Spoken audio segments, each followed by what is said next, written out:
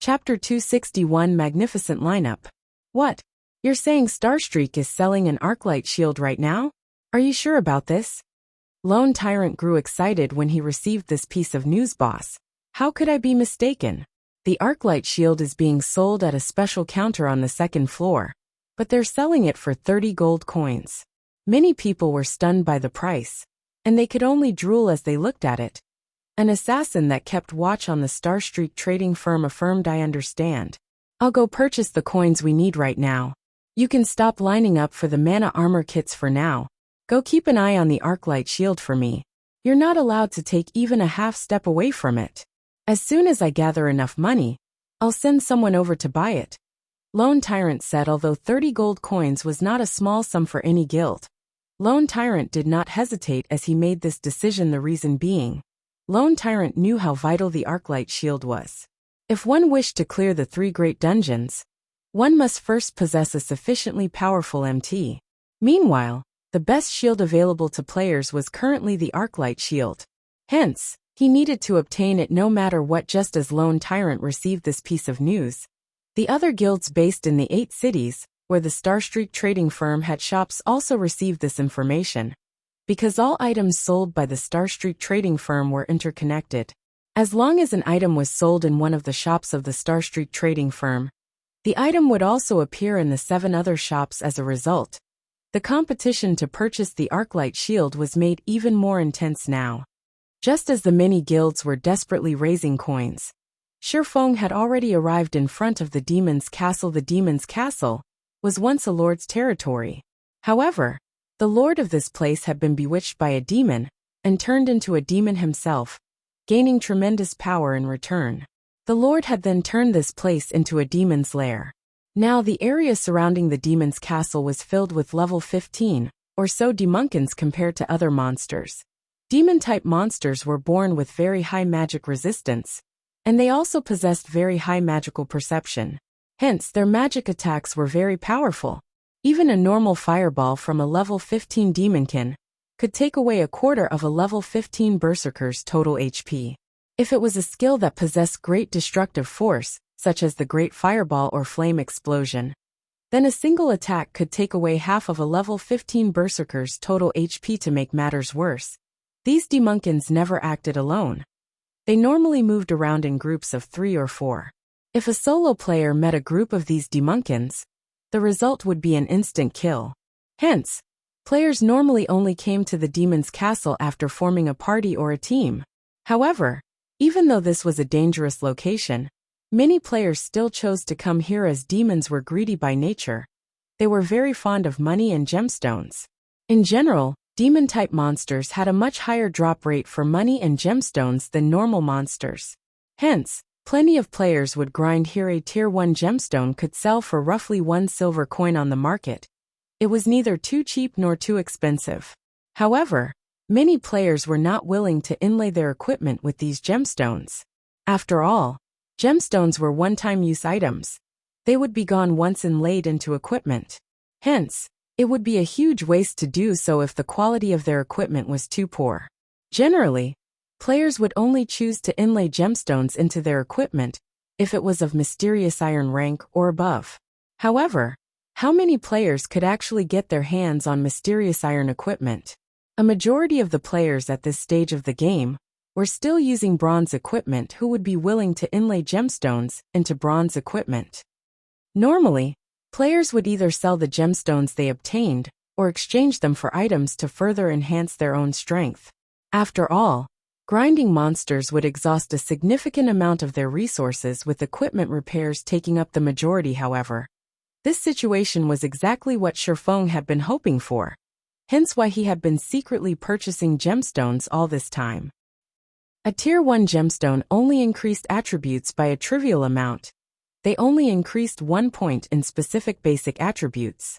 Even if a player inlaid every piece of equipment they wore with gemstones, they would not see any significant improvement. However, in the case of tier 2 gemstones, it was an entirely different story. Tier 2 gemstones increased specific attributes by 2 to 3 points. If players could fully inlay all their equipment with tier 2 gemstones, then they could obtain an additional 20 to 30 attribute points. The difference between the benefits provided by a Tier 1 gemstone and a Tier 2 gemstone was as clear as day. Such an increase was the equivalent of possessing an additional piece of equipment. Thus, the prices for Tier 2 gemstones would naturally be high, although Tier 1 gemstones could only sell for around 1 silver. A Tier 2 gemstone could sell for at least 10 silvers also. Shifeng knew of a secret that nobody else knew right now. Tier 1 gemstones could be used to synthesize Tier 2 gemstones. Moreover, only 3 Tier 1 gemstones were needed to do so. In truth, this wasn't any great secret at all. As long as someone managed to clear the 3 great dungeons, the alchemy synthesis system would be unlocked for White River City.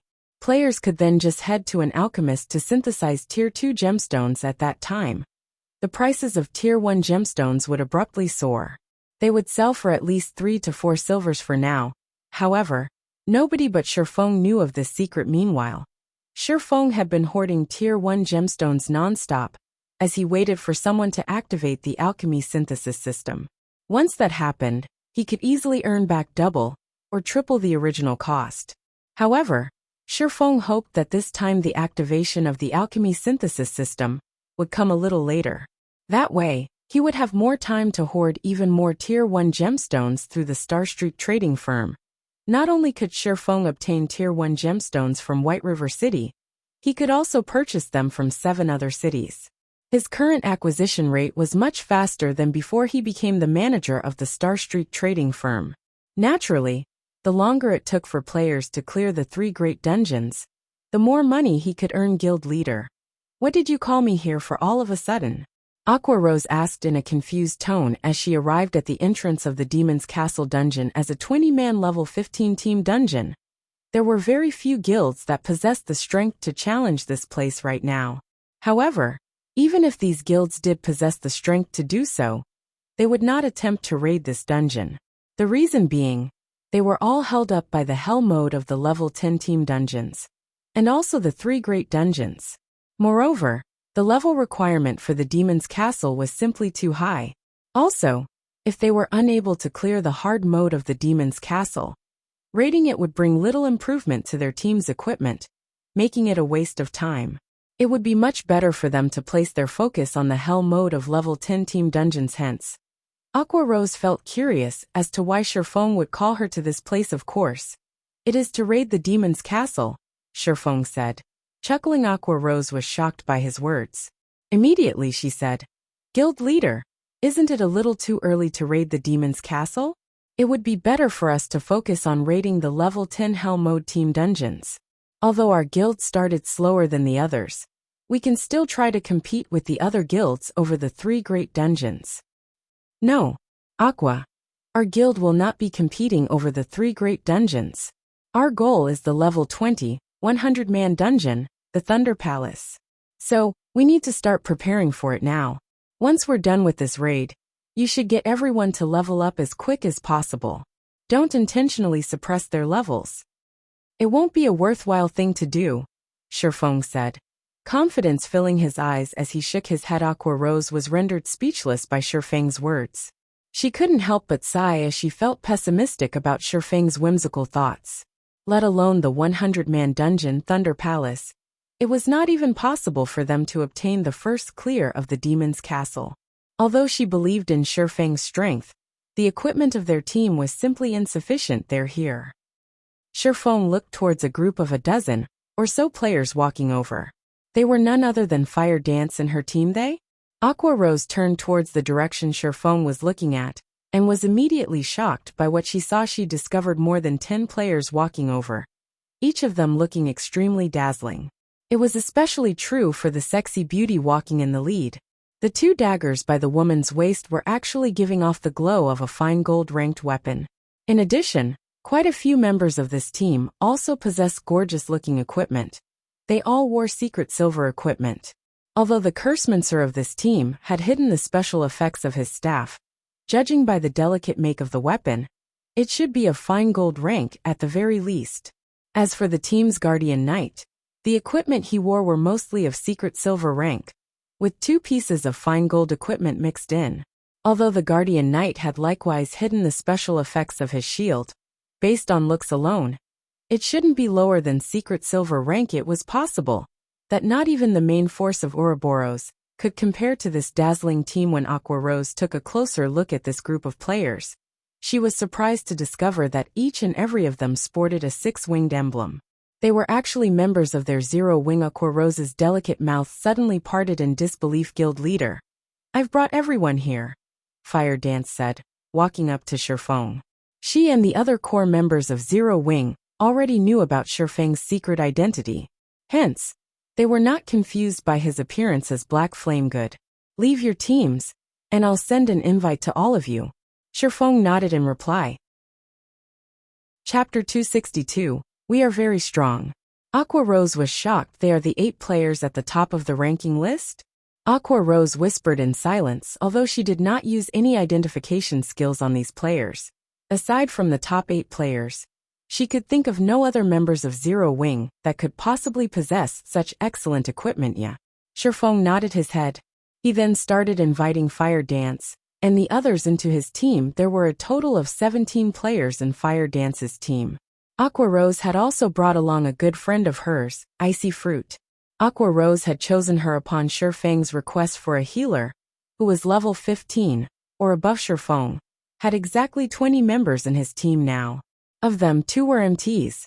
One of them was the Guardian Knight Kola, while the other was Yi Wumian, who was a shield warrior. There were also a total of 4 healers in the team. It was a standard composition for a 20-man dungeon raiding team. Just as Shifeng was about to enter the dungeon, another team came walking over to the dungeon's entrance. The members of this team were out of the ordinary, let alone possessing mysterious iron equipment as their lowest ranked equipment. There were also several of them with secret silver equipment. This was a sight impossible to be found in an independent team. Yet, contrary to expectations, these players were not guild players, but independent players. None of them wore a guild emblem on their bodies. Werewolf, Fire Dance said in astonishment when she saw the slim-looking man walking over. Oh, is it an acquaintance? Whether it was his memory of this life or his past life, Shifeng had no recollection of the man, who looked to be the leader of this team. However, if these players were able to come into possession of such quality weapons and equipment, they could definitely be considered an expert team. In theory, they should not be unknown existences. Could they have stopped playing midway in the past? Shifeng inwardly wondered. Hello. We meet again, Werewolf said in greeting, looking at Fire Dance. After not meeting for some time, I never imagined that Miss Fire Dance would have joined a guild. No. In truth, we were originally members of this guild. It was only due to some complications that we did not establish the guild before, Fire Dance explained. Let me introduce you. This man here is our guild leader, Black Flame. What a shock. So it turns out that your excellency is none other than the famous chief forger of Star Moon Kingdom, Black Flame. Werewolf was somewhat taken aback by this revelation. Although he had long since known that Fire Dance and the others were not ordinary players, never would he have thought that their guild leader would be such a well-known character. Team leader Werewolf is the one who has left me in shock. You are actually starting to raid the level 15, 20-man team dungeon already. The teams that are capable of diving into the demon's castle at this time definitely belong to the apex of White River City. Although Shifeng had never heard of Werewolf before, a person capable of leading such a team definitely would not be a mediocre person. Shifeng suddenly had the urge to recruit this team of players. Fortunately, we are only an independent team, and it's impossible for us to compete with those guilds over the first clear of the 3 great dungeons. So, we can only choose to come here. Since guild leader Black Flame has something to do, we won't continue bothering you. Werewolf did not possess any good feelings towards guilds, so he immediately brought his team into the dungeon. After speaking a few perfunctory words, this person's attitude is really weird. The previous time we met, he was welcoming when he spoke to us. Now he only said a few words before taking his leave. Isn't this change in attitude a little too much? Blackie said in an unhappy tone. He probably doesn't like guilds too much. Shifeng revealed a helpless smile as he looked at Werewolf entering the dungeon. There were all kinds of people in God's domain, and naturally, there were bound to be some who disliked guilds. After all, most guilds usually acted in an overbearing manner. Many players just wanted to experience the world of God's domain, so they weren't all that interested in guilds. Meanwhile, many of these players who were wholeheartedly chasing after adventure were surprisingly powerful. Among them, the most famous adventurer team in the past was the Midnight Tea Party. Although there were only 20+ members in the team, not a single guild in God's domain dared to underestimate this adventurer team. Even super guilds had to draw a clear line with the Midnight Tea Party, both sides minding their own businesses obviously. Wolf belonged to this type of adventurer. I guess it can't be helped. Everybody has their own aspirations. Shifeng silently lamented. There sure are a lot of powerhouses in White River City. Aqua Rose was astonished to find that there were actually so many crouching tigers and hidden dragons in White River City soon after. Shifeng and the others had also entered the demon's castle. However, Shifeng had chosen a different difficulty from Wolf's team's Hell mode. A difficulty that made all players pale when they talked about it. Yet, Shifeng had chosen it without much thought. Aqua Rose was momentarily rendered speechless. She couldn't stand it anymore. Shifeng was always taking unconventional actions. This was the Hell mode of a 20-man team dungeon. At the very least, they should have started with normal mode to familiarize themselves with the dungeon. They could then start accumulating better equipment from hard mode, before finally challenging Hell mode. However, Shifeng had started with Hell mode right from the very beginning. Just what did he think of a Hell mode dungeon? Even if they had powerful experts in their team, they couldn't just be so reckless. Did Shifeng forget the fact that almost half of the members in this team still didn't possess particularly good equipment? Meanwhile, these players in question were none other than the 5 demon generals and the 4 experts from Green Leaf Workshop. Although they had already reached level 15, and were also fully geared in mysterious iron equipment, they were still far from reaching the requirement to raid the Hell mode of the demon's castle. Hence, these 9 players reacted with panic when they realized Shifeng's decision, as this was Hell mode. The monsters inside the castle all received an upgrade. Even the normal elite monsters could cause one to tremble. Meanwhile, such monsters were wandering around in groups inside the castle corridors. Demon made elite rank. Level 15. HP 80, 000/80, 000. Good at magical attacks, particularly fire-type damage. Demon Butler, elite rank. Level 15. HP 100, 000/100, 000. Good at melee attacks. Of these 2 types of monsters, the Demon Butlers were more difficult to deal with, as they would ignore aggro when they used charge. In addition, when their charge connected, they would also inflict a debuff called Blood Curse, causing players to continuously lose HP. Also, due to this being Hell mode, the debuff was further strengthened. When afflicted with this enhanced Blood Curse, players would lose 300 HP every 3 seconds, and receive 10% additional magic damage for 30 seconds. The debuff was also stackable up to 10 times. To make matters worse, demonic beings were born with high magic resistance, making them extremely difficult to deal with. Alright Cola, go pull some monsters. Yuumian, you'll act as support for Cola. Healers, pay attention to the MT's HP, and remember to cast a spell when necessary. As for everyone else, just focus on your damage output. Shifeng instructed casually. Guild leader, I suggest that we should take things slowly. After all, this is a Hell mode dungeon, not a normal mode. Even if Cola's equipment is excellent, we still can't act so recklessly. Aqua Rose was close to collapsing from Shifeng's carefree attitude. It's okay, Shifeng said, smiling. We are very strong. Shifeng had a clear grasp on the strength of this team, hence his carefree and confident attitude. Cola was currently level 18, and with the Arclight Guard equipped, his HP had already reached 3,340 points. His defense was even a frightening 2,300 points.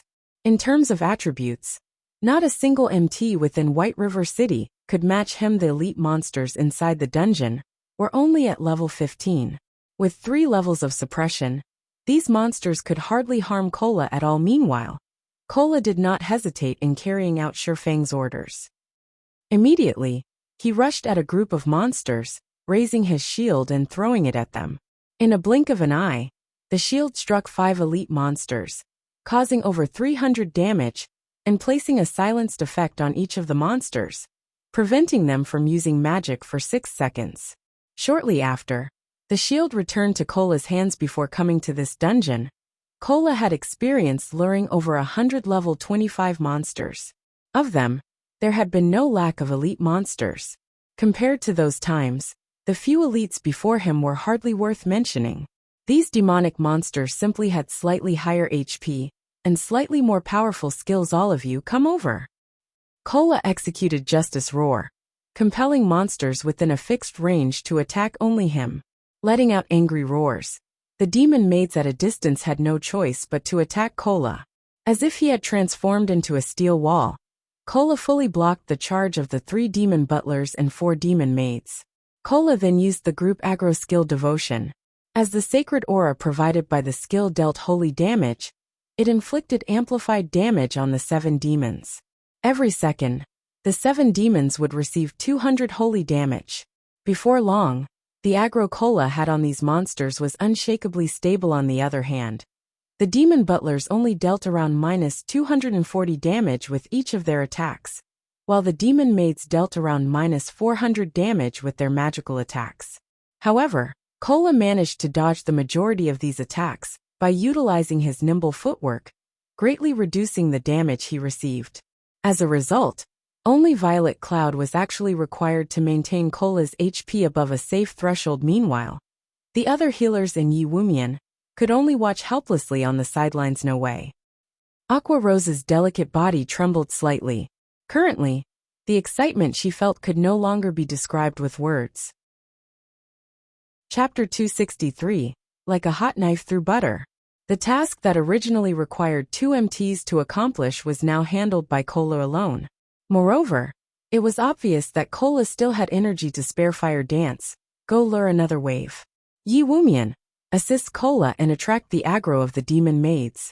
Shifeng determined that they would have no problems handling 2 waves of monsters at once, and that it would be much more efficient to do so. Although the demon butlers would frequently inflict the blood curse on Cola, with 2 clerics taking turns casting Dispel on him, the debuff was not a particularly big problem. Moreover, the 2 clerics in the team were very skilled. It was especially true for Violet Cloud.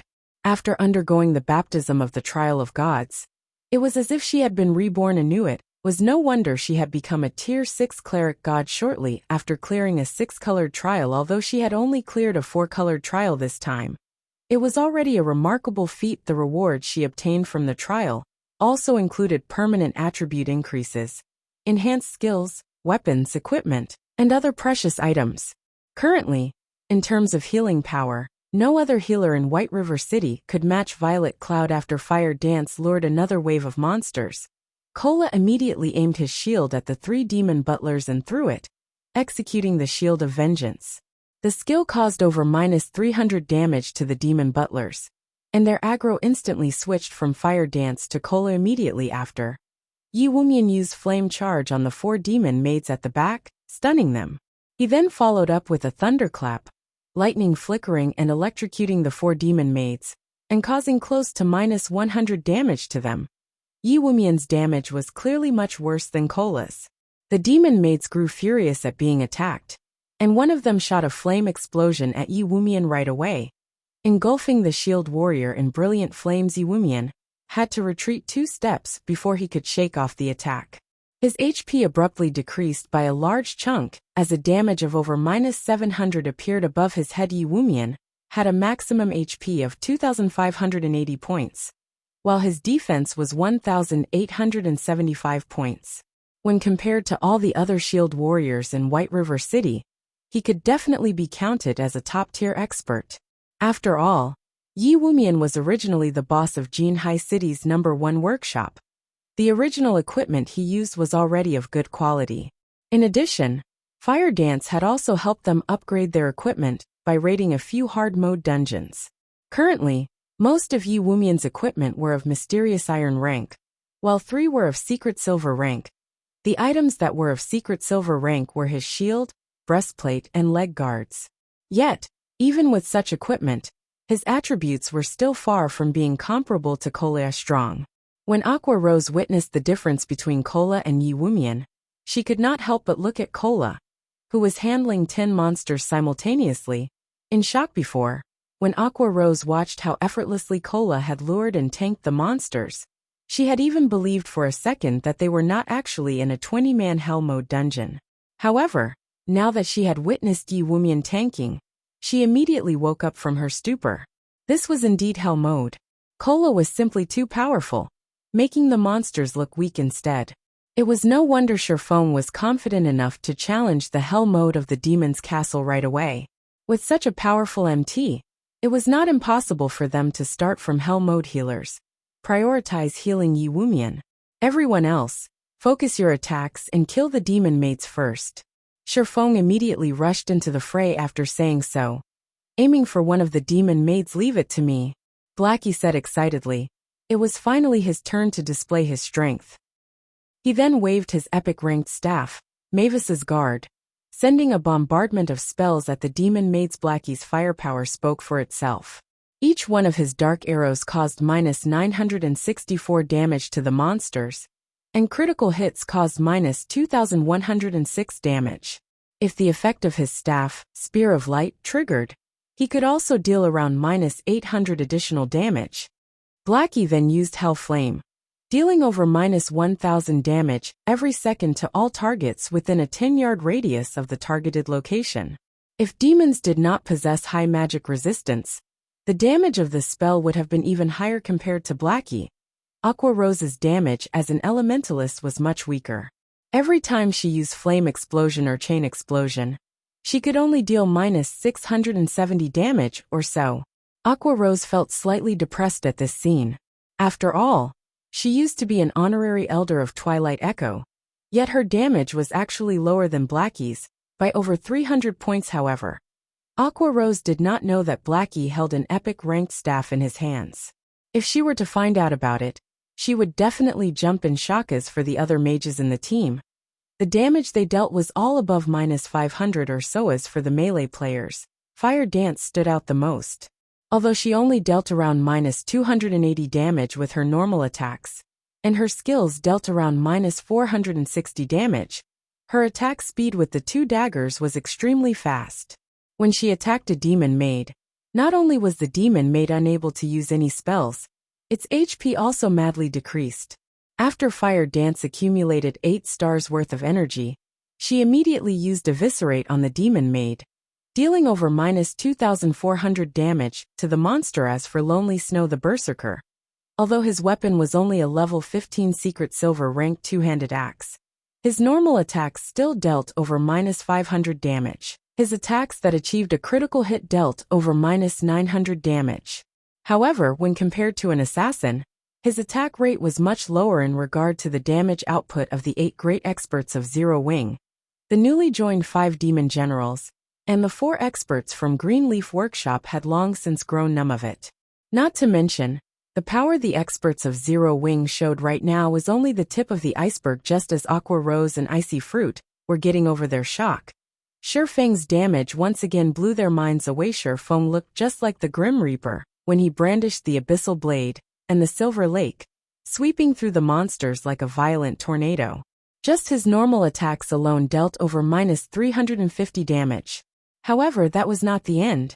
When his attacks achieved a critical hit, they dealt over minus 700 damage.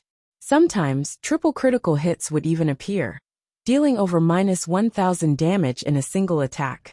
Meanwhile, due to Shifeng's high attack rate, the chances for double critical hits were also very high. It was a very pleasing sight to behold. Shifeng then used Thundering Flash, 3 arcs of lightning passing through all the elite monsters. Instantly, damages of minus 510, minus 721, and minus 1020 appeared above the monsters' heads. Some of the monsters had even received critical hits, multiplying the damage they received by 2-fold, and even 3-fold immediately after. Shifeng activated Dark Violent Dance, the skill enabling him to spread 40% of the target damage towards enemies within a 12-yard cone in front of him. Every time he slashed his sword, the 14 elite monsters behind his main target would receive over minus 100 damage.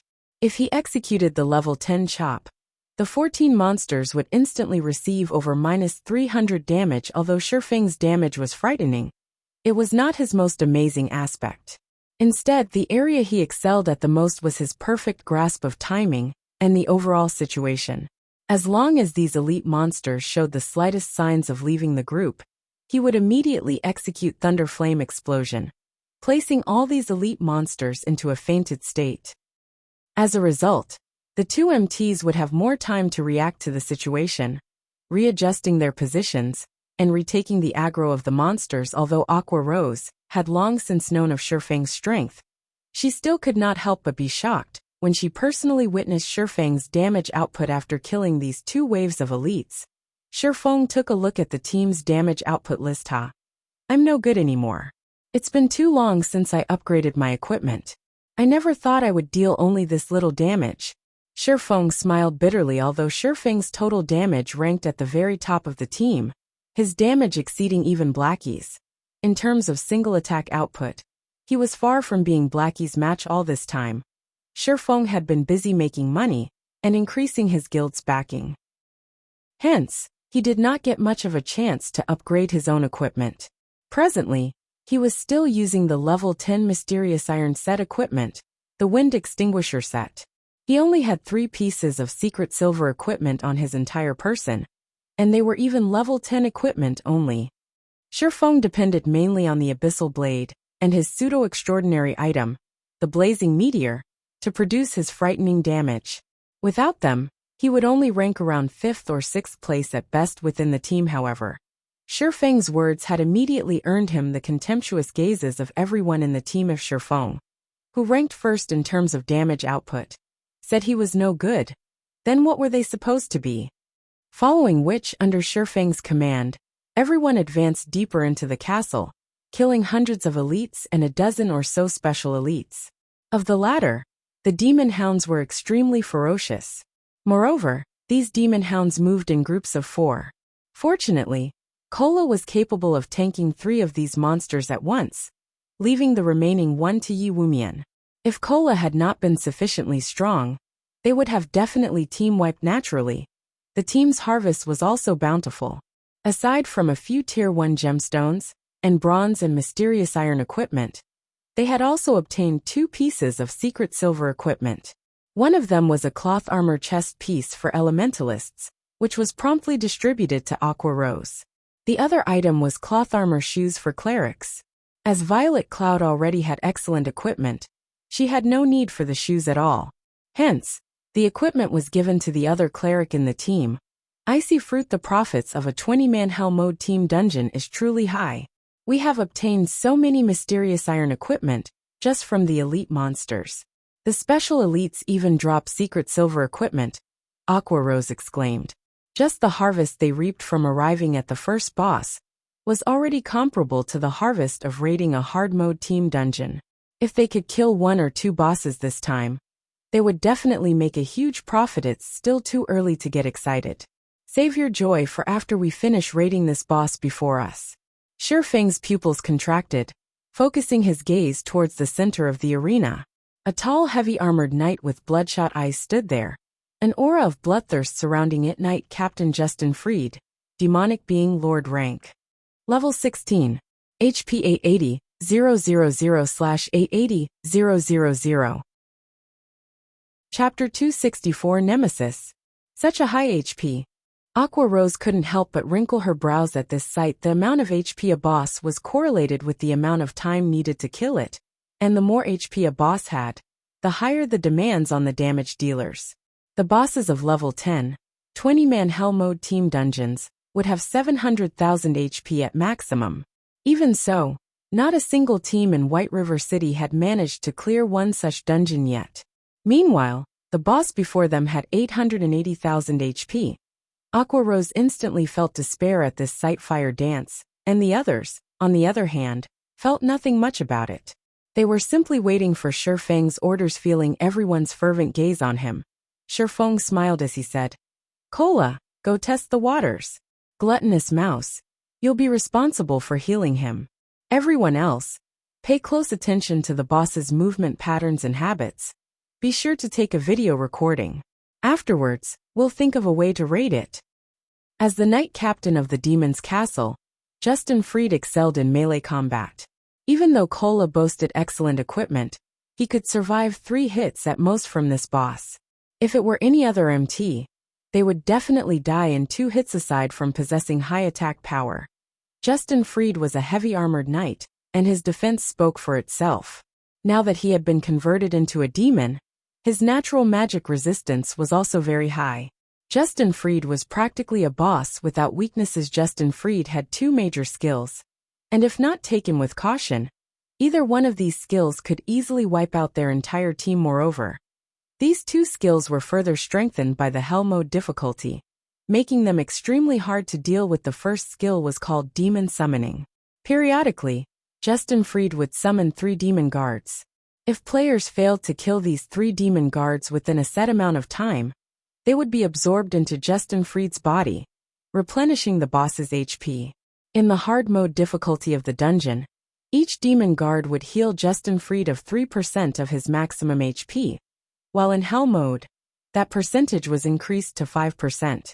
Hence, players needed to kill these demon guards no matter what. The second skill was called Death Blow. When using this skill, Justin Fried would randomly mark a player and throw a spear at them, dealing large amounts of damage. Players struck by this spear would also have their movement speed reduced by 60% and defense reduced by 100%. Justin Fried would then charge towards this marked player. During this charge, players had to avoid standing between Justin Fried and the marked player. Otherwise, both the marked player and the players standing in Justin Fried's way would die without question. Hence, when a player was marked by Justin Fried, they needed to run as far away from everyone else as possible. The marked player would be fine as long as they could survive Justin Fried's onslaught for 10 seconds. Just these 2 skills alone would already cause many challengers to despair. However, Justin Fried also possessed multiple other minor skills, although those would not be a huge problem if players made sure to dodge them. After Kola and Gluttonous Mouse battled with the boss a few times, everyone fully understood just how amazing Justin Fried was. If struck by Justin Fried's greatsword, even a powerful tank like Kola would lose over 1,400 HP. It would take Justin Fried only 2 attacks to finish off anyone else within the team. Moreover, Justin Fried had a very high attack speed. He had no problems brandishing his greatsword twice in 1 second. If they wished to successfully clear this boss, they needed to cooperate with each other properly. Not only did the MTs have to know when to dodge Justin Fried's attacks, the other melee classes also needed to know how to interrupt the boss's attack pattern. Start the raid. After Sherfong finished giving out his instructions, everyone went to their assigned positions, making a perfect encirclement around Justin Fried. Once ready, Kola immediately rushed towards Justin Fried, while Yi Wumian waited at one side for the appearance of the 3 demon guards. Compared to attacking an elite monster, the damage Kola dealt to Justin Fried was much lower. His normal attacks only dealt slightly more than -100 damage to the boss. After Kola solidified his aggro of the boss, everyone else promptly barraged Justin Fried with attacks. However, the team quickly discovered a crucial matter. Justin Fried's defense was seriously too high. During the trial runs, Kola had been the only one attacking. Hence, everyone had not really noticed how high Justin Fried's defense was. Take Lonely Snow for example.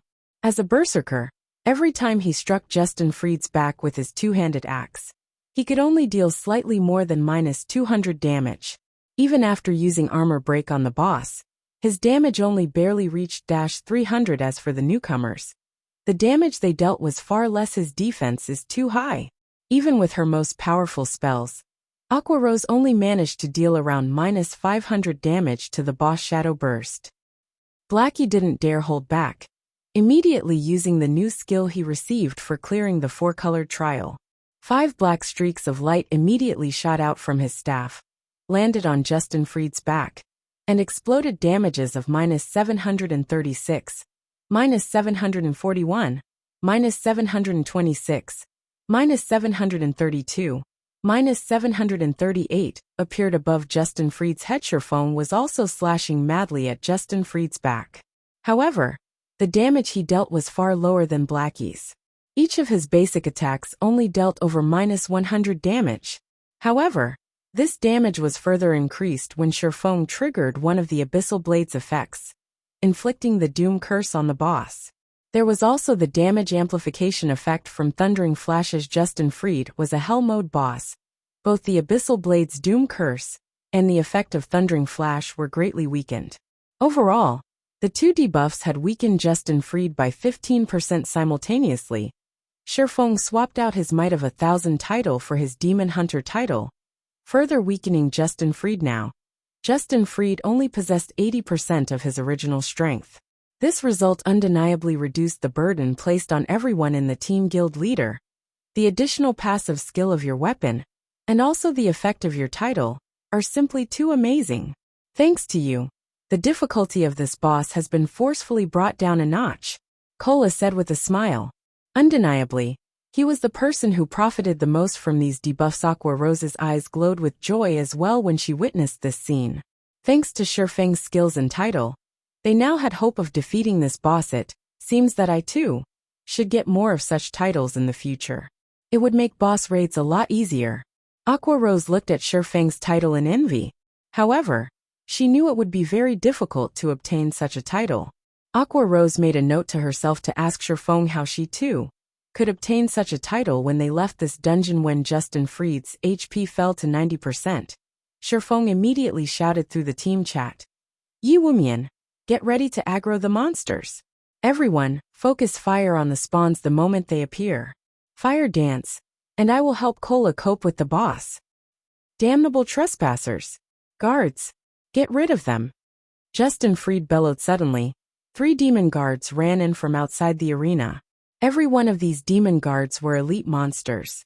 Moreover, each of them possessed 40,000 HP. Fortunately, the demon guards had much lower defense compared to the boss.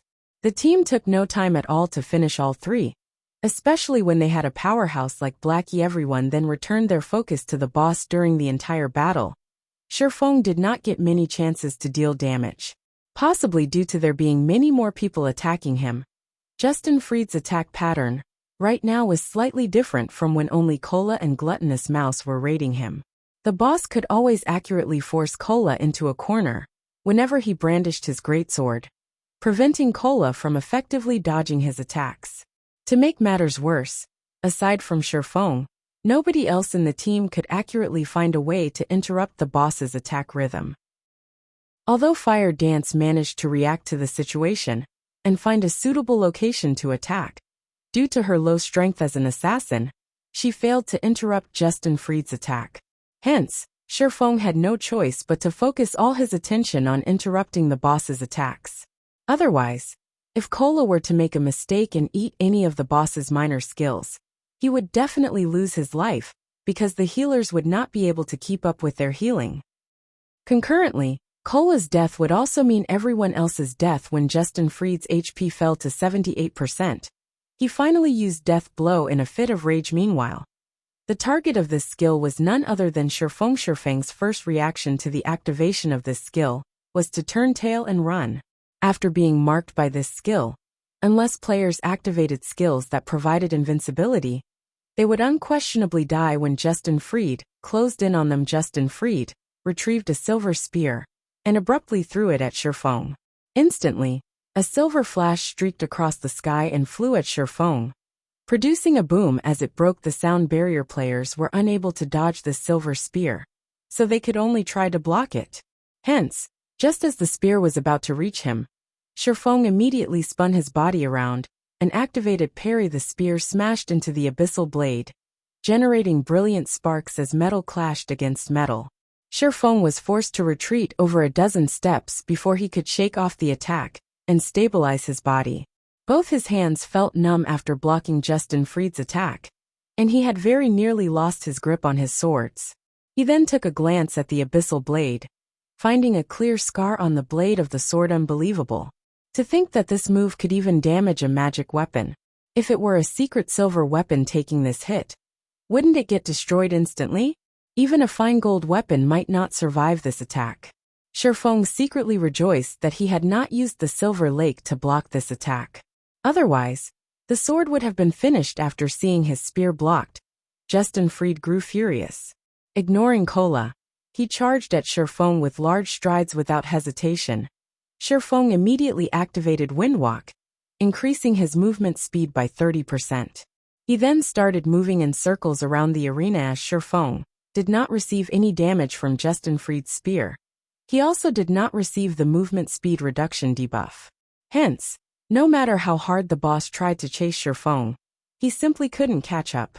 In the end, Shifeng kite the boss around the arena for the full 10 seconds with both of Justin Fried's major skills dealt with. Everyone returned to their positions and resumed their attack on Justin Fried. Later on, no matter how many times Justin Fried used his major skills, the end result was still the same. After a dozen minutes passed, even when Justin Fried entered his berserk state, he still could not change the inevitable. The reason being, Cola had protection blessing to stave off the boss's increased damage. Cola also had the Arclight Guard's additional skill Time Arc. The effect of this skill was the equivalent of providing Cola with 9 seconds of invincibility. It also allowed him to reset the cooldown of any skills he had used during Time Arc's duration. One way or another, Cola had managed to endure and survive through the 20-second duration of the boss's berserk state. In the end, Justin Fried let out a scream of resentment as he fell to the ground, his body leaving behind a pile of dazzling items as it disappeared. Chapter 265, Dark Knight Gaia. It's a jackpot. Our karma must be too good. I wonder what we'll get. This is the hell mode of the demon's castle. A jackpot should give us at least a dark gold weapon, right? Justin Fried's death allowed everyone to breathe a sigh of relief. However, when they saw the pile of items on the ground, everyone knew that their luck had come. Just a brief glance told them that Justin Fried had dropped more than 10 items. It was an obvious sign that this was one of those rare karmic jackpots. Alright, don't get too excited right now. Rest and recover for now. Shifeng simply smiled when he looked at his teammates' excitement. However, he knew that the jackpot this time around was no coincidence. Others might not know this, but the demon's castle was actually the hardest dungeon out of all the level 15, 20-man team dungeons. Although everyone believed that it was simply a 20-man dungeon with above-average difficulty. In the past, countless guilds had suffered team wipe after team wipe in order to raid the demon's castle. According to Shifeng's understanding, the bosses of every Hell Mode team dungeon that possessed the highest difficulty out of all Hell Mode team dungeons of the same level would always yield a jackpot when it was being raided for the first time. This was a reward by the system for pioneering the team dungeon with the highest difficulty. While Shifeng was counting up the loot from Justin Fried, a group of players revived at the entrance of the demon's castle boss. That Justin Fried's defense and attack are simply too high. Compared to a level 10 dungeon, the demon's castle is far more difficult. Moreover, this is only the normal mode dungeon. Even a powerful MT like yourself could not survive 3 hits from the first boss. I don't think there's any way we can raid this dungeon right now. A druid said it seems that 2 MTs are required for this boss to share the damage. We can just let a ranger kite the 3 summon monsters. After experiencing a battle with Justin Fried, Warwolf fully realized just how powerful the boss was. Every time Justin Fried attacked, Warwolf would be forced into a corner and prevented from dodging. He had no choice but to take the full brunt of the boss's attack if he only had to endure Justin Fried's basic attacks. Warwolf was confident he could make do with the heals he received. However, one of Justin Fried's minor skills, Thousand Sweep, dealt at least minus 1,000 damage to all targets within an 8-yard radius. Meanwhile, the activation time for this skill was practically instantaneous, so Warwolf had no chance at dodging it. When Warwolf ate this minor skill in addition to a basic attack, he would instantly lose at least 2,000 HP. Only with all 4 healers in the team focusing their heals on him, could they barely manage to get his HP back up to a safe level before Justin Fried's next attack connected. However, shortly after, the boss summoned 3 demon guards. Once the healers spread their focus to the other members of the team, Warwolf was promptly slain by Justin Fried. The end result? A team wipe. As Warwolf's team was about to enter the demon's castle for the second time, Shifeng had already started distributing the loot. The jackpot this time had yielded 11 weapons and equipment in total. There were also quite a number of magic crystals and precious materials among the weapons and equipment dropped. Were 3 secret silver equipment, leg guards for rangers, a hat for druids, and shoulder guards for summoners, as this was a guild-only team, and also a pioneer raid. The distribution of items this time was not done using the contribution auction method. Instead, Shifeng assigned the items to specific players while placing priority on increasing the overall battle prowess of the team. Meanwhile, fine gold ranked weapons and equipment numbered the most. There was a total of 6 of such items dropped by Justin Freed.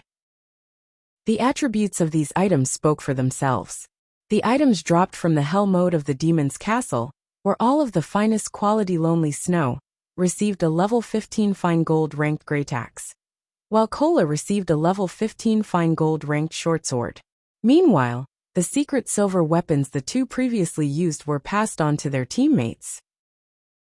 The remaining 4 items were fine gold equipment, shoes for swordsmen, arm guards for cursemancers, a chest piece for oracles, and a chest piece for elementalists. Shifeng kept the shoes for swordsmen for himself, exchanging it with his level 10 mysterious iron ranked boots. Triumph boots, shoes, plate armor, fine gold rank.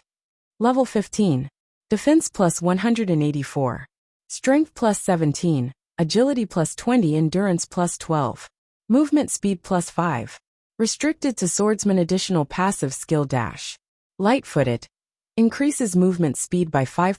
Shifeng then handed the fine gold ranked arm guards to Blackie, the chest piece for oracles to Gluttonous Mouse, and the chest piece for elementalists to Aqua. The final 2 items were of dark gold rank. One was a pitch black longsword, while the other was a dark gray colored staff that emitted black mist. Demonbane, one-handed sword, dark gold rank. Level 15. Attack power plus 183. Strength plus 20. Agility plus 21. Endurance plus 10. Attack speed plus 3. Durability 100/100. Additional passive skill dash. Demonbane. Deals 20% additional damage towards darkness-type monsters. Although the Demonbane was only at the level of being satisfactory in terms of attributes, the passive skill that came along with it was perfect for raiding the demon's castle. Shifeng just happened to be able to replace his level 10 dark gold weapon, the Silver Lake. Although the Silver Lake was a personal exclusive weapon, in terms of attributes and attack power, it was much weaker than the level 15 Demonbane. The reason being, there would be a huge increase in the performance of weapons and equipment every 5 levels. Moreover, when taking into consideration the convenience of the upcoming battles, Shifeng had even more reason to exchange the Silver Lake for the Demonbane. As for the dark gold ranked staff, it was also of extremely good quality. Black Mist staff, 2-handed staff, dark gold rank. Level 15. Equipment requirement. Strength 40. Intelligence 60. Attack power plus 154. Intelligence plus 42. Vitality plus 28. Endurance plus 33. Chanting speed plus 6. Durability 100/100. Elemental spell damage increased by 10%. Elemental spells have 18% chance to achieve a critical hit. Ignore levels plus 3. Cast range plus 2. Elemental spell levels plus 1. Restricted to elementalists. Wow. The attributes on this staff are insane. It's practically tailored for elementalists. Even though Blackie already had an epic ranked staff, he still couldn't help but exclaim when he saw the attributes on this staff. The eyes of the 2 elementalists in the team immediately glowed upon seeing the attributes of this staff. This staff will go to Aqua. Shifeng handed the staff over to Aqua Rose without hesitation. Although Taciturn Goose, who was one of the newly recruited 5 demon generals, was also an elementalist, Aqua Rose was the vice leader of the guild. It would not look well if the vice leader of the guild continued using only a secret silver ranked staff. Moreover, Aqua Rose's techniques and strength was far above Taciturn Goose's, and she would be able to display the staff's true power better for me. Although Aqua Rose indeed liked this Black Mist staff very much, she had only recently joined the guild. She would feel very awkward if she were to receive such an amazing staff so quickly. Take it. You're the vice leader of our guild. We can't have other guilds looking down on Zero Wing now, can we? Shifeng said, a grin on his face. That's right, Vice Leader. Our guild is acknowledged as one of the 6 major guilds right now. If the other guilds were to find out that our Vice Leader was still using a secret silver-ranked staff, they would definitely make fun of us. Blackie said, alright then. I'll take it. Aqua Rose felt that their words were logical. As one of the top management of the guild, every action she took affected the guild's reputation. If others were to discover her poor quality equipment, although they might not outright slander them with insults, they would definitely look down on Zero Wing. It would make others think that Zero Wing was not as good as it seemed to be after equipping this exquisite staff. Aqua Rose suddenly felt the responsibilities placed upon her shoulders growing heavier, following which, after everyone was rested, they resumed advancing towards the heart of the demon's castle. Due to the jackpot from Justin Freed, the team's overall strength was greatly increased. They had a much easier time now when they fought against the elites and special elites, and very quickly, they arrived at the main hall of the demon's castle. The final boss, the Dark Knight Gaia, sat high above on the throne inside the hall. The moment everyone set foot inside the hall, the atmosphere of the room suddenly changed, and even the air started feeling heavy. Everyone in the team sucked in a mouthful of cold breath at the scene inside the hall. This is a joke, right? Blackie looked at the throne in the distance, his mouth gaping wide open in shock. What is going on here? Why are there 2 more bosses with Dark Knight Gaia? Astonished, Shifeng stared at the 2 beauties standing beside the throne. The 2 beauties had a pair of pitch-black wings on their backs, and both of them were giving off an imposing aura that was no weaker than Dark Knight Gaia's. Chapter 266, Holy Light. Just Dark Knight Gaia alone was a challenge for them to deal with. Yet, there were 2 more bosses of equal strength. Now even Shifeng felt powerless at this sight. However, the fact that there were 3 bosses in this hall was not the most important point. The key point was that even a single boss was enough to cause everyone to despair. The difficulty of this quest is too high. Shifeng's head ached when he looked at the 3 bosses.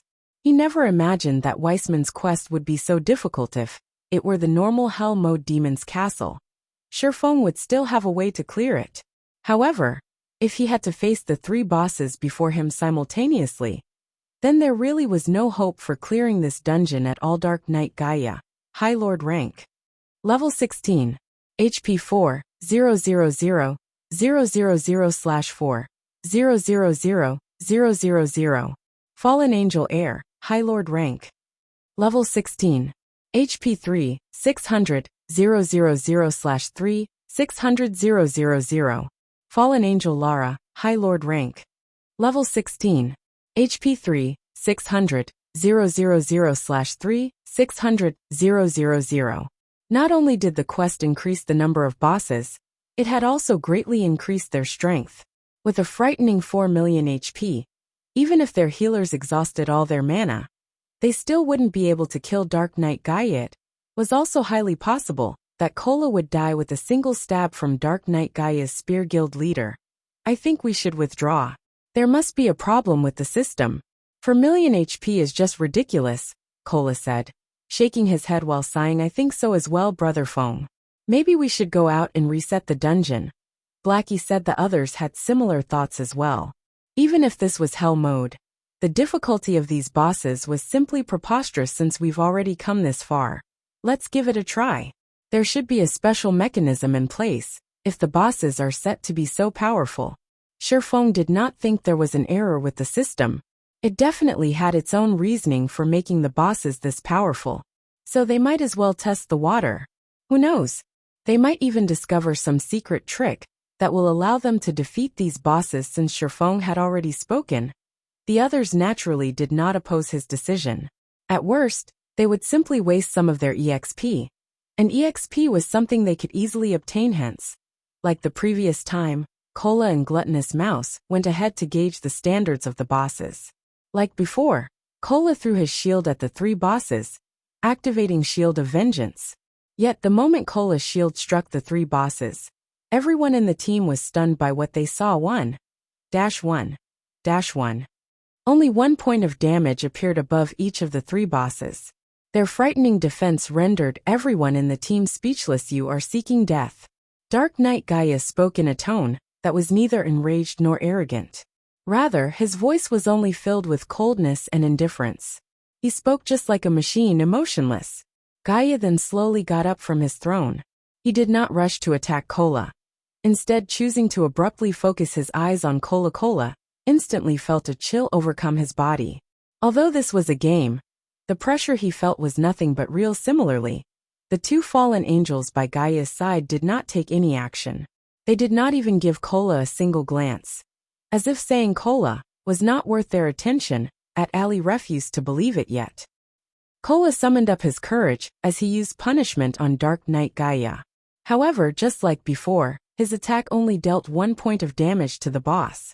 Everyone cringed at this result this time. Dark Knight Gaia finally retaliated against Cola's attack. Gaia casually retrieved a spear from his side, aimed it at Cola, and threw it.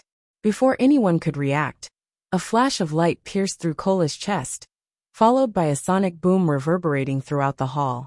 The attack caused over -2,900 damage to Cola, leaving him with only several hundred HP remaining. This casual attack had nearly taken Cola's pitiful life just as Dark Knight Gaia was about to attack for the second time. A pillar of holy light descended from the sky, enveloping Cola when Gaia's spear clashed against the holy light. It was as if the spear had struck an impenetrable wall. The spear could not advance by even an inch. There was a trick to it as expected. Shifeng smiled faintly when he saw the holy light descending from the sky. He also discovered the silhouette of a person floating amidst the pillar of holy light. Hence, Shifeng shouted in the team chat, "Everyone together! Healers, get Cola's HP back up first." Previously, everyone merely had the intention of giving the bosses a try. They did not hold any hope of actually killing them. Now that a chance had appeared, how could they easily give it up? The atmosphere surrounding the team instantly changed. No longer were they shrouded by despair. Why is it her? When the person inside the pillar of light walked out, Shifeng discovered a familiar face. When he caught a clearer view of that saintly appearance, his mind immediately turned sluggish. The person that walked out of the pillar of holy light was actually the Tier 3 divine official Charlene. Wow. My goddess! Blackie's eyes widened upon seeing Charlene, his drool nearly leaking out of his mouth. Putting aside Charlene's peerless appearance and graceful figure, just that extraordinary aura that she exuded would attract others to her. Gifted with both appearance and aura, Charlene was even more mesmerizing than the snow goddess. Gentle snow. After Charlene descended into the hall, she did not look at the people behind her. Instead, she focused her attention on the black throne, at Dark Knight Gaia, and the two fallen angels by his side. Dark Knight Gaia no longer maintained his look of indifference when he noticed Charlene's appearance. Instead, a hint of fear showed on his face. Gaia, leave that woman to us. You take care of those ants and activate the teleportation gate. It is about time we let this continent be filled with fear and death once more. Fallen Angel Air said. Yes, Lady Air. Dark Knight Gaia answered respectfully. At the same time, Charlene whirled around to look at everyone, saying, "Adventurers." For his selfish gains, Gaia has turned the past inhabitants of this castle into demons, letting them live a life that is worse than death. Now he is even trying to open a gate to the demon world, summoning the Legion of Dead to attack White River City. You must stop Gaia from doing so at all costs, and prevent a terrible fate from befalling the inhabitants of White River City. Finished speaking, Charlene immediately chanted some divine incantations. She then pointed a finger at the players before her. Suddenly, everyone in the team received a buff blessing of holy light. Increases all attributes by 200 points. This blessing is insane. My magic damage is over 1,000 points. My HP is also over 5,000. This feels awesome. Blackie said in exhilaration. Everyone else shared Blackie's feelings. Their bodies felt full of power, and they felt that they could easily go back and trample the previous boss.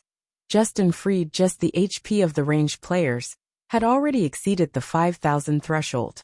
The other melee players also had their HPs increased past the 6,000 threshold. As for the monstrous MT of the team Cola, his HP had already gone past the 7,000 threshold. Cola was practically a mini-boss now. After Charlene, and the two fallen angels departed to do battle, Dark Knight Gaia immediately charged towards the team of players, intending to massacre them quickly at this time. Everyone in the team no longer looked at Dark Knight Gaia with fearful eyes like before, even if Cola received close to -3,000 damage from a single spear throw from the boss. The Guardian Knight presently had over 7,000 HP. Moreover, the healers also had their magic damage increased from the blessing. Now, a casual heal from any one of them could replenish over 1,000 HP for Cola. They had no problems coping with Dark Knight Gaia's frightening damage taking the lead. Cola immediately slashed his sword at Gaia, following up the attack with a punishment. 328-641. 2 damages appeared above Dark Knight Gaia's head. Meanwhile, Shifeng had used silent steps and arrived at Dark Knight Gaia's back. Executing chop, he slashed his sword down at Gaia's neck, immediately causing more than -1,200 damage to the boss. His follow-up normal attacks also caused around -600 damage. However, compared to physical damage classes, the mages had a much greater improvement. Each of Blackie's dark arrows caused over -2,000 damage to the boss, over -4,000 damage if it was a critical hit. As for Aqua Rose, her flame explosion dealt over -1,500 damage to the boss.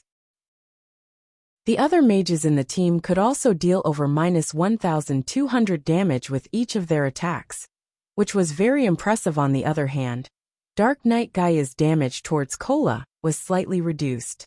Each of his attacks only dealt slightly over -2,400 damage to Cola. Now one side was strengthened, while the other weakened. Even if Dark Knight Gaia had 4 million HP, everyone still felt confident of defeating him as Dark Knight Gaia's HP continuously fell. His attack rate also grew fiercer, and the damage he dealt also became greater. From the initial -2,400 damage, Cola now received around -2,700 from each of Gaia's attacks. Chapter 267, Legendary Power. This won't do. The damage we're dealing is still too low.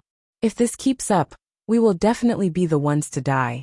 After several exchanges with Dark Knight Gaia, Shifeng had already deduced the most likely ending of this raid. His mind immediately started churning for a solution to this problem. When Dark Knight Gaia's HP fell to 70%, everyone else detected that something was wrong. The spear Gaia brandished was like a python, containing both power and agility.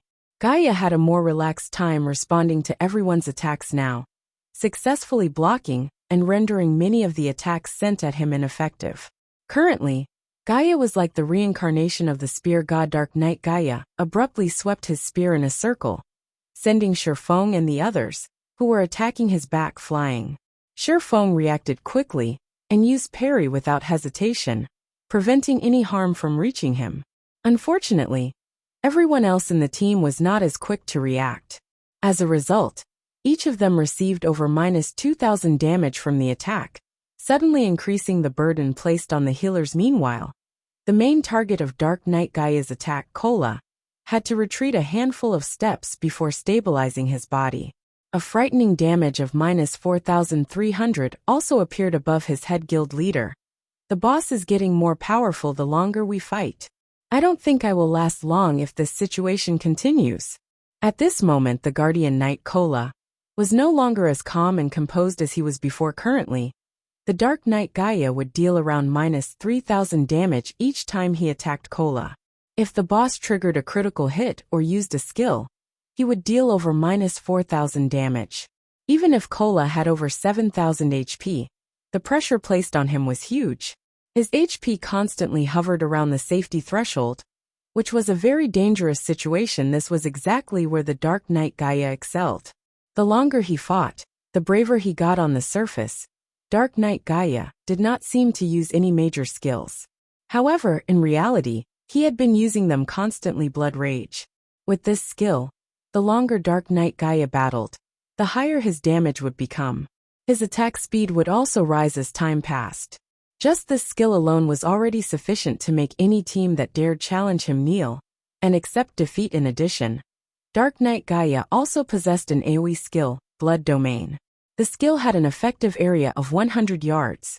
When used, A blood demon would spawn behind all enemies within this range. These blood fiends each had 10,000 HP.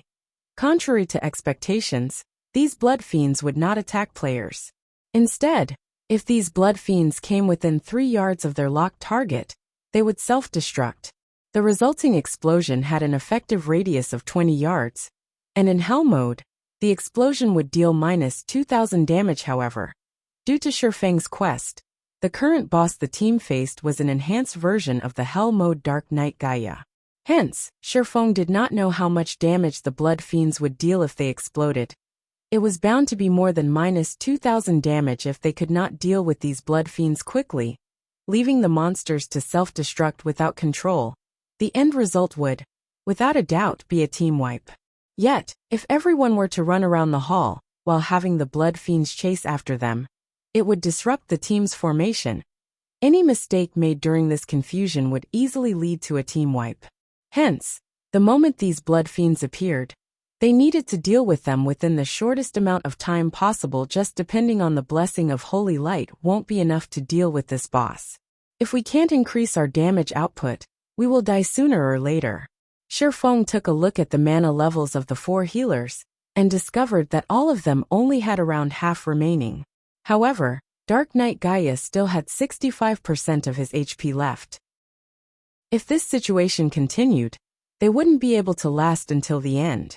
Not to mention, Dark Knight Gaia hadn't used Blood Domain yet. At that time, the burden on the healers would definitely be huge. Brother Feng will definitely be team wiped if this continues. Should I use Stars of Light now? Blackie secretly sent a private message to Shifeng. Stars of Light was the most powerful skill of the epic ranked staff, Mavis's Guard. Its might surpassed even that of a Tier 2 spell. It was a spell that could devastate both heaven and earth. Unfortunately, this powerful spell had a cooldown time of half an hour. Hence, it was a trump card that could only be used once in a boss battle. As a result, whenever Blackie was in a party together with Shifeng, he would always seek Shifeng's advice, letting Shifeng decide when he should use the skill. No, it's still too early for it. Shifeng had long since planned for Blackie to use Stars of Light when Gaia used Blood Domain. The might of the skill would instantly evaporate the blood fiends that spawn. Yet, if they did not use the skill now, they might not even survive to see Dark Knight Gaia use Blood Domain with 2 difficult options at hand. Shifeng was at a loss which to pick in the end. We still aren't strong enough. Shifeng smiled bitterly. Even though their team was already so powerful, it was still not enough to clear this quest.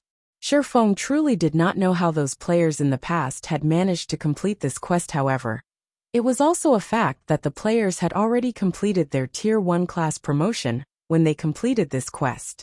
With a team of Tier 1 players with top-tier level 20 equipment and weapons, it would be a simple walk in the park for them to conquer the enhanced Hell mode of the Demon's Castle. Also, even if nobody in the team had reached level 20, if everyone's weapons and equipment were of Dark Gold rank or above, Dark Knight Gaia would still have no choice but to submit to them. To put it bluntly, they were lacking in preparations as expected. Our current equipment is still too weak. Shifeng could not help but lament as he watched the boss getting stronger as time passed. Suddenly, however, a flash of realization came to Shifeng. That's right. If it's equipment, don't I have the fragmented legendary item? Shifeng thought of the ring that had been left asleep inside his bag, the Heavenly Dragon's Breath. As a fragmented legendary item, it possessed the strength to change a player's tier. Yes, tier. Not level. Previously, Shifeng had never managed to reach the requirements of the fragmented legendary item. Now, however, he had already achieved it. Heavenly Dragon's Breath, ring, fragmented legendary rank. Equipment requirement: Strength 200, Agility 200, Intelligence 120. Strength plus 40%, Agility plus 40%, Intelligence plus 30%, Endurance plus 30%, Movement speed plus 20%, Attack speed plus 30%, Ignore levels plus 10. All item level requirements reduced by 10 levels. Additional skill 1, Dragon's Authority.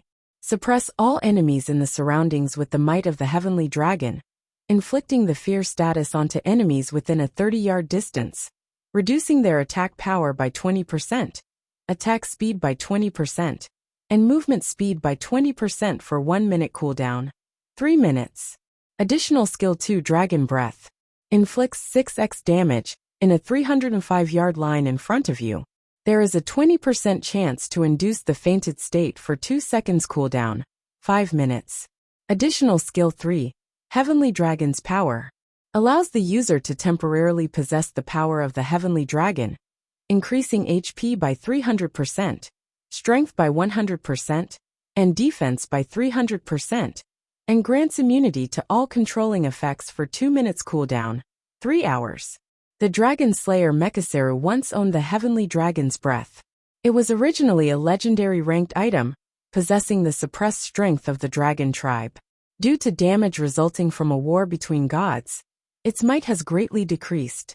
However, the Heavenly Dragon's Breath possesses an incomparably strong magic power, and possesses the potential to restore itself. Its past glory may be restored with 3 magic stars and 1 dragon's heart. Current restoration 0/4, Blessing of Holy Light.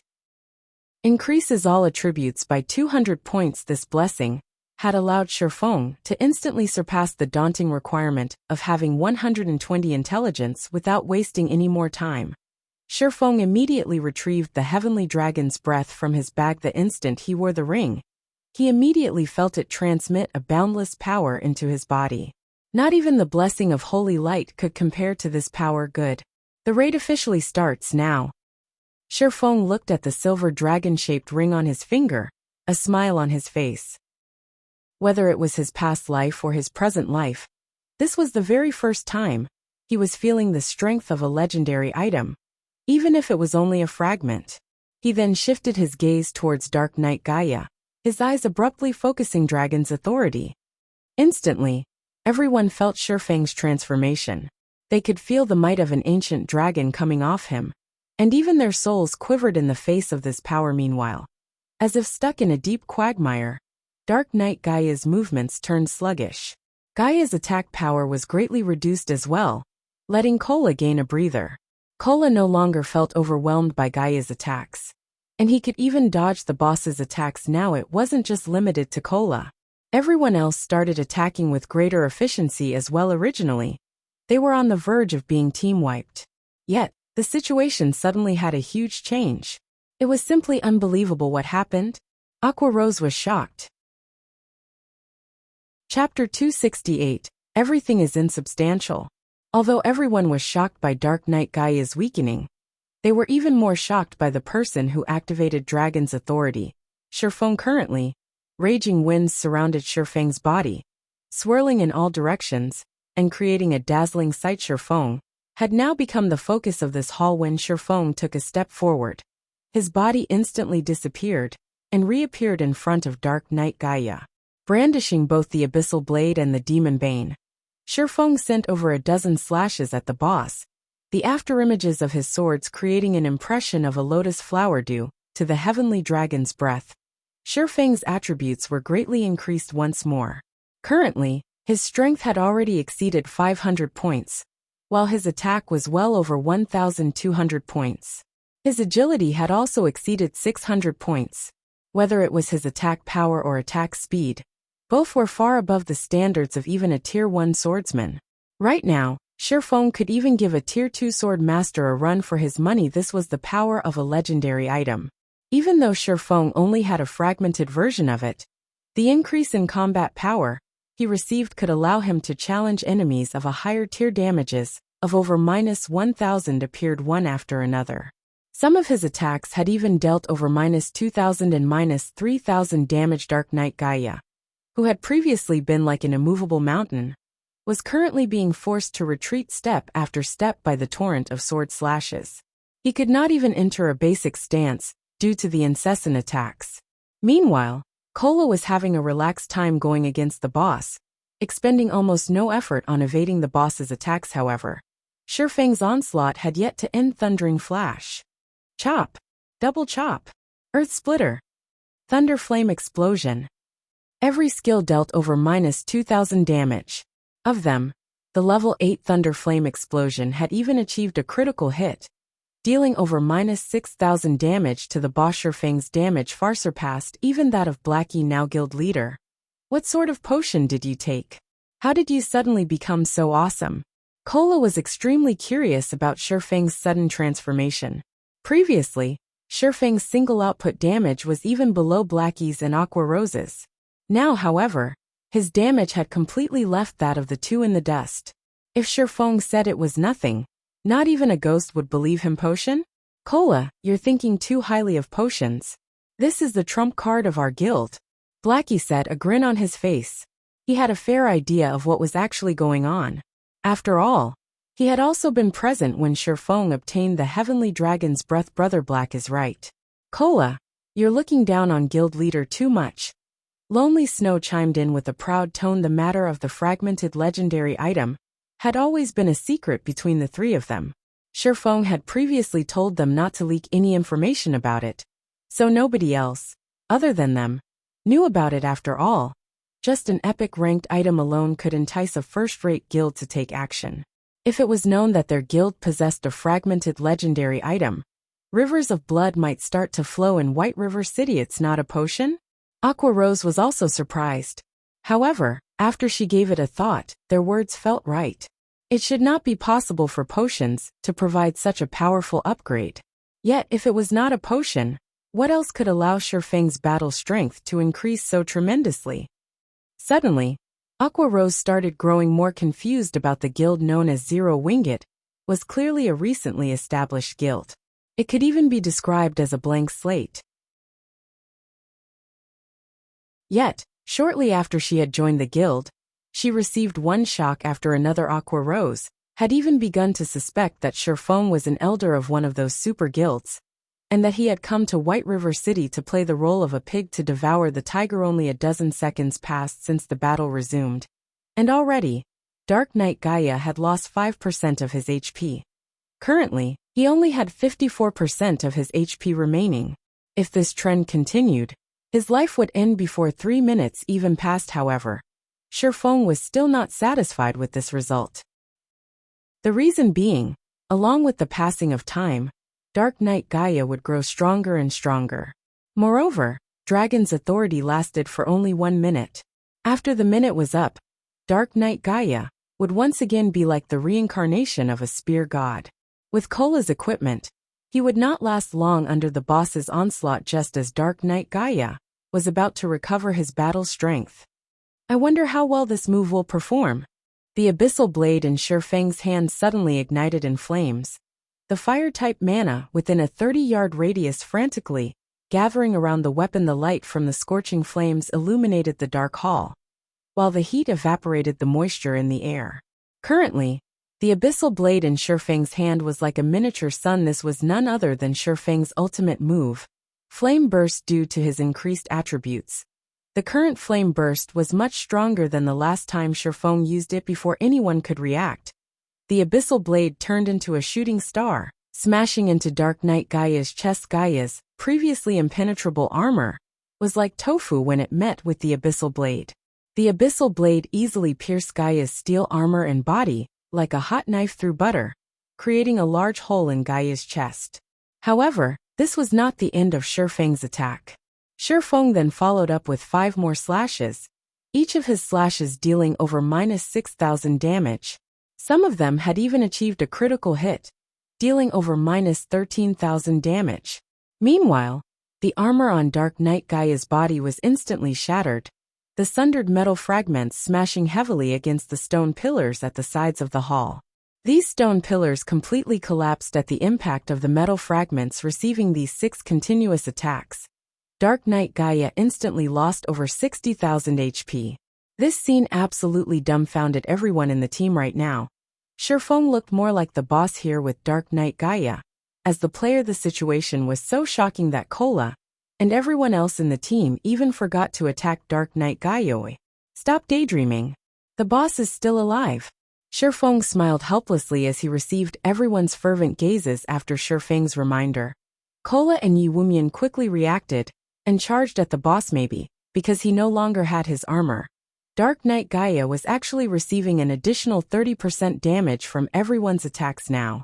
The raid progressed at a much faster rate. Right away, you ants have angered me. Accept the punishment of darkness. The moment Dark Knight Gaia bellowed, the entire hall turned bloody red. Immediately, 20 ferocious-looking blood fiends appeared within the hall. Meanwhile, these blood fiends each had 20,000 HP, and each of them quickly ran towards their locked targets after being summoned. Blackie. Shifeng said in the team chat, got it. It's finally time for me to show off. Blackie chuckled as he waved his staff.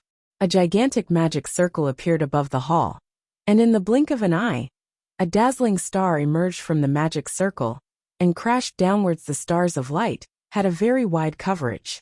Hence, Blackie easily enveloped all the blood fiends within the skill. The enraged Dark Knight Gaia included each star caused over -5,000 damage. After over a dozen stars came crashing down, not even ashes remained of the blood fiends. As for Dark Knight Gaia, he was left in a miserable state after the duration of the skill ended. Everyone else in the team took this chance to use their most powerful moves on the boss, holding nothing back. Before even a minute passed, Dark Knight Gaia's HP fell to 30%. Instantly, the boss went into a berserk state, his body doubling in size. In this state, both his attack power and defense were greatly increased even when Kola had Protection Blessing activated, the skill reducing any damage he received by 50%. He lost over 3,000 HP the instant Dark Knight Gaia's spear connected with his body just in time. Shifeng had been waiting for this moment all along. Did he think going berserk was amazing? In front of a dragon, everything was insubstantial. Shifeng immediately activated Heavenly Dragon's power, increasing his HP by 300%, strength by 100%, defense by 300%, and also becoming immune to all controlling effects for 2 minutes. After the activation of Heavenly Dragon's power, Shifeng's body underwent a transformation. Dragon scales suddenly covered his skin, making him look as if he was wearing dragon scale armor. With the addition of these dragon scales, Shifeng's originally ordinary appearance suddenly became tyrannical. Chapter 269, Violent Conclusion. Originally, everyone was still worried about how they should deal with the berserk boss. However, Shifeng's shocking transformation immediately attracted their attention, leaving aside Shifeng's new handsome and gorgeous appearance. Just by standing there, he was already giving off an insurmountable pressure. This was no longer an oppression due to strength. Instead, this pressure was the instinctive reverence for a primordial life form. Just what is going on here? Aqua Rose asked in shock. It was a known fact that players could not transform their bodies. Yet Shifeng had actually transformed in defiance of that notion. Moreover, that frightening pressure he was giving off was much more terrifying when compared to the berserk Dark Knight Gaia, let alone the others. Even Blackie and Lonely Snow, who knew about the fragmented legendary item, were greatly astonished by Shifeng's sudden transformation. They never thought that a player could actually become so powerful after activating the Heavenly Dragon's power. I think the guild leader can kill me in a single hit now, Lonely Snow said, a bitter smile on his face. Let alone you, even Kola might not survive a single hit from Brother Feng. With the activation of the Heavenly Dragon's power, Shifeng's strength received a several-fold increase, which meant that his attack power had increased as well. When Blackie thought about how his most powerful skill, Stars of Light, already failed to match Shifeng's previous strength. If Shifeng used a skill, even Kola, who had over 7,000 HP, would be reduced to ash. The Heavenly Dragon's power is strong, as expected, Shifeng thought as he shook his fists. He could feel boundless power coursing through his body.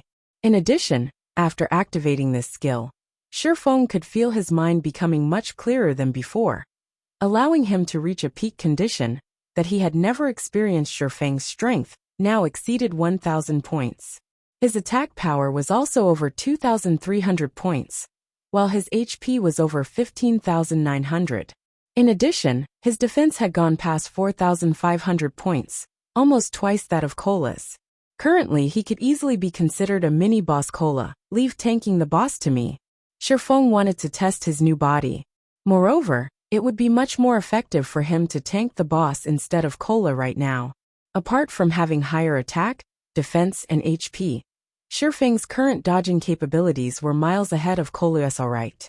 Although Kolu was still shocked by Shifeng's transformation, he managed to muster a reply with more than 15,900 HP. Nobody was a more reliable MT than Shifeng after relieving Kolu of his duties. Shifeng immediately slashed a sword at Dark Knight Gaia. Like a lightning bolt, Shifeng's sword smashed into Dark Knight Gaia's body with the might of 1,000. The attack dealt over -2,000 damage to the boss, and the strength behind the attack forced the boss to retreat 3 steps. Each step the boss retreated left behind a deep footprint on the hard-tiled floor. This was the benefit of increasing one's strength. Compared to increasing just attack power, if players with physical damage classes increased their strength, not only could they gain additional attack power, their increased strength would also create a suppression effect during battle. This effect would further raise the damage they dealt their enemies. When attacking, players could also cause their enemies to lose their balance. In a battle, if one could not maintain a proper stance, it would be very easy for problems to arise. Hence, compared to purely increasing one's attack power, it would be much more beneficial to increase one's strength. Instead, this was a kind of invisible support, and many players only discovered the importance of basic attributes after playing the game for a long time. Currently, Shifeng's battle with Dark Knight Gaia was in full swing, and the other melee classes had no chance to get close to the boss at all. The reason being, aside from MTs like Kolu and Yi Wumian, the other melee classes could not even survive a single hit from Dark Knight Gaia. In this situation, only the ranged players could continue attacking without worry. Although Dark Knight Gaia had gone berserk, he was merely an insignificant being in the face of the Shifeng, who had the Heavenly Dragon's power activated. The battle between the two of them was just like a battle between two boss monsters. Although Shifeng's HP was only a tiny fraction of Dark Knight Gaia's 4 million HP, in this battle, Shifeng was the only one doing actual damage. Whenever Dark Knight Gaia attacked Shifeng, the latter would either dodge the attack or block it. Dark Knight Gaia was unable to deal any real damage to Shifeng. Moreover, every time Shifeng brandished his 2 swords, Dark Knight Gaia would be forced to retreat. Each of Shifeng's attacks dealt over -2,000 damage, but more often than not, his attacks would achieve a critical hit and deal over -4,000 damage. A critical chop also dealt over -6,000 damage. On the other hand, Dark Knight Gaia could only deal around -2,000 damage to Shifeng with each attack. With close to 16,000 HP, the healers could take their sweet time healing Shifeng. They had no need to fear stealing the aggro of the boss at all. As a tank, Shifeng was currently far stronger than the guild's #1 MT. Kolu. After the 30-second berserk period was over, Dark Knight Gaia's body shrank back to its original size. Even though he still had blood rage in effect, he no longer possessed the previous ferocity he had possessed in his berserk state. Meanwhile, the Heavenly Dragon's power had a duration of 2 minutes. There were still 90 seconds left before Shifeng's transformation ended. Without the berserk effect, Dark Knight Gaia was like a venomous snake that lost its fangs. He could only receive a one-sided beating from Shifeng now. Whenever Shifeng slashed his sword, Dark Knight Gaia would have to retreat a handful of steps. The gap between the two of them simply rendered one speechless. Throw in everything you've got. We need to end the battle as quick as possible, Shifeng said in the team chat upon Shifeng's reminder. The others who hadn't dared to approach the boss before immediately rushed up in a hurry. As a result, the damage rate to the boss instantly soared when Dark Knight Gaia's HP fell to 15%. He used Blood Domain once more, summoning another group of Blood Fiends. However, unlike the first group of Blood Fiends, these newly summoned monsters each had 30,000 HP as expected. Even his skills have changed. Shifeng had been afraid of something like this happening, hence why he wanted to end the battle as quickly as possible. Since the quest had altered the rating difficulty of the dungeon, a change to the skills of the boss would naturally occur. Since there wasn't much of a change in Dark Knight Gaia's blood rage, then the only skill that remained was Blood Domain. Everyone, gather in the center. Shifeng immediately shouted when Blood Domain was previously used. The team had a wide-range AoE skill like the Stars of Light to depend on. However, They had no such skill that could quickly deal with all the blood fiends this time. Stars of Light had a 30-minute cooldown, so there was no way of using it for the second time in this battle. Hence, they could only hope to group up and concentrate their attacks on the monsters. Everyone in the team reacted fast. Before 3 seconds had passed, all of them were already standing together, having the shape of a demonic beast. The blood-red monsters revealed malicious expressions upon being summoned. After locking onto their respective targets, the blood fiends let out frenzied roars as they charged forward. By the time the blood fiends started moving, Aqua Rose had already finished chanting an incantation. First, she summoned an ice wall to block off all the blood fiends from closing in on their group.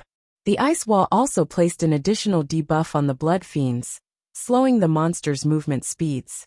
Right after that, Aqua Rose shot an ice sphere at the group of monsters, reducing their movement speeds even further. With the successive use of these two skills, the group of blood fiends now moved as slow as snails. However, Aqua Rose was still not done with her spells.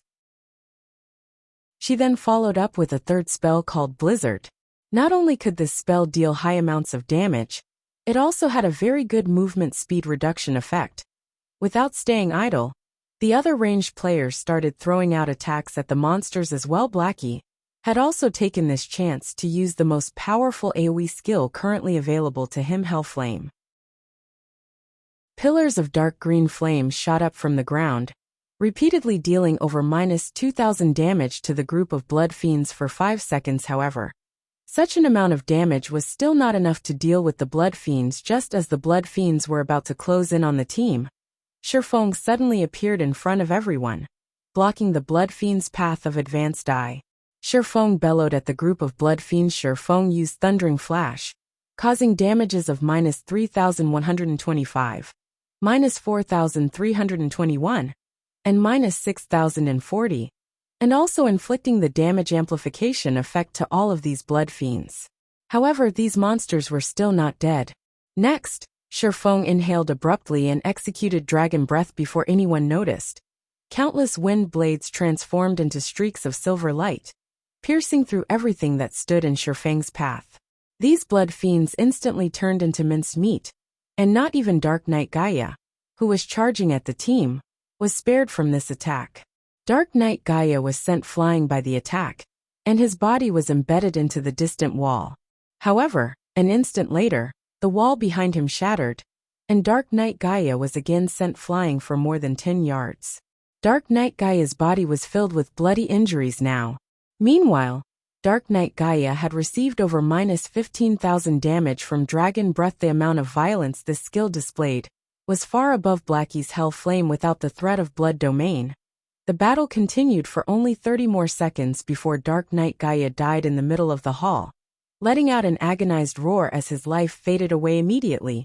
Many people in the team leveled up. Shifeng had also risen from level 17 to level 18. White River City Region System announcement.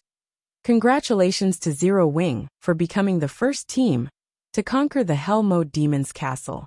All players within the team will be rewarded with 40 reputation points in White River City, 10 reputation points in Star Moon Kingdom, 300,000 EXP, and 10 silver coins. White River City Region System announcement.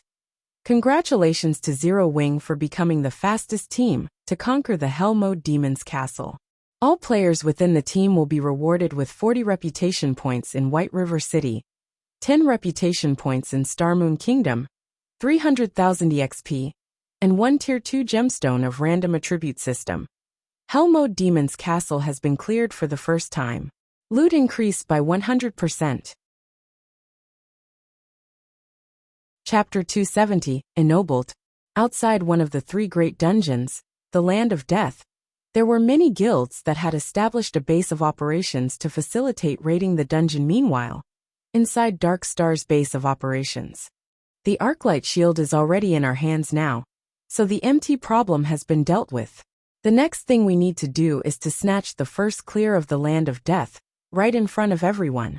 Lone Tyrant said in high spirits. Lone Tyrant had spent a lot of effort in order to acquire the Arclight shield. In order to quickly collect the required 30 gold coins, he had played the role of the gullible fool and purchased them at an overpriced value of 700,000 credits. However, now that the actual item was in his hands, Dark Star would officially become the second guild in White River City to start raiding the hard mode of one of the 3 great dungeons previously. The main reason why Dark Star had been surpassed by Ouroboros was the insufficient strength of their MT. Now, however, the situation was different. With their newly acquired Arclight Shield, Dark Star would be competing with Ouroboros on a level playing field as for the other guilds. Dark Star had no reason to be fearful of them even if Zero Wing already had their own Arclight shields. They were only a recently established guild. They did not possess the backing required to raid the 3 great dungeons at this moment. However, a system announcement rang out. White River City Region System Announcement. Congratulations to Zero Wing for becoming the first team to conquer the Hell Mode Demon's Castle.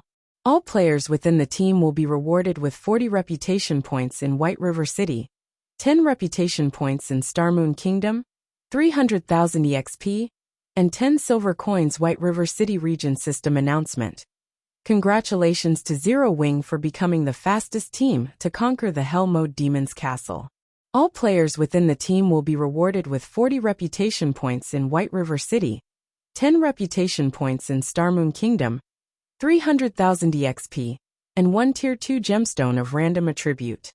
The announcement was repeated 3 times. Lone Tyrant was dumbfounded by this announcement. He was very clear about what sort of dungeon the Demon's Castle was.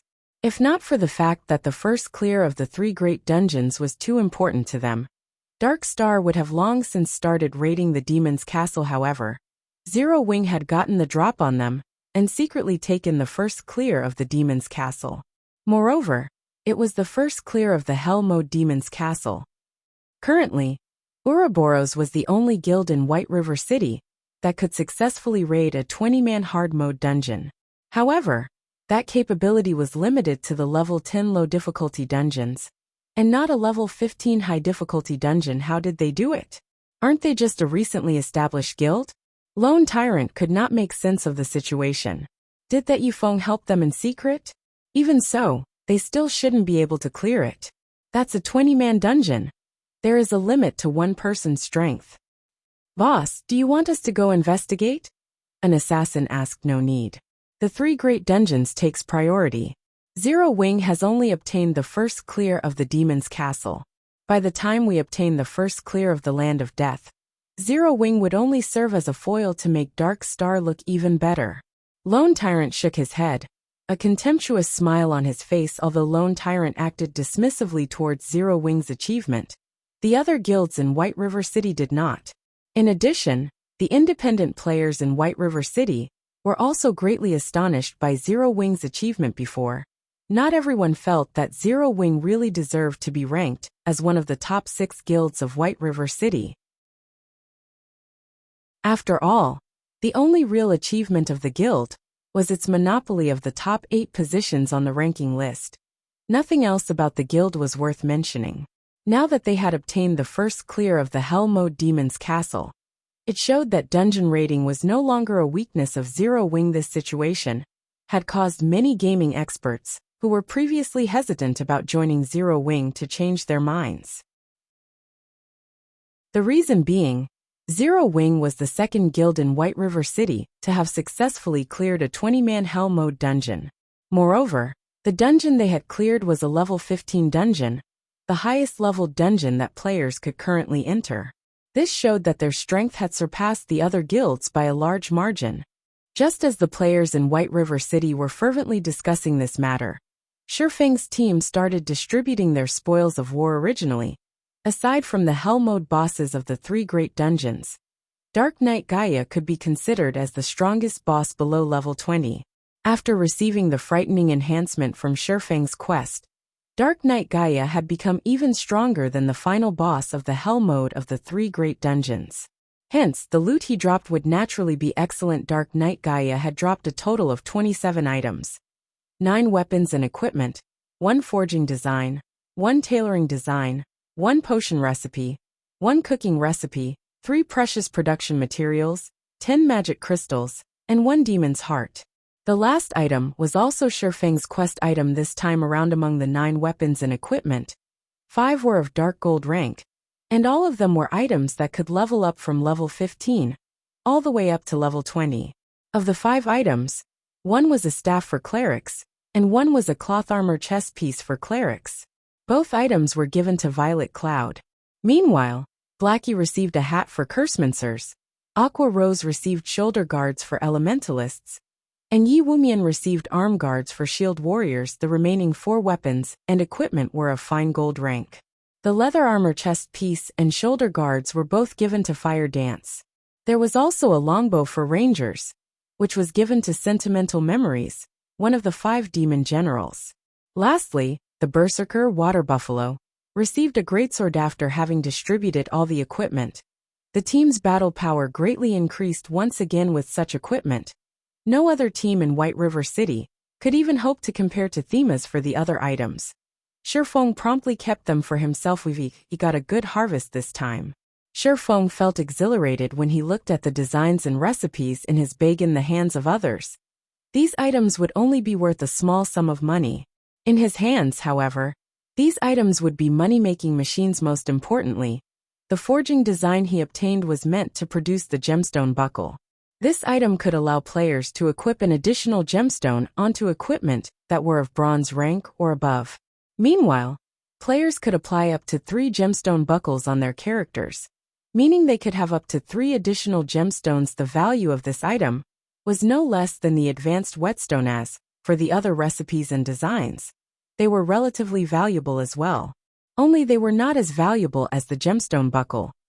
After leaving the demon's castle, Shifeng allowed everyone to go ahead with their own agendas, while he headed to the City Hall of White River City. When Shifeng arrived at the reception room of the City Hall, the Tier 4 wizard Weissman was still as leisurely as he was before. Weissman currently stood by the window, a peaceful expression on his face, as he observed the plaza outside the City Hall. Young man, you're here. I've already heard about your achievements from that little girl Charlene. Before Shifeng had even entered the room, Weissman had already detected his presence. At this time, Weissman moved away from the window and walked towards Shifeng. He then nodded his head, a smile on his face as he said, "Not bad. Truly not bad at all. I never imagined a day would come when this old man would misjudge somebody. Ha ha ha. Not only have you slain Gaia, you have also saved the entire White River City. I don't even know how I should reward you for your efforts. How about this? With the power vested in me, from this day onwards, you are a Viscount of White River City. With your strength, I believe you should be able to protect that place. Take this Blacksteel's contract here, and head over to that place then." System: Unique Quest. Demon's Heart. Completed quest rewards. Position of Viscount in White River City. Blacksteel's contract, 500,000 EXP, 50 free mastery points, and 2 gold coins. Shifeng was momentarily dumbfounded by the unexpected rewards. These rewards were simply too bountiful, especially the position of Viscount. In the entire White River City, perhaps only Shifeng would understand the importance of this position, right? I nearly forgot to mention, that little girl Charlene said she has some matters that she needs to speak with you about. She is at the Stargazing Tower right now. If you have nothing else to do, you should go see that little girl. You don't want to miss out on a rare opportunity, Weissman said, giving Shifeng a meaningful smile. Chapter 271, Guild Residence. Lady Charlene is looking for me? A bad premonition stirred in Shifeng's mind. Shifeng had a very good understanding of Charlene's personality. She was definitely the type of person that would not act out of altruism. And Shifeng couldn't help but wonder just which item on him Charlene had her eye on again. Forget it. It's better if I just go and see what she has in store for me, Shifeng decided after giving it some thought. Although Charlene was a money grubber, he had always received a great harvest every time they met. This time, Charlene might give him some advanced quest again. If the quest rewards were good, he would consider giving it a try. However, the Stargazing Tower was located in Blackwing City, and this situation puzzled Shifeng greatly. Since when had Charlene run all the way to Blackwing City? If Shifeng had not known the location of the stargazing tower, he would have definitely wasted much of his time blindly searching for Charlene in White River City. Moreover, it was not easy to go to Blackwing City. Without the appropriate pass, players would find it impossible to go there at all. To put it simply, if any other player wished to meet with Charlene, it would be a very difficult endeavor. Fortunately, it was a simple task for Shifeng. Although he had already depleted the number of uses on the 7 Luminaries gemstone, his pass to Blackwing City, Aqua Rose still had a few Blackwing passes of her own. On second thought, maybe I should postpone meeting up with Charlene. Based on Shifeng's many years of experience campaigning in God's domain, the quest that he could trigger by going to Blackwing City would definitely not be simple. He also had many things he needed to do right now, so it was better for him to just push this matter to a later time. After leaving the city hall, Shifeng called for Aqua Rose and Fire Dance to meet up with him. They then headed towards the Purple Sun Mansion located in the trade area of White River City. The Purple Sun Mansion was originally the official residence of a count. However, this count had mysteriously disappeared inside the Purple Sun Mansion over half a century ago. In the following decades, every new owner of the residence would also mysteriously disappear overnight. An answer was never found for their disappearance, and ultimately, the residence was sealed by the city more than a decade ago. Moreover, the city had even stationed guards in front of the residence, preventing anyone from entering the place. It went without saying that the area the Purple Sun Mansion occupied, as the official residence of a count, was one of the largest within the trade area of White River City. Even though Shifeng was now a viscount, the personal land he could purchase would be less than a third of the Purple Sun Mansion guild leader. Why did you bring us to this abandoned residence? Aqua Rose asked in curiosity as she looked at the dilapidated residence in the distance, and also at the 8 guards stationed outside the place. Their guild had just recently obtained the first clear of the Hell Mode Demon's Castle, and the resulting fame had attracted many players to apply to join the guild right now. As a result, Aqua Rose was swamped with work. Although Blackie was also helping out with management, he was mainly focused on managing the workshop side of things. The guild within the game, on the other hand, was left to Aqua Rose to manage. As for Fire Dance, she was responsible for leading the main force of the guild. Each of them had their own respective duties. However, the management of the guild was the most onerous task out of the 3-0 wing. Had been established only recently, so there were still many problems on the management side of things. Aside from the guild perks system still being imperfect, their guild was also not prepared to recruit so many players. Therefore, Aqua Rose could only carefully select whom to allow into the guild. Meanwhile, her criteria for selection were not based on a player's level. Instead, she chose players based on how skilled they were in battle, and such strict selection criteria were very laborious and time-consuming. Aside from recruitment affairs, Aqua Rose also had to manage the daily affairs of the guild, and this in turn had made Aqua Rose a very busy woman.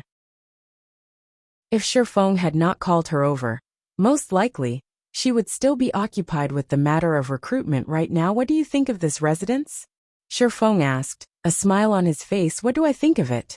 Aqua Rose carefully scrutinized the Purple Sun Mansion. Although it was currently daytime in God's domain, with the sun shining brightly up in the sky, the Purple Sun Mansion was surrounded by a depressing atmosphere. It even gave others an eerie feeling. However, this residence occupied a very large plot of land, and it was also situated in the heart of White River City. It was definitely prime real estate. Although it looks shabby, its location is very strategic. Both the bank and auction house are only 2 streets to the west, while the Adventurers Association is 3 streets to the east. There are only 5 such strategic locations throughout White River City, and 4 are already owned by major nobles. Only this place is left without an owner. Moreover, out of the 5 residences, the Purple Sun Mansion occupies the largest area. Unfortunately, it is not for sale, and it is also protected by guards. If a guild can establish a guild residence here, it would be very beneficial towards the guild's development in the future. Aqua Rose replied with eloquence. She was extremely familiar with the real estate of White River City. Her eyes were filled with yearning, when she looked at this dilapidated residence. However, since they could not obtain it, there was not much point in talking about it, not to mention owning private territory within the trade area. They did not have the power to purchase land in even the outermost sectors of the city right now. Indeed, within White River City, the Purple Sun Mansion could be considered the best location to establish a guild residence. Shifeng nodded his head in agreement. He then said with a soft chuckle, "However, from today onwards, this Purple Sun Mansion belongs to us, Zero Wing." After Shifeng finished speaking, both Aqua Rose and Fire Dance were instantly dumbfounded. They looked at Shifeng with eyes filled with disbelief. Guild leader, what did you say? Aqua Rose couldn't believe the words she just heard. This prime real estate belonged to Zero Wing from now on.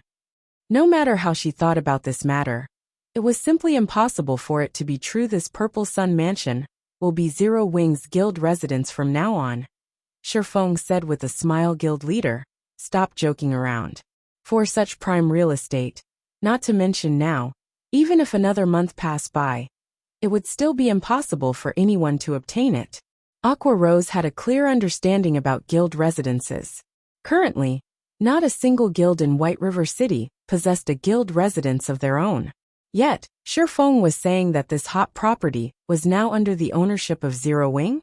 If what Shifeng said was indeed true, then it would be even more shocking than Zero Wing obtaining the first clear of one of the 3 great dungeons right this instant. It was simply unbelievable. I knew you wouldn't believe me, which is why I brought you over to take a look. Shifeng shook his head and laughed. If Zero Wing wished to develop rapidly, a guild residence was a must. Meanwhile, Aqua Rose was the manager of the guild, so Shifeng naturally had to bring her over to take a look at their future guild residence. It would allow Aqua Rose to better plan for the future. After all, it was one thing to obtain the land for the guild residence. Actually establishing it was an entirely different matter.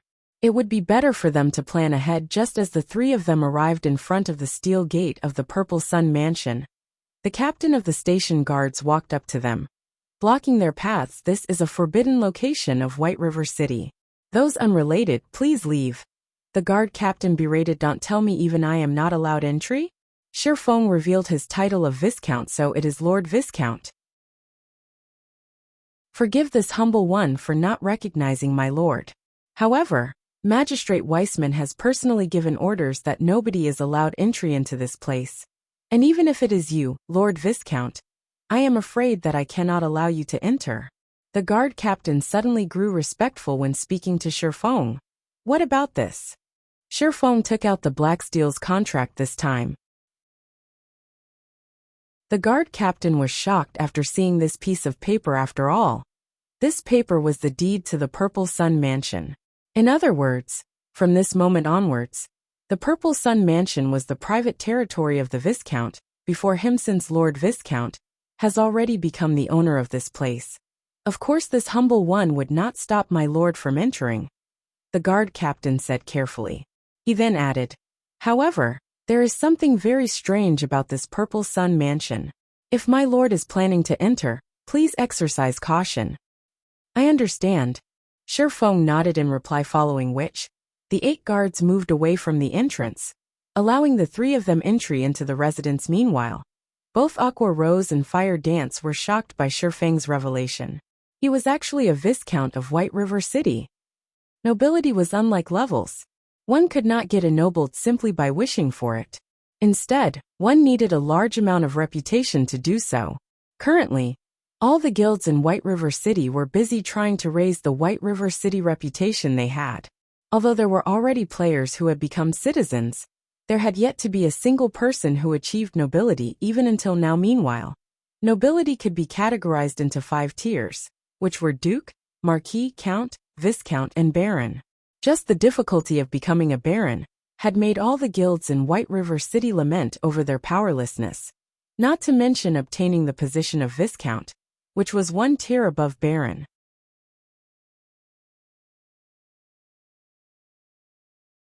Chapter 272, Spirited Away.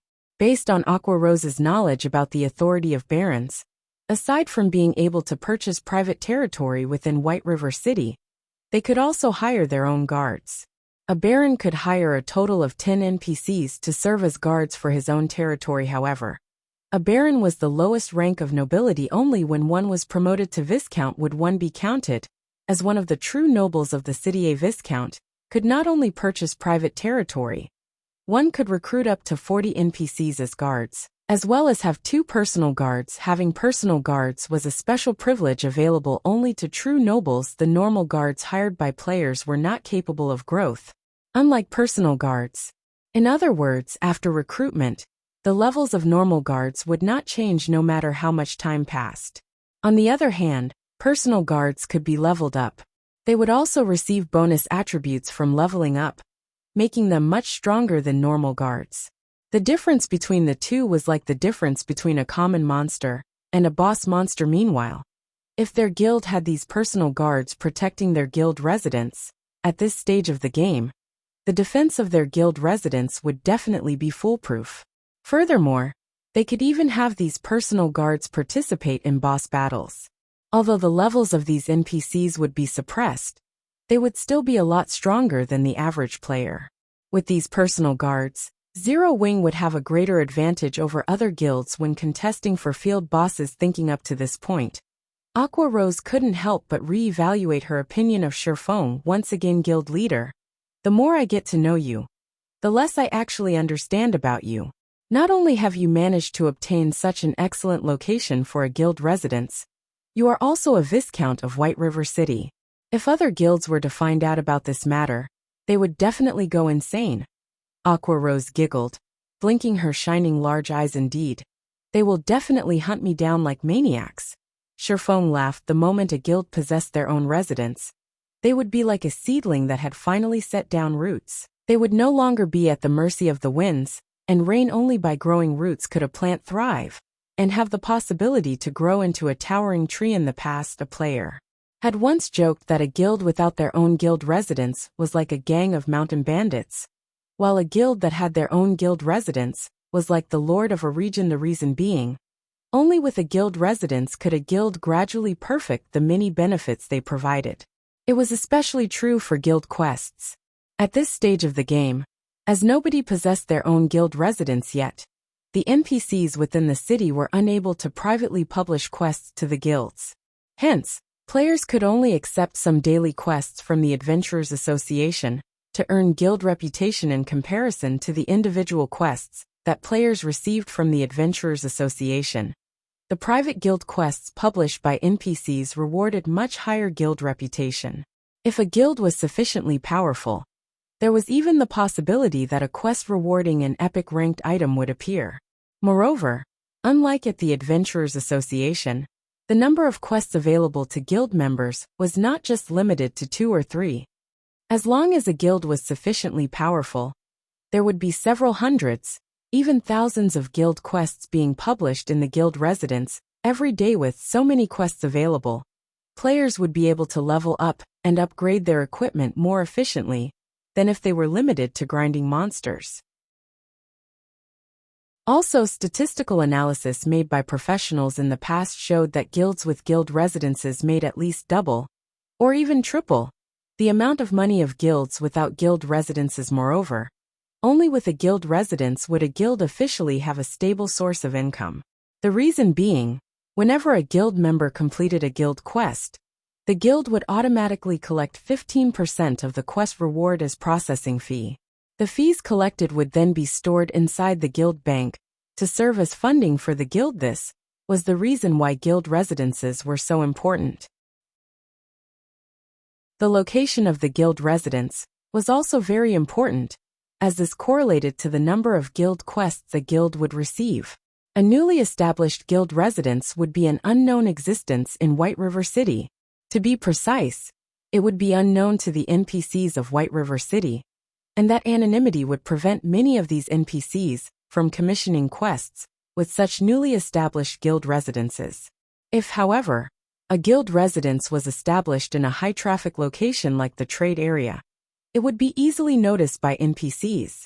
As a result, the number of quests the guild residents received would increase. Meanwhile, as the number of quests resolved by the guild increased, the fame of the guild among NPCs would also rise. And the number of NPCs willing to commission quests would also increase. In turn, such a snowball-like development speed would be unstoppable once it started. Hence, if the guilds in White River City were to find out about Zero Wing coming into possession of a guild residence, they would definitely hate Shifeng down to the bone. Fortunately, Zero Wing had already grown past the stage of a fledgling guild. Unrated guilds would not dare to make an enemy out of Zero Wing. Only third-rate guilds or above would pose a threat, however. Once Zero Wing officially establishes its guild residence, not even third-rate guilds would dare to become its enemies. While Shifeng and Aqua Rose were having their merry discussion, the three of them arrived inside the main building of the Purple Sun Mansion after remaining vacant for over a decade. The interior of the mansion was fully covered in a layer of dust. Weeds could even be seen growing in certain locations inside the mansion.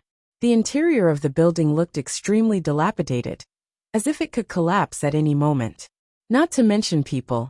Even rats would not want to live in this place. It seems this place needs to be completely demolished and rebuilt, Shifeng said in heartache, as he swept a glance at the interior of the mansion for privately owned territories. Any expenditures spent on it had to come out from the owner's own pockets. However, not to mention building a guild hall meant for an entire guild. Even the cost of building an ordinary house was insanely expensive. It was a price that no normal person could afford. Only a large guild with immense wealth could afford such a price. Guild leader, you are the wealthiest player in White River City, yet you're actually crying about being poor? Aqua Rose rolled her eyes at Shifeng. She knew for a fact that Shifeng had spent over 100 gold coins without even blinking when he bought the Arclight Shield forging design. Shifeng could only shake his head and bitterly smile in reply to Aqua Rose's teasing. What Aqua Rose did not know was that a fee of 200 gold coins was required in order to construct even the most common guild hall. Meanwhile, such a guild hall only had a capacity of 500 players.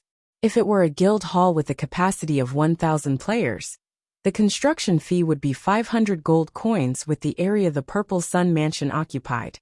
Shifeng could build an advanced guild hall with a capacity of 3,000 players, at the very least. However, the price tag for an advanced guild hall was 3,000 gold coins. 3,000 gold was an astronomical sum for any one guild.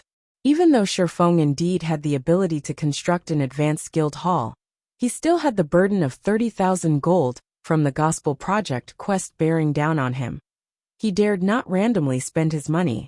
The only reason he had spent over 100 gold for the Arclight Shield forging design was because he was confident of earning back the money through sales of the shields he produced. In the case of the guild hall, however, it was a one-way expenditure. Just as Shifeng's group arrived at a flight of stairs, Shifeng suddenly felt a gust of cold wind blowing over his face. He could also hear an indistinct voice whispering by his ears, as if calling him to descend the stairs instantly. Shifeng felt all the hairs on his body stand up. Without hesitation, Shifeng immediately unsheathed the abyssal blade and the demon bane, raising his 5 senses to their very limits. In this moment, he was fully prepared for any enemies that would show up. Aqua Rose and Fire Dance, on the other hand, reacted a tad slower than Shifeng. However, they too promptly readied their weapons as they fixed their gazes at the staircase. Contrary to their expectations, however, nothing appeared from the staircase. Only a cold breeze blew up from below, causing the weeds within the mansion to quiver slightly. How can there be wind coming from inside the building? Fire Dance asked, feeling there was something very strange about the situation. The virtual world of God's domain closely resembled reality. Meanwhile, their current location was the heart of the mansion. It was an enclosed space, so it should have been impossible for any wind to be present. Likewise, Shifeng also felt this matter was strange. However, according to Shifeng's knowledge, there was indeed something very strange about this Purple Sun Mansion. After all, it was a fact that every previous owner of the mansion had disappeared without a trace while staying inside the building. It was due to these disappearances that the inhabitants of White River City had nicknamed the building the Ghost Mansion. Even the Tier 4 wizard Weissman could not find the reason for the past owner's disappearances. The only solution he had was to send out a team of guards to prevent anyone from entering the mansion. Shifeng also had not learned anything about the Purple Sun Mansion in his past life. Hence, he could only rely on himself to resolve this matter only.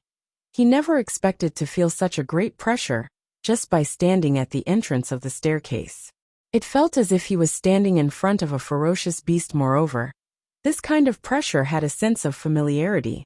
However, Shifeng could not recall where he had felt this pressure before. The cold wind seems to be coming from the basement. Let's go have a look at it for now. Shifeng shook his head.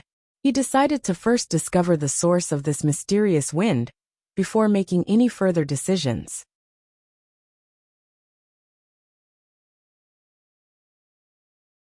Chapter 273, Forgotten Lands. After entering the basement of the Purple Sun Mansion, Shifeng took a look around. Finding nothing special about the place, the entire room was empty. There was none of the cold wind from before. Neither was there the oppressive feeling that could shock even one's soul. There's nothing here? Were my senses playing tricks on me? When Fire Dance discovered no monsters in the basement, she promptly put away her daggers, sheathing the weapons back into their scabbards. I don't know, but it is indeed true that there is no danger here, Shifeng said, shaking his head. As players experienced more and more battles in God's domain, their sensitivity towards danger would also gradually improve. It was especially true for an expert of God's domain. Moreover, this ability of players to perceive danger was usually not wrong. Let's take a closer look around, Shifeng said. If they could not resolve this mysterious situation whereby the mansion's inhabitants were spirited away, should something actually happen, it would be a tragedy. If the incident scared away the NPCs that came to commission quests with the guild, if players were the ones to get caught up in this mystery, they would at worst die once, losing a level and some skill proficiency. However, it would be different if an NPC were to get entangled in this matter. If they died, then it would be a true death for them. The main god system would not revive them. Hence, it was imperative for Shifeng to resolve this mystery as soon as possible. Otherwise, this prime real estate would be worthless. After the trio searched for more than 10 minutes, they found no problems with the place. Not to mention a monster. They couldn't even find a mouse in this place. However, Shifeng did not think that the enormous pressure he felt before was an illusion, especially since he had also felt this pressure previously in his past life. It was just that he could not recall when he had felt it exactly after searching for a long time and getting no results. Shifeng's group had no other choice but to return upstairs. What's going on here? The moment the group arrived upstairs, Aqua Rose immediately called out in shock when she saw the scene before her. Aqua Rose wasn't the only person who was shocked. Even Shifeng was taken aback by what he saw. They had simply returned to the hall on the first floor. Yet, the scene here was completely different from before. No longer was it the empty, dilapidated hall they had seen. Instead, the sight that greeted the three after they exited the staircase was an intricate labyrinthine corridor. It was as if they had arrived at an entirely different place. It was definitely not the former Purple Sun Mansion they had been in at this moment. A notification sounded from the system. Players have discovered the Forgotten Lands. All communications to the outside world are temporarily disabled, so it turns out to be something like this. Shifeng suddenly came to a realization. He finally knew why the previous owners of the mansion had all disappeared one after another. It turned out that all of them had been transported to this location. Guild leader, I can't use my return scroll, Fire Dance said, her eyebrows wrinkled. This is just like the time in the trial of God. It seems that this place isn't ordinary at all. Shifeng began observing his surroundings. Shifeng had encountered numerous such situations in his previous life. It was just like the lost lands he had encountered shortly after entering God's domain in this life. He had even obtained the abyssal blade from that place. Although the Forgotten Lands was different from the lost lands, both still had their similarities. Most likely, players trapped in this place would be released after they completed a certain quest. However, unlike the time in the Lost Lands, none of them received any notifications of having triggered a quest soon after. Shifeng's group of three advanced into the labyrinth and began to explore the map. Shifeng couldn't help but admit that this map was very large. Even after they had wandered around for more than 6 hours, they still hadn't finished exploring the place. In the end, The three of them decided to split up and continue their exploration. In any case, they had not met with any dangers so far, and it would be much more efficient if they explored the map separately unwittingly. A day passed by without anything happening. Only on the second day did Aqua Rose find something new in the region she explored. Aqua Rose discovered a large magic array. According to the speculations of Shifeng, and an elementalist like Aqua Rose, it should be a magic array that was tier 5 or above. However, as to what this magic array was used for, not even Shifeng with his bountiful experience could guess. Unless there was a tier 5 wizard, or a tier 6 mage god before them. Following which, after spending the rest of the day exploring the place, Fire Dance discovered a second magic array that looked exactly the same as the first one. Other than this discovery, the trio found nothing else.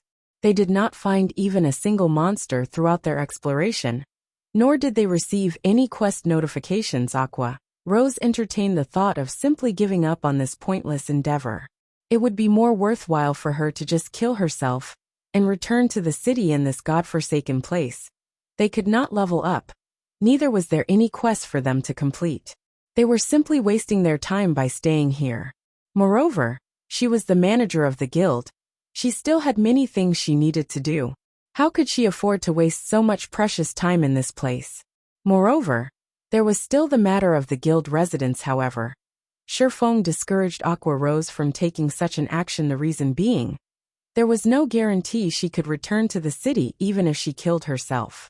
In the event that she could not return, she would have lost a level for nothing. Listening to Shifeng's words, Aqua Rose had no choice but to give up on this idea of hers, as she continued exploring this forgotten lands. When the third day arrived, after exploring a majority of the forgotten lands, the group discovered 3 more magic arrays. In total, they had discovered 5 of such tier 5 magic arrays. Soon after, the 3 of them met up and shared their map information with each other. The moment their map information sharing was completed, a notification sounded from the system. System: Unique quest, Miracles Unsealed. Activated quest details. Remove the seal on the Forgotten Lands. Quest rewards. Unknown. Remove the seal on the Forgotten Lands? The quest doesn't even tell us how to do so. What are we even supposed to do here? Fire Dance glared at the notification screen in anger. They had been exploring this place for 3 days now. Yet, the only thing they got in return was this quest that provided them with no hints at all. The game was simply too despicable. It should be around here, Shifeng said, pointing on the map. To be precise, he was pointing at an area central to the 5 magic arrays. Magic arrays require mana to operate, and normally use mana crystals as a source for mana. However, although the magic arrays were functioning properly when we discovered them, there was no sign of any mana crystals on site powering them. Moreover, these 5 magic arrays seem to be an integrated structure, so there should be a place where they draw their mana from. We've already explored the outskirts of the Forgotten Lands, and the only area we have yet to explore is the central region. There is a high possibility the power source for these magic arrays are situated in the central region. If we destroy the mana crystal there, we should be able to complete this quest. Guild leader, I never expected you to know so much about magic arrays. For a second there, I even thought you were an elementalist or a cursemancer, and not a swordsman at all.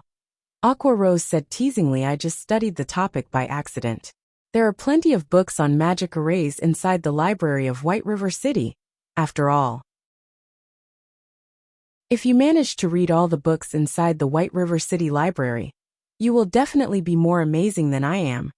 Shifeng laughed. The library? I would like to go there, but I'll need a permit to do so. Guild leader, since you're the one who mentioned it, you have to take responsibility. Aqua Rose also knew the importance of the library. If an elementalist wished to learn more powerful spells, the best way to do so was at the library. Unfortunately, she lacked the permit to enter the library. The only choice she had now was to steadily raise her reputation in White River City. Okay, I'll get you a permit to the library after we leave this place. Shifeng shook his head and laughed again. As a demon hunter, he could obtain a permit to the library anytime he wanted. Moreover, now that he was a Viscount of White River City, As one of the true nobles of the city, he could easily obtain a handful of library emblems, following which, the three of them ran towards the central region of the Forgotten Lands. 4 hours later, the trio arrived outside the central region. If they wished to enter the place, they needed to go through a very long crystalline pathway. However, there was a giant three-headed wolf made out of blue crystals blocking the entrance of the pathway, so there is a monster here after all. Fire Dance's eyes glowed with interest when she saw this three-headed wolf.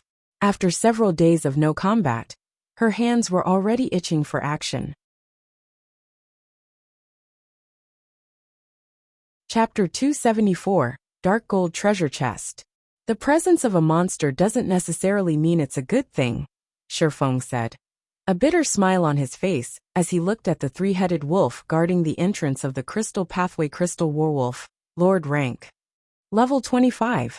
HP 300, 000/300, 000. Compared to a dungeon boss, a field boss of the same rank was much more powerful. Moreover, in order to counter Zerg tactics, God's domain had set it so that field bosses would have their combat power and HP increased in proportion to the number of players participating in the battle generally. The optimum number of players required to raid a Lord-ranked field boss was around 10 to 20, unless of course it was a special boss. However, judging from the appearance of the crystal werewolf before them, Shifeng felt that it should not be a special boss. In other words, at least 10 players were needed to raid this boss. To make matters worse, the crystal werewolf was a level 25 monster. While nobody in Shifeng's group had even reached level 20, the resulting level suppression would be dire. Of those present, aside from Shifeng, who had the abyssal blade, which allowed him to fully ignore this level suppression, only Aqua Rose possessed a piece of equipment with the ignore levels attribute. Even so, her equipment only allowed her to ignore up to 3 levels. Aqua Rose herself was only at level 17 right now, and a level suppression of 5 levels would not be easy for her to deal with. As for Fire Dance, there was nothing to say. Of course, every cloud had a silver lining. Since the boss guarding the crystal pathway was very strong, it meant that the things beyond the pathway was equally important.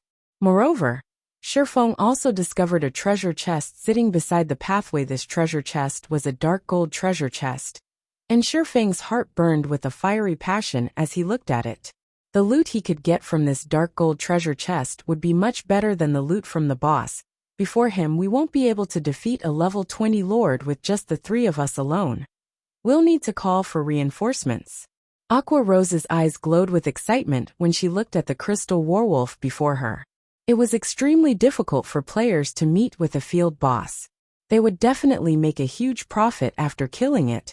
Not to mention, there was also the treasure chest the crystal werewolf was guarding, following which, Aqua Rose temporarily logged off the game to contact Blackie, who was at the Zero Wing workshop, telling him to bring the main force of Zero Wing to the Purple Sun Mansion and enter the staircase to the basement, in order to meet up with them at the Forgotten Lands. Meanwhile, Shifeng ceaselessly observed the crystal werewolf and the surrounding terrain, trying to think of a strategy to raid the boss. 10 minutes later, Aqua Rose logged back into the game. How did it go? When will they be arriving?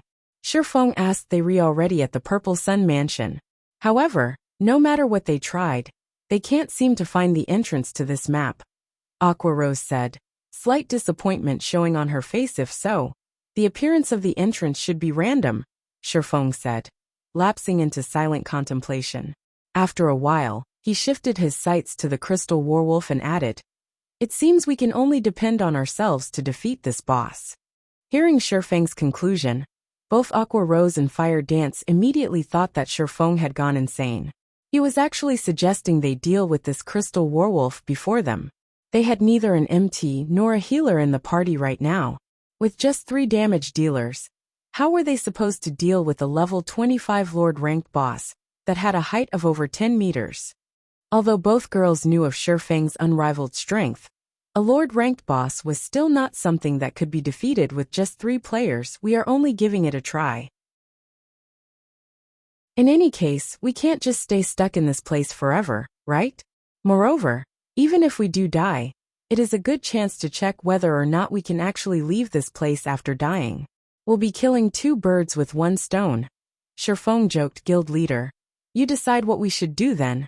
Fire Dance said with high spirits. Aqua Rose sighed helplessly. Alright then. I'll join in as well. We can't just fight this crystal werewolf head-on. The only choice we have is to kite it. I'll act as bait. Aqua Rose, you'll be the main damage dealer. Fire Dance, you'll be responsible for restricting its movements as much as possible. After some consideration, Shifeng settled on this strategy. Although he could no longer equip the Heavenly Dragon's Breath, his agility was still over 200 points. Moreover, his equipment also provided additional movement speed. His movement speed was definitely faster than a level 25 lord.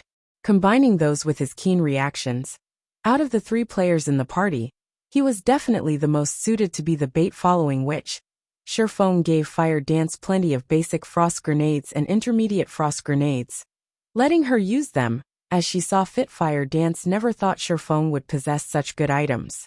With the frost grenades, Shifeng would have a much higher chance of success at kiting the boss after the 3 of them were in position. Shifeng retrieved the blazing meteor from his waist. Standing at a distance of 40 yards from the crystal werewolf, Shifeng aimed the throwing weapon at the boss and threw Wuxia. The blazing meteor streaked through the air and pierced the crystal werewolf's eye, causing -651 damage to it. Compared to a one-handed sword, Shifeng's damage with the throwing weapon was much higher. The crystal werewolf let out an agonized wail with bloodshot eyes. The crystal werewolf glared at the direction where the throwing weapon came from. As a result of its actions, however, the blazing meteor, which was still lodged in its eye, damaged the visual organ even further, causing an additional burst of -1,300 damage. The crystal werewolf was utterly angered now, and using its powerful hind legs, it leaped and charged at Shifeng immediately. Shifeng turned around and ran. Everything was just like Shifeng had guessed. His speed was just a tad faster than the crystal werewolf's. However, in order to avoid having Aqua Rose's and Fire Dance's aggro on the boss exceed his, which would in turn lead to the crystal werewolf attacking the 2 girls, Shifeng needed to constantly send attacks at the boss to strengthen his aggro on it. As a result, the crystal werewolf would oftentimes catch up and attack him. The crystal werewolf's attacks were extremely powerful. A single swipe from its paws could easily shatter the floor, resulting in fist-sized rubble flying everywhere. Fortunately, Shifeng always managed to nimbly evade the crystal werewolf's razor-sharp claws at the very last second, before pulling away from the boss and attacking it once more. Shifeng's attacks were only meant as a provocation. Aqua Rose was the true damage dealer this time around. After the Demon's Castle raid, Aqua Rose had 2 dark gold ranked items on her person. Of the 2, one was even a dark gold ranked staff of the finest quality. Aqua Rose's damage right now was already considerably high.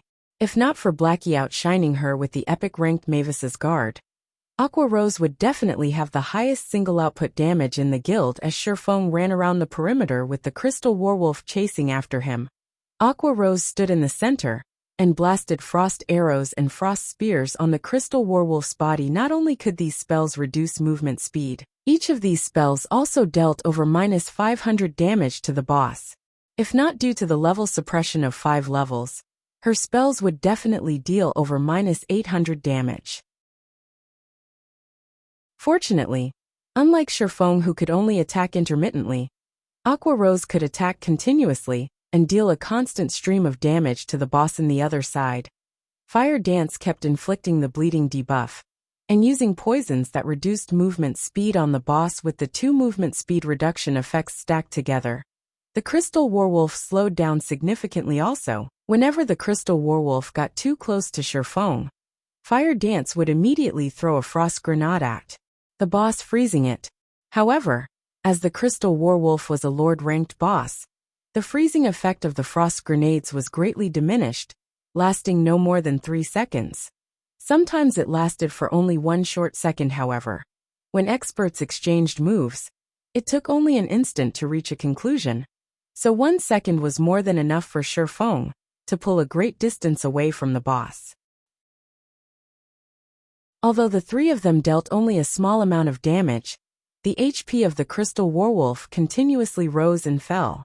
After more than a dozen minutes passed, the crystal werewolf had only 30% of its 300,000 HP remaining.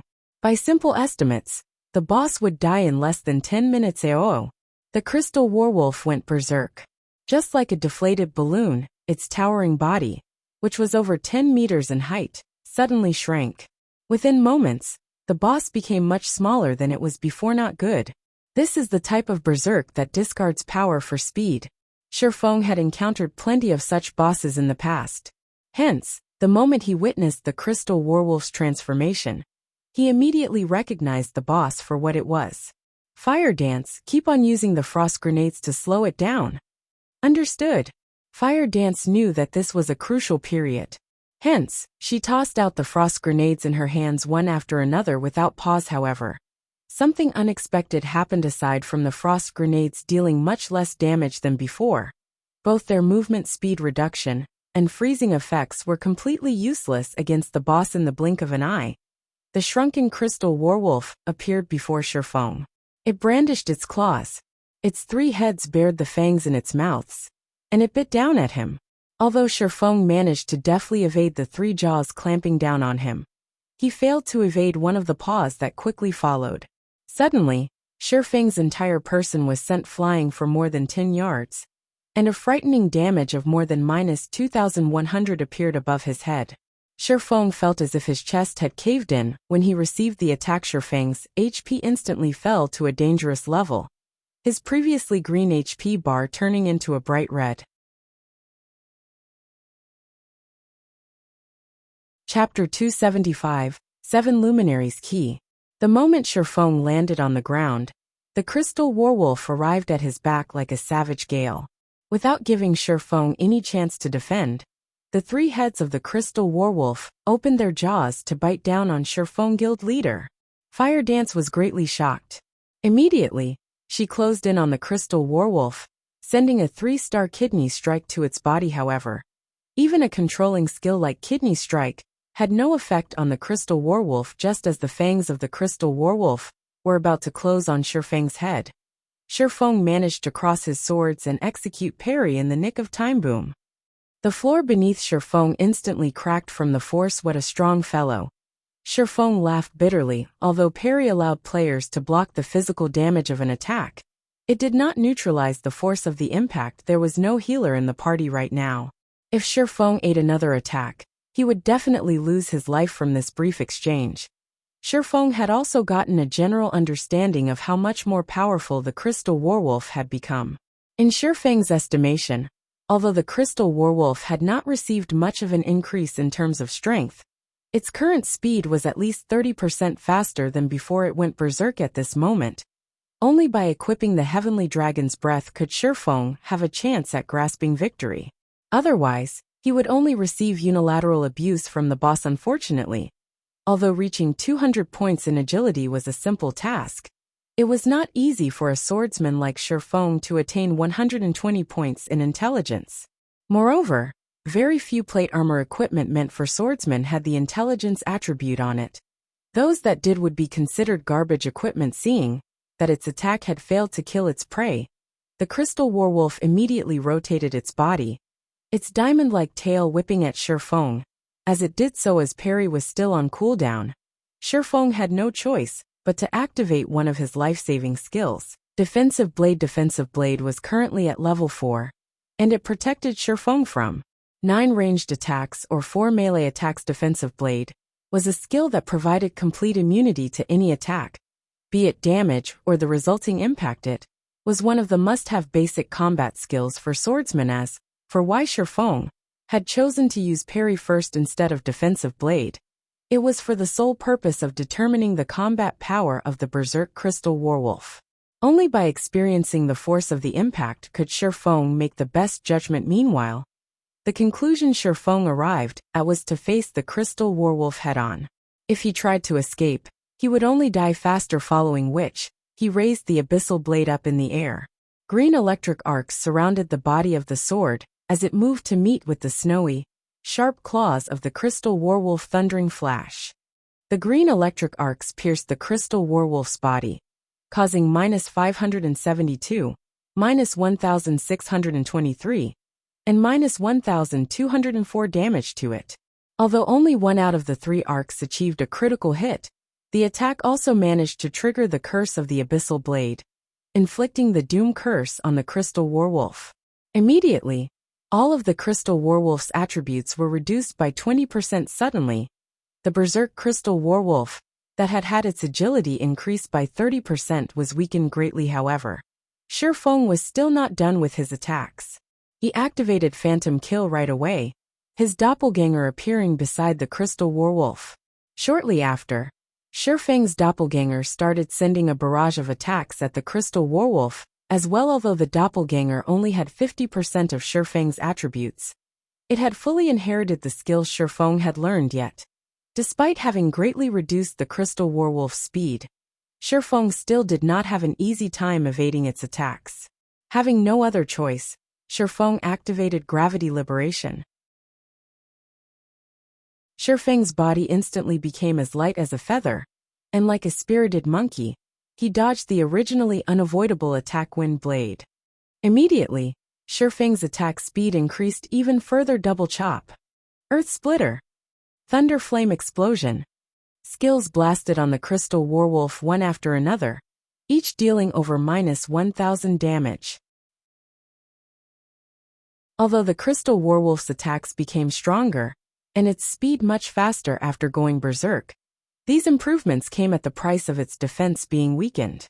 Combined with the 20% damage amplification effect of Thundering Flash, the damage the Crystal Werewolf received became a lot higher than before. Fire Dance's and Aqua Rose's attacks also landed at this point, so the Crystal Werewolf's HP fell sharply. By the time the 30-second duration of Gravity Liberation was almost over, the Crystal Werewolf only had 10% of its HP remaining. Just as the effect of Gravity Liberation was about to end, Shifeng executed 9 dragons / 9 phantoms of the Abyssal Blade appeared behind Shifeng, and all of them shot towards the Crystal Werewolf. Meanwhile, just as an attack from the Crystal Werewolf was about to land on Shifeng swapped positions with his doppelganger. Upon being relocated, the doppelganger immediately used Parry and Defensive Blade to repel the Crystal Werewolf's attacks. Each phantom of the Abyssal Blade had high attack power, and each of them could deal over -150 damage every time they struck at the Crystal Werewolf. In total, the 9 phantoms dealt over -1,300 damage to the Crystal Werewolf every second. Meanwhile, there were 28 seconds before the effect of 9 dragons / ended. After having used up both of its life-saving skills, Parry and Defensive Blade, the doppelganger received a direct hit from the Crystal Werewolf's claws. Alas, the doppelganger only had 50% of Shifeng's attributes, so it died on the spot. However, the doppelganger had earned a lot of time for Shifeng. With the doppelganger gone, the Crystal Werewolf shifted its attention back to Shifeng's actual body. Shifeng activated Wind Walk again without hesitation. He then whirled around and ran. Fortunately, with his movement speed increased by 30%, Shifeng was still a tad faster than the Crystal Werewolf, which was still under the 20% attribute reduction effect of the Doom Curse. Thus, the kiting strategy began once more. Under Aqua Rose's and Fire Dance's constant barrage, the Crystal Werewolf's HP fell lower and lower. 9%, 8%, 7%. By the time the effect of Shifeng's Windwalk was about to end, the Crystal Werewolf only had 3% of its HP remaining. It should be about time. At this moment, Shifeng stopped running. He then turned to face the Crystal Werewolf, pointing the Abyssal Blade at the monster. Abyssal Bind. 9 snake-like chains suddenly surfaced from the floor, instantly binding the Crystal Werewolf. Although the Crystal Werewolf had been immune to the control skills used on it before, its movements were still bound by the pitch-black chains in God's domain. The so-called immunity to control skills did not necessarily make one immune to all control skills.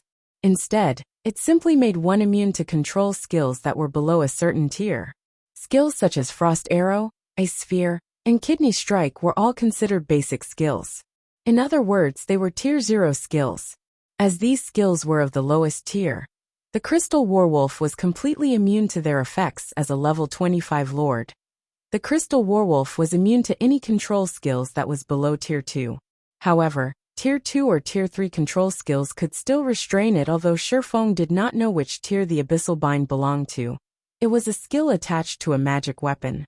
In Shifeng's estimation, it should be at least Tier 3 or above, meaning that it would be effective against all bosses that could possibly appear at this stage of the game with the crystal werewolf completely restrained. Shifeng took a step forward as he activated his ultimate skill, Flame Burst, which could only be used around once every 4 minutes. Shifeng's two swords were just like miniature suns with the activation of Flame Burst. In the blink of an eye, Shifeng slashed the crystal werewolf's body 6 times with his swords. 238, minus 4,452, minus 2,198, minus 2,212, minus 4,408, -2,216. The 6 attacks dealt a total of more than minus 17,000 damage, instantly wiping away the crystal werewolf's remaining 3% HP system. Level 25 crystal werewolf killed. Level difference of 7. EXP obtained increased by 700%. Obtained 485,630 EXP. The experience bars of all 3 of them instantly increased by a large chunk. Aqua Rose even advanced to level 18. As for Shifeng, he had only recently reached level 18, so he was still at level 18 even after killing the crystal werewolf. If he could kill several more of such Lord rank bosses, he would definitely level up very quickly. I never thought a Lord rank boss could be killed in such a way as well. This battle was an eye-opener for Aqua Rose in truth, however. If not for Shifeng being capable of holding a stable aggro on the crystal werewolf, in addition to consistently evading its multitude of attacks, they definitely could not have killed it. Guild leader, quickly check the loot. As a huge fan of Shifeng, Fire Dance was not surprised by Shifeng's ingenuity. She had always believed Shifeng could lead them to victory. Moreover, Fire Dance was hoping to reach Shifeng's standards one day. How could she allow herself to falter when faced with a Lord-ranked boss? Shifeng nodded in reply, promptly going ahead and checking the loot left behind by the crystal werewolf. It can't be, right? How could this boss be so cheap? How could it drop only 1 key and 1 piece of equipment? Aqua Rose immediately grew unhappy when she saw the information shared by Shifeng. What was even more annoying was that the equipment dropped was only a level 20 fine gold ranked plate armor wrist guard. It wasn't even dark gold rank. Not bad. Don't forget that this 7 luminaries key can be used up to 3 times to open a dark gold treasure chest. Isn't there a dark gold treasure chest right before us? Shifeng laughed after Aqua Rose had followed Shifeng for some time. Unconsciously, her standard for judging items became much higher than before. If it was in the past, Aqua Rose would definitely have forgotten herself in joy if she saw a fine gold equipment. Now, however, unless an item was of dark gold rank, it would not even pique her interest. That's right. Aqua Rose shifted her sights towards the distant treasure chest. After the arduous battle, the existence of this dark gold treasure chest had completely slipped her mind. They could get a dark gold equipment at the very minimum if they opened this treasure chest. There was also a small chance for them to obtain an epic ranked item. Epic ranked items. Aqua Rose did not dare to even hope for one. Chapter 276, Dragon Scale Set Equipment. It's locked as expected. No matter how hard Shifeng tried, he could not open the dark gold treasure chest. Hence, he retrieved the key he had just obtained from his bagkachak. The lid of the purple gold-colored treasure chest popped open slightly. Multicolored lights escaped between the gap, the lights illuminating even areas that were several hundred yards away. If this treasure chest had been opened out in the fields, it would definitely cause a huge commotion and attract many players to come and snatch it. Fortunately, there was only Shifeng's group of 3 in the Forgotten Lands. After the multicolored lights faded away, Shifeng reached into the treasure chest. However, he quickly discovered there were only very few items inside it. The treasure chest contained a total of 3 items. Of them, 2 were dark gold equipment, while 1 was a forging manual. The 2 dark gold equipment were the crystal armor and the boots of extreme speed. Crystal armor, chest piece, Plate armor, dark gold rank. Level 20. Equipment requirement. Strength 120, agility 140. Defense plus 140. Strength plus 24, agility plus 21, endurance plus 20. Restricted to swordsman. Additional passive skill dash. Smart outbreak. Every time user receives damage, strength and agility increase by 2% for 15 seconds. Stacks up to 5 times, although the basic attributes on this piece of equipment could only be considered at the level of being good. The passive skill that was attached to it was simply amazing. After all, the passive skill could potentially increase a player's strength and agility by 10%. If the wearer of the crystal armor originally had high amounts of strength and agility, the additional attributes provided by Smart Outbreak would be like having equipped an additional piece of equipment at the very least. The only downside to this passive skill was its need for the user to take damage up to 5 times. Although such a condition had made it relatively useless in boss battles, when used in grinding monsters and PK, it would definitely provide the wearer of the crystal armor with unspeakable advantages. Boots of extreme speed. Shoes, leather armor, dark gold rank. Level 20. Equipment requirement. Strength 90, agility 130. Defense plus 143. Strength plus 20, agility plus 26, endurance plus 18. Movement speed plus 10. Evasion plus 7. Additional passive skill dash. Rapid movement. Increases movement speed by 12% and agility by 8% in regard to assassins and rangers. The most sought-after attribute for these two classes was agility, followed by strength. Meanwhile, this pair of boots increased the wearer's agility to the extremes. One could even argue that no other level 20 dark gold ranked shoes could increase agility as much as the boots of extreme speed could. Although these two pieces of dark gold equipment were excellent, they were worth barely a fragment of the true value of this dark gold treasure chest. After all, the item that reflected the true value of the dark gold treasure chest was none other than the forging manual. In addition, it was even a fine gold ranked forging manual. Forging manuals were different from forging designs. In the case of forging designs, only one particular piece of equipment could be made using it. In the case of forging manuals, however, an entire set of equipment could be made using it. This forging manual was meant to produce the level 20 dragon scale set equipment. There were a total of 6 pieces in this set, and it could be worn by any class that could use plate armor. Previously, Shifeng had spent over 100 gold at the Blackwing auction house just to purchase the forging design for the Arclight shield. However, the value of the Arclight shield was far from being comparable to the dragon scale set equipment. After all, the dragon scale set equipment was a fine gold ranked set equipment throughout the entire Starmoon Kingdom. Not a single guild had managed to obtain a secret silver ranked set equipment up to now. One could simply imagine the value of a fine gold ranked set equipment if Shifeng could forge a few sets of the dragon scale set equipment and give them to the plate armor classes in the guild's main force. When these players walked on the streets wearing the dragon scale set equipment, one could simply imagine the shock on the other players' faces when they see the set equipment. The members of other guilds would definitely tremble with fear. Just the thought of such a scene was simply exhilarating. However, it would definitely be extremely difficult to forge the dragon scale set equipment. As it was a set equipment, the difficulty of producing the entire set would be no less than producing a piece of dark gold equipment. Shifeng was only an advanced forging apprentice right now. Without raising his forging level, producing the dragon scale set equipment would only be a pipe dream at the very least. He needed to get promoted to an intermediate forger, or advanced forger, before he had an actual chance of producing the dragon scale set equipment. I have to raise my forging levels after we return. Shifeng formed a plan in his mind as he looked at the dragon scale forging manual. Shifeng then handed the boots of extreme speed to Fire Dance. Now that Fire Dance had reached level 19, she was only a short distance away from level 20.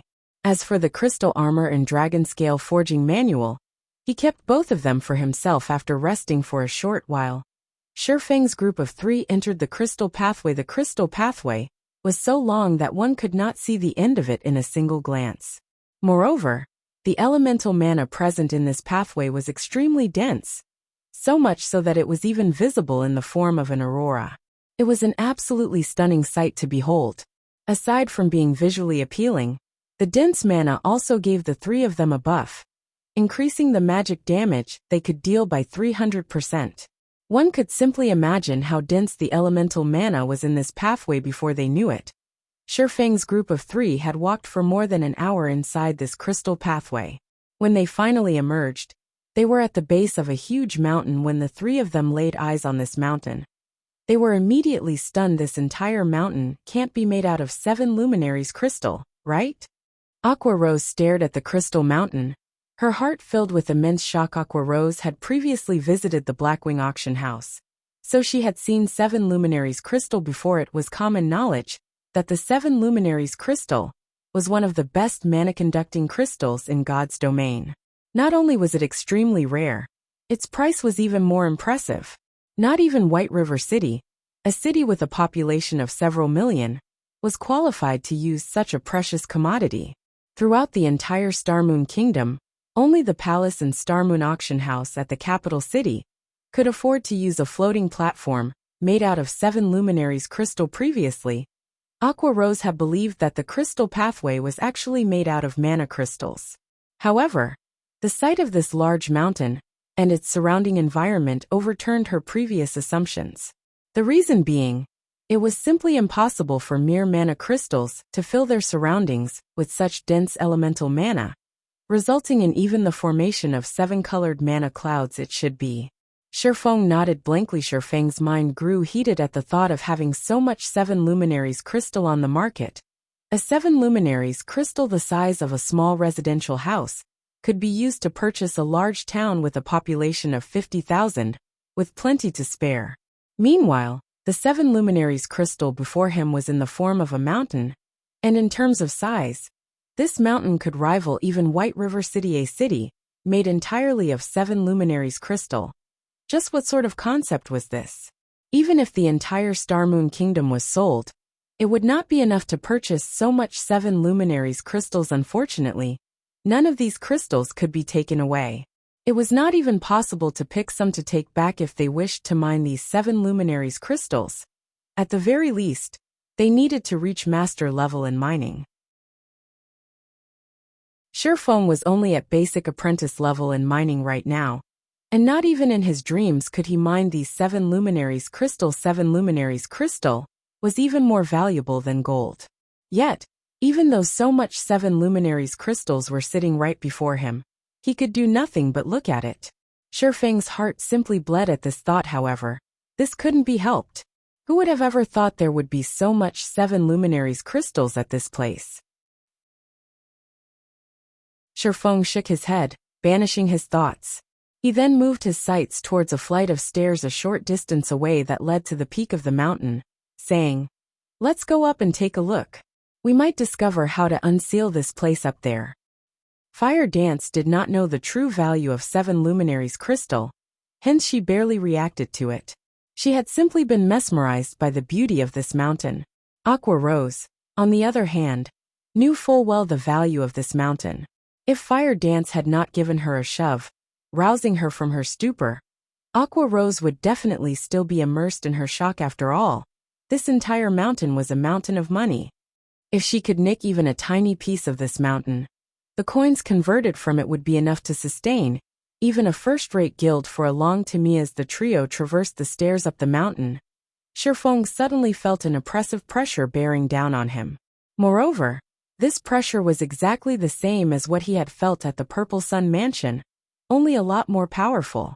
The pressure only grew stronger and stronger as they climbed further up the mountain. By the time Shifeng arrived at the mountaintop, he was already drenched in sweat. His body also felt extremely heavy, as if it were made out of lead. Meanwhile, the two girls, Fire Dance and Aqua Rose, fared much worse than Shifeng. At this moment, both girls were sprawled on the ground, their bodies refusing to move even an inch. Unable to help his teammates, Shifeng decided to walk towards a monolith visible at a distance by himself. Just by looking at this semi-transparent sky-blue monolith, Shifeng could immediately sense that it was the heart of this land. It was obvious that this standing stone was the thing that filled the surrounding environment with such dense elemental mana, and not the mountain-sized 7 luminaries crystal arriving before the monolith. Shifeng discovered many golden divine runes engraved on the bottom of the standing stone. They were by far the most complicated divine runes Shifeng had ever seen.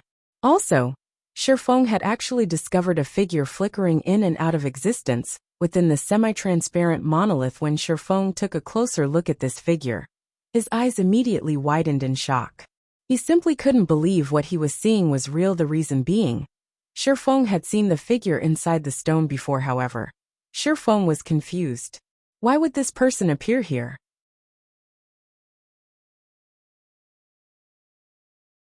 Chapter 277, A God's Grave. While Shifeng was still in a daze, Fire Dance and Aqua Rose caught up with him. Having recovered from their exhaustion, guild leader, did you find anything? Fire Dance asked out of curiosity when she saw Shifeng lost in thought. Aqua Rose, on the other hand, did not notice any difference in Shifeng's demeanor, because the moment she arrived before the monolith, her attention was completely caught by something else.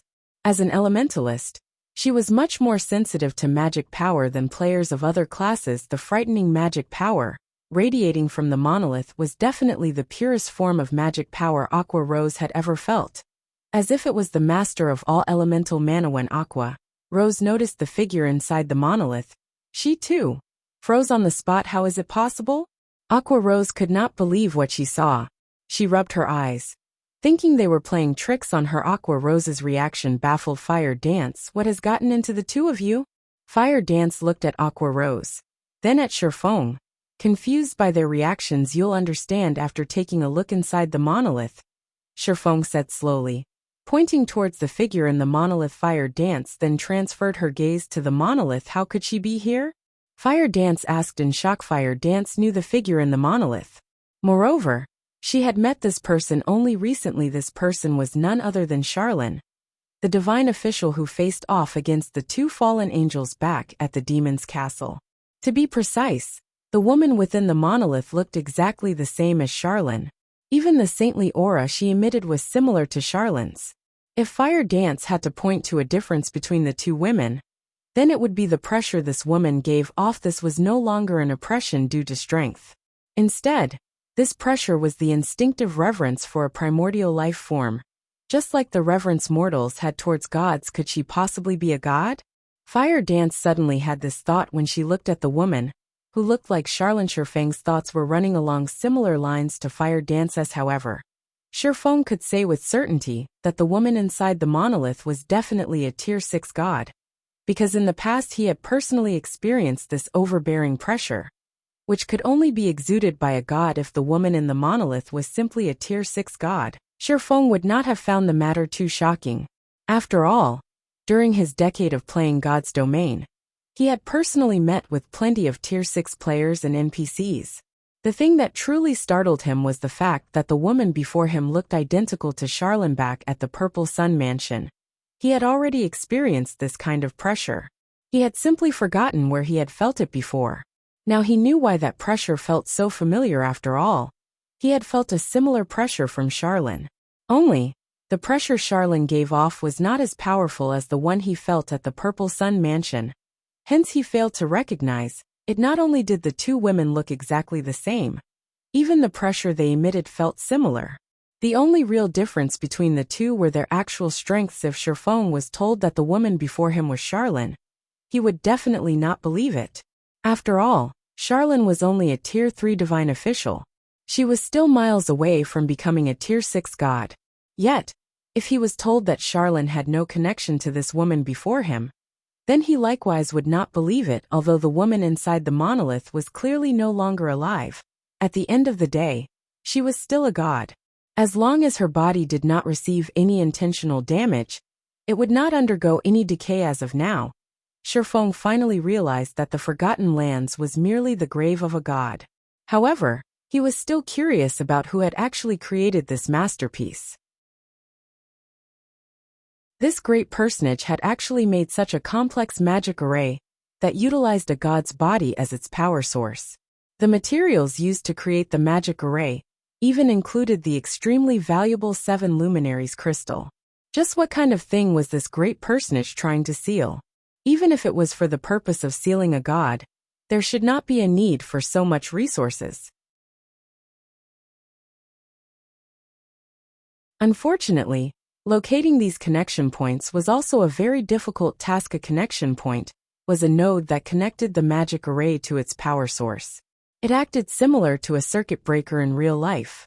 Only, instead of being used to prevent an overflow of electric current, the connection point served to limit the amount of mana flowing from the power source to the magic array.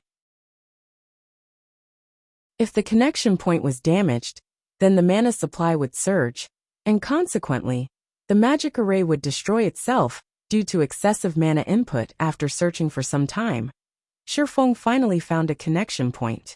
He promptly struck down with the abyssal blade, destroying the connection point. However, this enormous and complex magic array did not possess only a single connection point. They needed to search and destroy all the connection points of the magic array. After several more hours passed, Aqua Rose found another connection point, which she quickly destroyed. Even so, the magic array remained stable. In this way, Shifeng and Aqua Rose spent the entire day destroying more than 20 connection points. Although the destruction of the connection points had a slight effect on the magic array, it was clear that the damage was within the parameters of the magic array's design. Not good. Guild leader, one of the connection points you previously destroyed is back to normal. Having nothing better to do, Fire Dance had tagged along with Shifeng, hoping to learn how she too could search for the connection points. However, during her observations, she suddenly discovered that one of the connection points Shifeng had previously destroyed had actually recovered. What did you say? Shifeng asked in disbelief. Even the connection points could restore themselves? Shifeng started to suspect that this was no longer an ordinary magic array, but a magic array that had already cultivated into a demon. Shifeng had seen plenty of Tier 5 magic arrays in the past. He had even seen Tier 6 magic arrays before. However, he had never once heard of a magic array that was capable of repairing itself. Chapter 278, The Great Catastrophe. By no means can we continue like this. There might be hundreds of connection points in this magic array. By the time we locate the ones remaining, the other connection points might have repaired themselves already, Shifeng said, his head aching. A magic array that was capable of self-repair was simply unheard of. If they did not have a dozen or so players moving separately to destroy the connection points, it was simply impossible to destroy every single connection point in this magic array. Destroying the connection points suddenly became a much harder task than Shifeng had imagined it to be. Guild leader, I found something here. Come over and take a look, Aqua Rose said through the party chat. Hearing that there was a new discovery, Shifeng immediately hurried over to Aqua Rose's location. Aqua Rose was currently situated in the middle of this 7 luminaries mountain, inside an extremely obscure cave. If not for the indicator provided by the system map, Shifeng could not have found the cave Aqua Rose was in. After entering the cave, Shifeng immediately observed his surroundings. He discovered that the walls of the cave were covered with engravings of divine runes. The golden glow these divine runes were giving off brightly illuminating the interior of the cave. Looking at the cave's central crystal pillar, Shifeng noticed a blood-red stone embedded in it. This piece of stone was just like a beating heart, only instead of bright red liquid, an endless amount of mana passed through it. Meanwhile, the mana that passed through this blood-red stone became much purer in quality. Aqua, how did you manage to find this place? Shifeng asked. Astonished by this scene before him, I just happened to discover a particularly thick mana vein and followed it here. Aqua Rose beamed a proud smile at Shifeng. If they demolished this place, then the magic array would definitely be finished. Guild leader, I'll start destroying this place, alright? Aqua Rose could wait no longer. She had been trapped in this godforsaken place for so many days now. During this period of time, she had no option but to keep contact with her subordinates through the phone in order to make arrangements for the daily affairs of the guild. She had also instructed them to prepare for the establishment of their guild residence. Currently, most of the average players in White River City were already around level 14 to level 15, While the elite players of the various guilds were already at level 17, the intensity of the competition for the three great dungeons had also reached its peak by now. Out of all the guilds in White River City, Ouroboros shone the brightest. They had already managed to take down the second boss of the hard-mode Land of Death, and they were currently in the midst of challenging the third boss of the dungeon. Meanwhile, Dark Star, which ranked after Ouroboros, was still attempting to raid the second boss. As for the other guilds, they had also passed through normal mode, and were currently preparing to raid hard mode furthermore. As players started raiding the hard mode bosses of the three great dungeons, they soon discovered the astonishing benefits they could obtain. Aside from dropping level 15 secret silver rank set equipment, the bosses also dropped plenty of recipes and designs. Players could also obtain the guild task order that could not be obtained from 20-man team dungeons or lower. These guild task orders could be used to accelerate the promotion of a guild. Otherwise, it would take ages for guilds to get promoted if they simply relied on the meager guild reputation their members obtained by completing daily quests. Yet, as one of the top 6 guilds in White River City, Zero Wing had actually remained inactive all this time. Not only had it accomplished nothing during this period of time, it did not even set foot in any of the three great dungeons. It had simply focused its attention on raiding level 15, 10 and 20-man dungeons, and its decision to do so had greatly confused the masses. Even though Zero Wing clearly had the strength to challenge the three great dungeons, it had chosen not to take action. Instead, the guild's behavior had caused many of the new members to grow dissatisfied, and a majority of these players had chosen to leave the guild one after another. Very quickly, Zero Wing's member count that had originally exceeded 8,000 had quickly dwindled down to just slightly more than 6,000. This situation had panicked Aqua Rose somewhat. In reply to Aqua Rose's panic, Shifeng had simply said, "If they wish to leave, then let them leave. You don't need to stop them. The guild is too bloated right now. So this is a good chance to rid ourselves of those that joined solely with the intention of taking advantage of us. The guild would become much purer after those players are gone." Hearing Shifeng saying so, Aqua Rose had no choice but to turn a blind eye to all the players withdrawing from the guild. However, she did make sure to record the names of those who left. In the future, they would no longer be welcomed into the guild. Meanwhile, the players that withdrew from the guild simply reacted with contempt at Aqua Rose's actions. They had even made a mockery of Zero Wing, declaring that they would never rejoin a lousy guild like Zero Wing.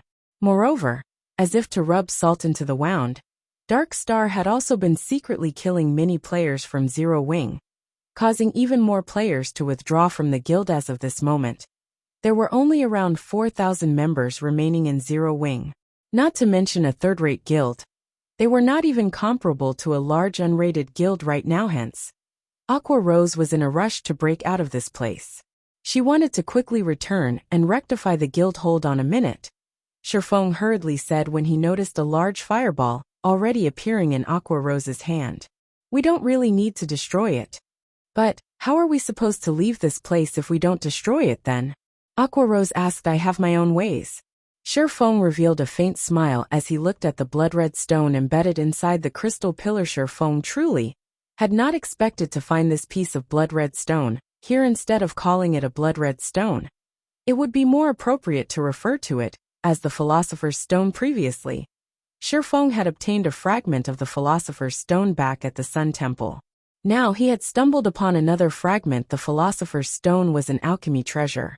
Despite being fragmented into 5 pieces, each of these individual pieces still contained the strength of an epic ranked item. Also, when Shifeng discovered the Philosopher's Stone at this place, he quickly understood just how the connection points of the magic array had managed to repair themselves.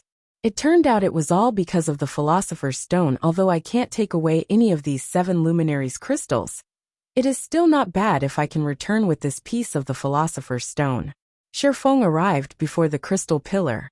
He then inserted the tip of the abyssal blade into the crevice in the crystal pillar, where the Philosopher's Stone was set.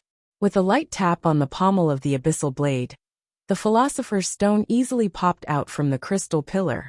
Shifeng promptly retrieved the item and stored it in his bag shortly after the philosopher's stone was removed from the crystal pillar.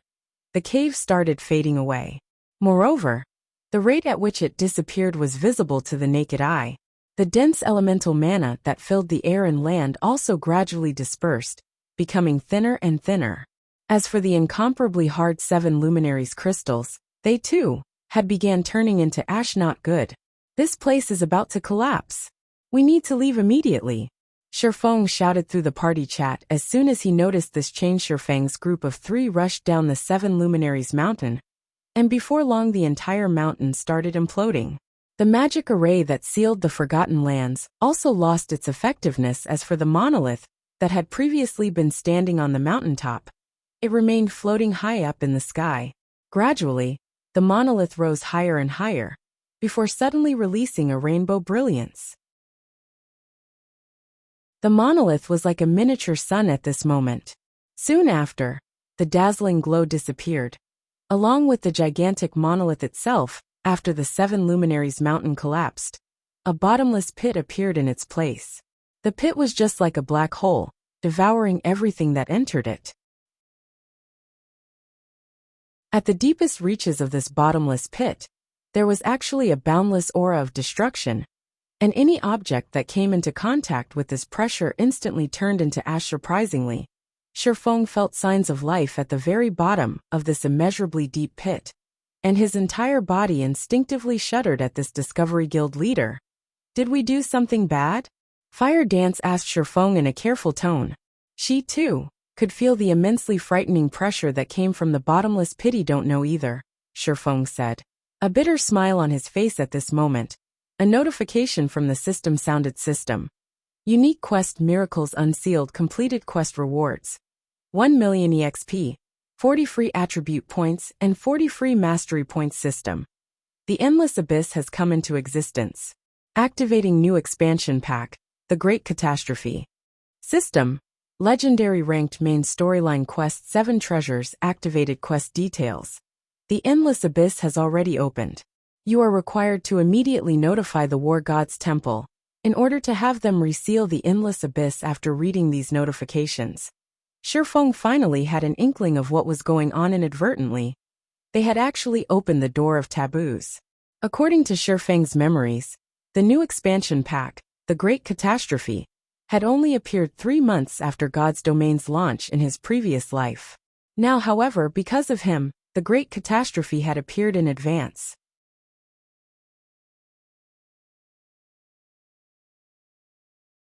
Chapter 279, Quality over Quantity. When Aqua Rose and Fire Dance read the notifications they received, both of them were immediately sent into a Daze legendary quest. Moreover, it was a main storyline quest, a quest that was capable of changing the history of God's domain.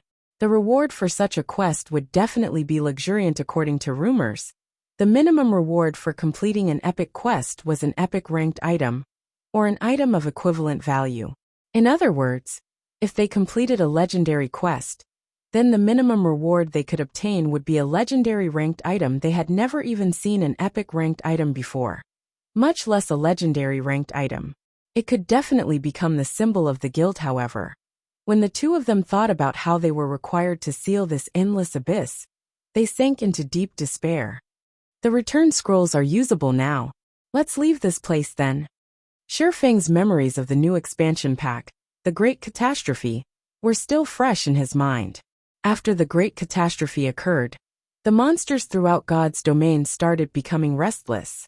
Towns, especially, would randomly come under attack from demonic beasts, resulting in chaos. According to Shifeng's memories, some of the weaker border towns had even been conquered by the demonic beasts, turning those into demonic beast towns. Among the biggest changes made to the game were to the knights in God's domain. After the new pack was implemented, the number of monsters that would appear during nighttime was much higher than before. Moreover, monsters corrupted by the endless abyss would also appear. These corrupted monsters would all be transformed into demonic beasts, and even the weakest of demonic beasts were Tier 1 monsters, which was to say, if players had still not received their promotion into a Tier 1 class, it would be tremendously difficult for them to fight against these monsters. Instead of being the ones doing the killing, players would have a much higher chance of getting killed by these demonic beasts. Hence, after the new expansion pack, players would find it very difficult to grind and level up during nighttime in contrast to the shock Aqua Rose and Fire Dance felt. The revelation of the new pack caused a sensation throughout the entire Star Moon Kingdom. Players could not help but feel excited after finding out about the Great Catastrophe expansion pack. The official developers of the game had already revealed information about this new expansion pack. In the future, demonic beasts would randomly launch assaults on towns, and in response to such attacks, towns would issue defense quests to players. As long as players managed to defend the town, they would receive bountiful rewards. Of these rewards, there would even be secret silver-ranked items, and many more valuable items. In addition, players would also receive city reputation from completing the defense quest. These defense quests would undeniably allow average players to quickly improve themselves. Hence the excitement of many of the average players over the arrival of this new expansion pack. Meanwhile, the atmosphere in White River City had also suddenly cooled down, as many players had chosen to head out to the towns instead.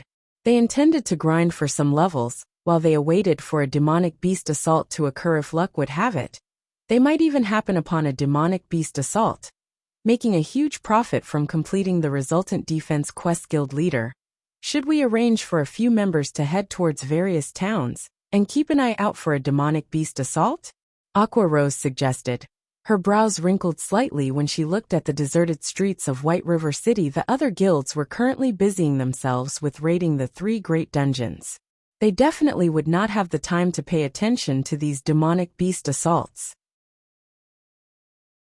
Hence, this was a good chance for Zero Wing to shine. Let's not participate in the demonic beast assaults.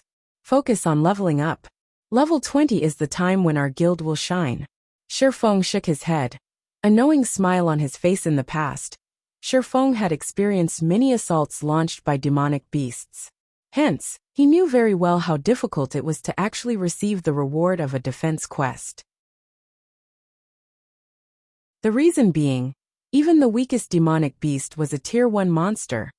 They would all be level 30 or above. Shifeng had even once encountered a Tier 3 demonic beast during an assault. If they were to try and defend a town right now, it would simply be suicide naturally. Shifeng would not let the members of his guild die a pointless death. One could say that towns were extremely dangerous locations right now. If players were to truly meet with a demonic beast assault, then it was not luck but fate. Currently, the safest places in God's domain were cities, since there would be high-tier NPCs guarding them. Take White River City for example. There were 3 Tier 4 NPCs guarding it, so demonic beasts would not dare to casually approach the city itself. If we don't participate and make some achievements, many more of the remaining members might choose to withdraw from the guild.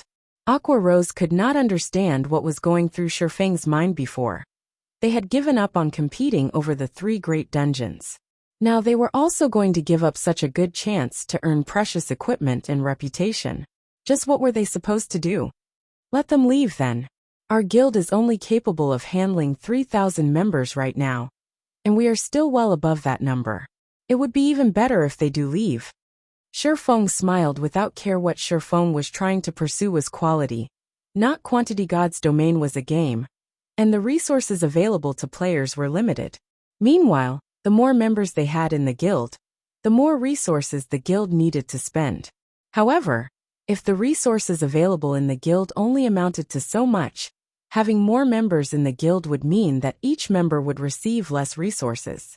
As a result, their development speed would also fall. In the past, Shadow had conducted a mass recruitment of players, recruiting all kinds of players into the guild. In the end, the guild had bitten off more than it could chew, causing its development to slow to a crawl. In this life, Shifeng would not repeat the same mistakes Shadow made in the past. The members in the guild could just leave for all he cared. He definitely would not try to stop them from leaving. Talent was very important if one wished to become an expert in God's domain. However, truly talented people were limited. In the past, a majority of the experts in God's domain had participated in one battle after another, gradually learning and accumulating the experience needed to become an expert Instead of relying on talent instead of cultivating some two-faced talented guild members, Shifeng would rather invest his resources in nurturing normal, but loyal, guild members in the past. A super guild called Black Tower had sent over 200,000 of their members to attack a second-rate guild called Solitary Rulers. Meanwhile, Solitary Rulers had less than 80,000 members in total. The guild was believed to have the fewest members among all second-rate guilds before the battle between the two guilds had even started. Everyone had already expected Black Tower to easily obtain victory, however. The end result was far from what others had imagined it to be. Although both guilds clashed tens of times, Black Tower hadn't succeeded in destroying the city governed by Solitary Rulers. While more than 30,000 members of Solitary Rulers had died in that battle, Black Tower had lost more than 3 times that number, with over 100,000 members of Black Tower dying. Black Tower suffered a tremendous loss after that battle, greatly shocking the other guilds that were watching from the sidelines. In the end, Black Tower had no choice but to mobilize its 7 Tier 5 Saint rank players and one of its Tier 6 God rank players to destroy Solitary Rulers. However, every member of Solitary Rulers still fought to the bloody end, fighting tooth and nail against their eventual demise. Before they lost their city, they had even managed to kill 2 of the Saint rank players and another 100,000 or so Black Tower members in the subsequent clashes between the two guilds. Solitary Rulers had suffered one defeat after another. After all, the Tier 6 God rank expert and 7 Tier 5 Saint rank experts were simply too powerful. As a result, Solitary Rulers lost 5 of the cities they governed in quick succession. By the time the battlefield moved to Solitary Rulers' final base of operations, Unparalleled City, amazingly, not a single member had chosen to withdraw from the guild. Even after dying tens of times, they still chose to charge head-on into the battlefield. Shifeng couldn't help but shiver every time he recalled the unyielding attitude of those iron-blooded souls. Clearly, the difference in strength between the two guilds was like heaven and earth. Yet, instead of giving up and accepting their fates, every single member of Solitary Rulers had chosen to brave the battlefield. It was also due to this reason that Black Tower had suffered such immense losses. If it were any other guild standing in Solitary Rulers' place, the members would have long since abandoned hope and quit the guild. They would not have chosen to fight at all while Black Tower was in the midst of conquering Solitary Rulers' final city. However, another super guild had attempted to take advantage of the situation and laid siege to Black Tower's cities. As a result, Black Tower had no choice but to give up their plan of completely annihilating Solitary Rulers. Meanwhile, Solitary Rulers had instantly risen to fame after this conflict, becoming the role model of all second-rate and third-rate guilds. Aside from Solitary Rulers as an example of quality over quantity, there was also the adventurer team that was known throughout the entire God's domain, the Midnight Tea Party. Although its members numbered less than 30, not even super guilds dared to cross it in God's domain. Although quantity was important, quality was even more important. I understand. Looking at Shifeng's determined expression, Aqua Rose had no better choice but to concede to his decision. It was indeed like Shifeng had said. There were too many members in the guild. The current member count far exceeded their range of tolerance. By having those unfaithful members leave, they could also lay a good foundation for their guild's future. Another reason why Aqua Rose had agreed to Shifeng's decision was mainly because of the guild residents. Once they revealed their guild residents to the public, there would be no shortage of players wanting to join their guild if they did not possess the guild residents. Aqua Rose definitely would not have agreed to such a self-destructive course. After Aqua Rose went on her own way, Shifeng headed to the Adventurers Guild. Now that the Great Catastrophe expansion pack had been activated, he needed to quickly handle the matters concerning the guild residents.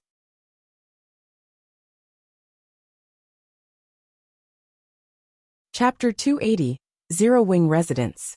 Currently, the interior of the Adventurers Association of White River City was filled with players coming and going. Most of these players were here to accept or hand in their daily quests. However, there were insufficient NPCs to cater to the large number of players. As a result, These players usually needed to wait in the lounge for a period of time before they could accept or turn in their quests, having nothing better to do inside the lounge. Some guild players started ordering alcohol and holding a discussion among themselves. Zero Wing is getting worse by the day. If I had known this would happen earlier, I would have definitely joined some other large guild to develop myself. Perhaps I might have already become the leader of a party by now. Brother Hui, as expected, you are still the smarter and wiser one. You joined Dark Star from the very start, and now, you've already become the vice leader of a 15-man team. Now that I have left Zero Wing, I will be relying on Brother Huey's guidance from now on. A shield warrior with tan skin flattered the robust-looking berserker, sitting beside him. No problem. With me around, you will definitely have no problem joining the guild, the berserker assured him, clapping his chest. Meanwhile, sitting beside this berserker addressed as Brother Hui was a pretty female mage. Although her face looked average, she had an excellent figure. Coquettishly fluttering her eyelashes, the female mage looked at the person known as Brother Hui, sweetly saying, "Big Brother Hui, I've been wanting to go to the level 15 Wind Ridge. When will you take me there?" Wind Ridge was a level 15, 20-man team dungeon. Among level 15 team dungeons, Wind Ridge had a below-average difficulty. However, to average players at this stage of the game, even a level 15, 10-man team dungeon was a great challenge. Not to mention a 20-man dungeon like Wind Ridge. Of course. Isn't it just Wind Ridge? You're already my woman now. How could you settle for only a meager Wind Ridge? Tomorrow, I'll call up my men and bring you to the demon's castle.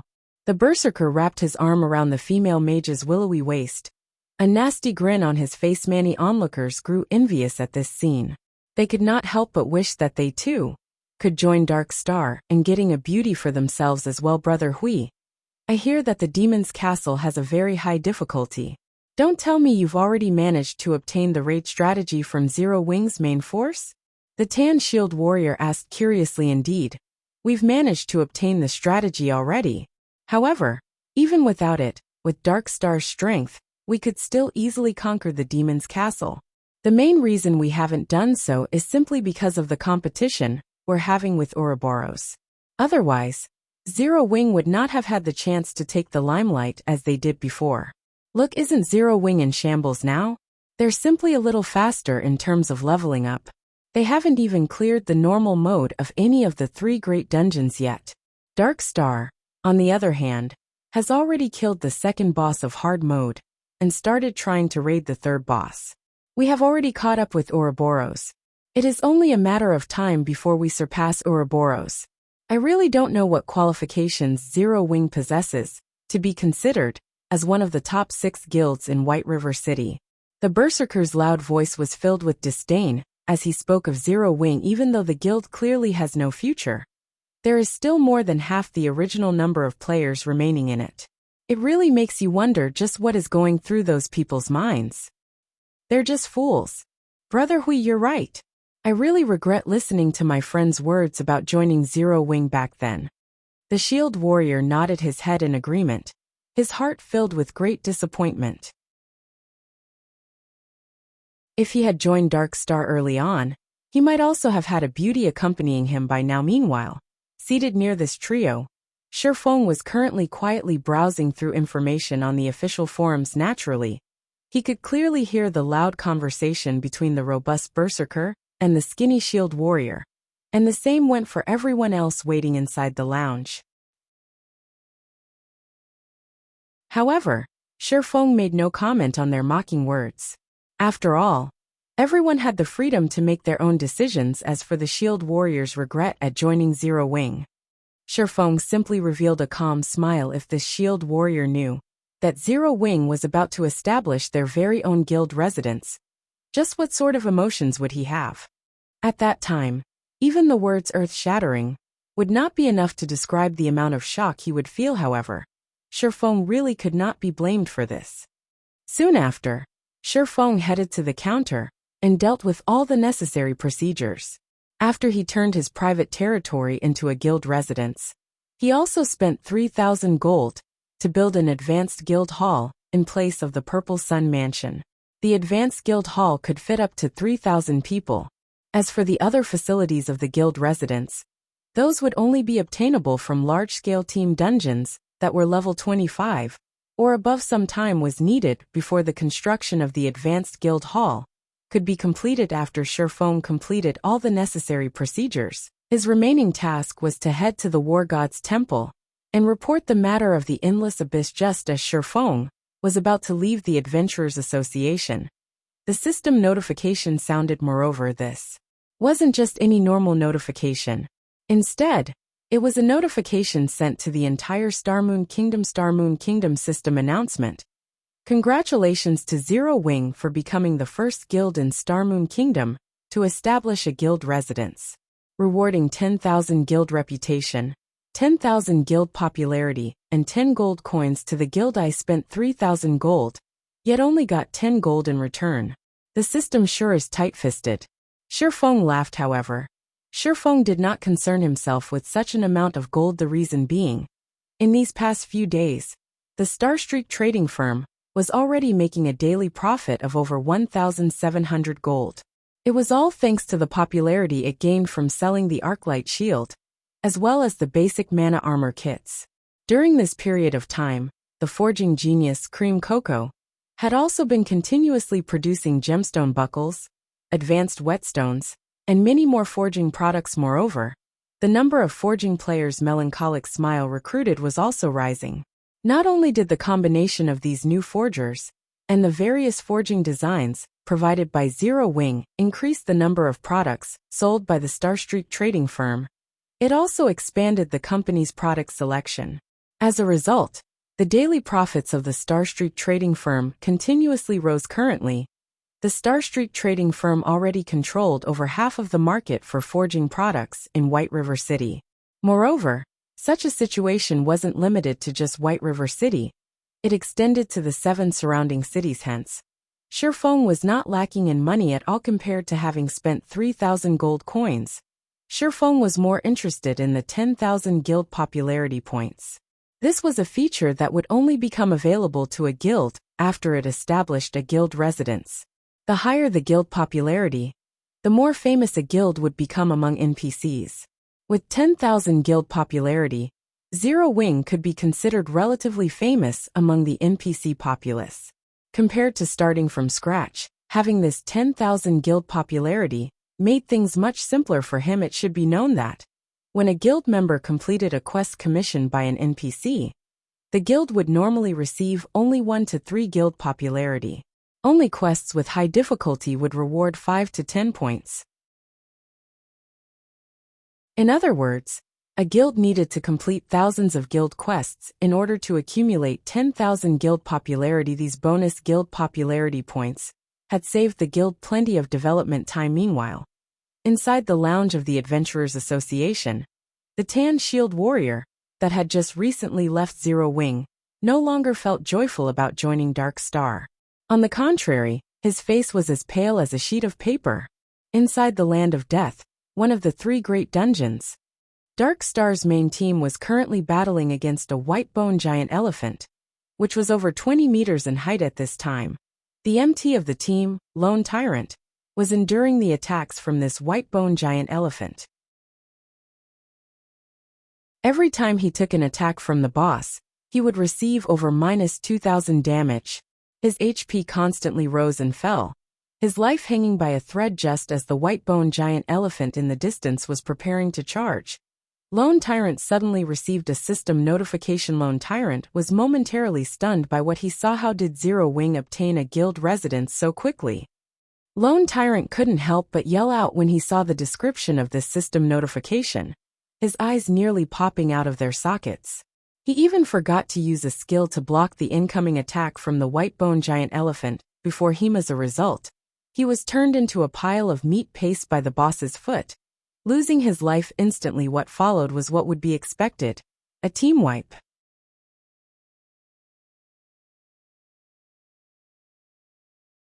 Chapter 281. A guild's most powerful weapon.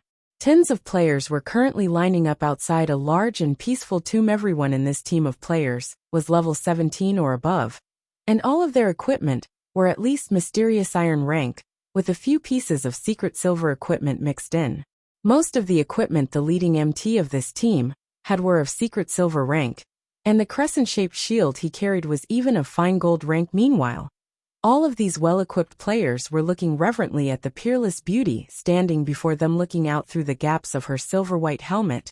Her black, crystalline eyes shone with both intelligence and wisdom. Her hair, which was a midnight black, hung down to her waist, gently brushing against the silver-white armor she wore.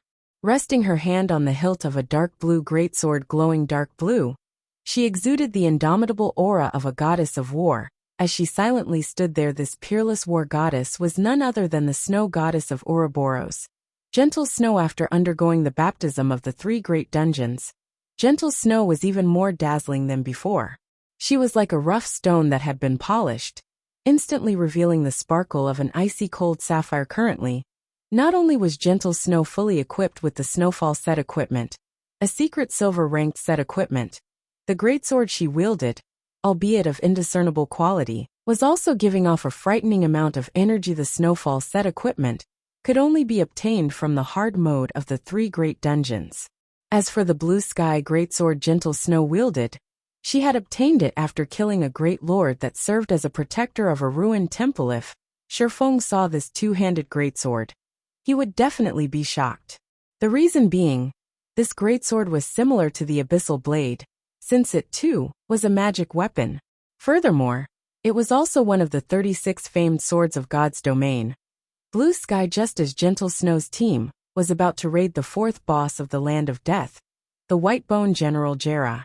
Gentle Snow suddenly received a system notification, and a hint of astonishment flashed through her eyes when she read its contents. How can he be so fast? Gentle Snow knew exactly how difficult it was to obtain a guild residence. Even though she had a powerful guild like Ouroboros, the #1 guild in White River City, backing her, the reputation she had collected was still far from enough to allow her to become a baroness of White River City. Yet, Zero Wing was still a step ahead of her. Gentle Snow's lips suddenly curled into a faint smile as she muttered, "It seems I need to congratulate him." In White River City, Ouroboros and Zero Wing were actually allies, although this matter was not known to the public. If people did find out, however, they would definitely be greatly shocked. After all, who would ever imagine that White River City's #1 guild would actually be willing to form an alliance with Zero Wing? A guild that was declining by the day. However, Gentle Snow had indeed done such a thing. Although Ouroboros was the #1 guild in White River City, they were still far from being considered an unshakable existence. Just the fact that Dark Star was close to surpassing them showed how vulnerable Ouroboros was. Moreover, Dark Star also had some hidden connections with world dominators, which was also a first-rate guild like Ouroboros. If these 2 powerful guilds joined hands to wage war against Ouroboros, then Ouroboros would definitely suffer a huge loss. Hence, Ouroboros itself needed allies. Setting aside Dark Star and world dominators, there were still 3 others among the top 6 guilds in White River City. Of the 3, the most powerful would be Emperor's Light, a first-rate guild, while coming in second would be the Assassin's Alliance, a second-rate guild. As for Zero Wing, they were considered the weakest of the top 6 guilds in White River City. Yet in defiance of all logic, Gentle Snow had chosen to ally herself with the recently established Zero Wing. Out of these 3 guilds, the reason for her decision was her optimism for Zero Wing. Setting aside the mysterious, elusive and heaven-defyingly powerful Yi Feng, just the fact that Zero Wing had Black Flame in its midst had already solidified Gentle Snow's conviction. Not only was Black Flame the publicly acknowledged chief forger of Starmoon Kingdom, his personal combat strength was also frighteningly great. In addition, he had a mysterious organization supporting him from behind the scenes, not to mention a deep connection with the Starstreak trading firm. Black Flame's shocking financial power put even Gentle Snow herself to shame, although she could not make head or tail of the connection between Yi Feng and Black Flame. She knew for a fact that both of them possessed immeasurable strength. Yet, despite being so powerful, neither of them chose to reveal that strength to the public, and such an action greatly confused Gentle Snow. Just the thought of the 2 of them working together had sent chills down Gentle Snow's spine as if to put icing on the cake. The person named Aqua Rose had also appeared in Zero Wing out of nowhere. Aqua Rose used to be an honorary elder of Twilight Echo. Although her fame was less than Gentle Snow's, that was only because Gentle Snow had appeared in many advertisements before, raising her profile in the public eye. Gentle Snow had never personally fought against Aqua Rose. However, based on the video recordings of Aqua Rose's battles, in terms of combat techniques, should they ever have a fight between themselves, Gentle Snow felt she only had a 50% chance of emerging victorious in any case. Just the presence of these three powerhouses in Zero Wing made it worthwhile for Gentle Snow to ally herself with them. Not to mention, Zero Wing still had many other experts within their ranks. Their true strength and potential were simply unfathomable in the eyes of the public. Zero Wing would sooner or later vanish from existence. However, Gentle Snow knew very clearly, Zero Wing's current calm was merely the prelude to their next breakout. The situation right now would be the best example. Against all expectations, Zero Wing had suddenly become the first guild in Starmoon Kingdom to obtain its own guild residence, miles ahead of the other guilds. Within moments, Zero Wing had become the focal point of all players throughout Starmoon Kingdom. Shortly after the appearance of the system notification, Zero Wing's recruitment point was overrun by a stampede of players. Although Aqua Rose had long since prepared for such a reaction, the sea of players desperately trying to join the guild still left her breathless. Meanwhile, the players who had previously withdrawn from Zero Wing presently had regret filling up their intestines. If they had not acted so impulsively and had waited just a few more days, they would have been able to enjoy the various benefits offered by a guild residence. Now, unless they deleted their game accounts and started over with a new name, it was impossible for them to join Zero Wing anymore.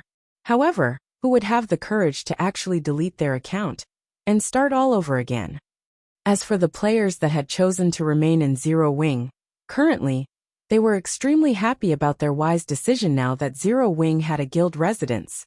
Not to mention being able to receive more quests. They could save a lot of money, thanks to the equipment and weapons repair facility of the guild residence. Neither would they need to spend money to recover their stamina at hotels. They could simply do so at the guild residence. Furthermore, they could also obtain a double EXP buff just by resting inside the guild residence. With this buff, they could grind and level up with much greater efficiency than before. In addition, guild residences could also provide private rooms. This was also the greatest benefit of having a guild residence in God's domain. Every player would wish to possess their very own private room or house. As long as players logged off inside their own rooms, they could still accumulate the double EXP buff, and with much greater efficiency than in the guild lounge to boot. Even though they weren't personally within the game normally, when guild members rested within the guild residence's guild lounge for 48 hours, they could accumulate 20% double EXP, and they could accumulate up to 1 level's worth of double EXP. In the case of a private room, however, players only needed to rest for 24 hours in order to accumulate 20% double EXP, and they could likewise accumulate up to 1 level's worth of double EXP. Although the maximum capacity of the buff was the same, the accumulation speed inside a private room was double that of the guild lounge. Of course, this was only in the case of a 1-star private housing in God's domain. Housing was also categorized into different levels. Meanwhile, the higher the level, the greater the benefits a player could enjoy. The lowest level housing was 1 star, while the highest was 10 star. Each increase in level required a huge sum of money, and also certain special materials. It would not be easy for players to upgrade their private housings for a 1-star private housing. Every 24 hours, players could accumulate 20% double EXP, up to a maximum of 1 level's worth of double EXP. For a 2-star private housing, every 24 hours, players could accumulate 25% double EXP, up to a maximum of 1 level's worth of double EXP. For a 7-star private housing, every 24 hours, players could accumulate 50% double EXP, up to a maximum of 1 level's worth of double EXP. In addition, players would also receive a vigor increase buff. increasing all attributes by 5% for 2 hours for a 8-star private housing. Every 24 hours, players could accumulate 50% triple EXP, up to a maximum of 1.5 levels worth of triple EXP. In addition, players would also receive a vigor increase buff, increasing all attributes by 5% for 3 hours for a 9-star private housing. Every 24 hours, players could accumulate 50% triple EXP, up to a maximum of 2 levels worth of triple EXP. In addition, players would also receive a vigor increase buff, increasing all attributes by 8% for 3 hours for a 10-star private housing. Every 24 hours, players could accumulate 50% triple EXP, up to a maximum of 3 levels worth of triple EXP. In addition, players would also receive a vigor increase buff, increasing all attributes by 10% for 4 hours. However, it was simply too difficult for players to obtain their own houses in White River City. Yet, buying a house in a town would not be convenient for them. Meanwhile, guild residences could provide its members with private rooms, although not everyone could enjoy the benefits of a private room, due to limited space inside a guild residence. Normally, these private rooms would be given to members who contributed greatly to the guild, and also the upper management of the guild. If there were any additional private rooms, guild members could also rent them using the contribution points they accumulated from raiding dungeons and doing quests in God's domain. The matter of leveling up would always be a headache to players. Moreover, the further into the game a player went, the harder it was for them to level up. It would not be strange for players to level up only once every 3 to 4 days. If players died out in the fields, they would also lose an entire level as a penalty. Hence, a tool that could aid players in leveling up quicker would definitely be well received. This guild benefit alone already held a fatal attraction for all players. And that was in addition to the large number of guild quests available for choosing, which would dramatically accelerate players' leveling speed.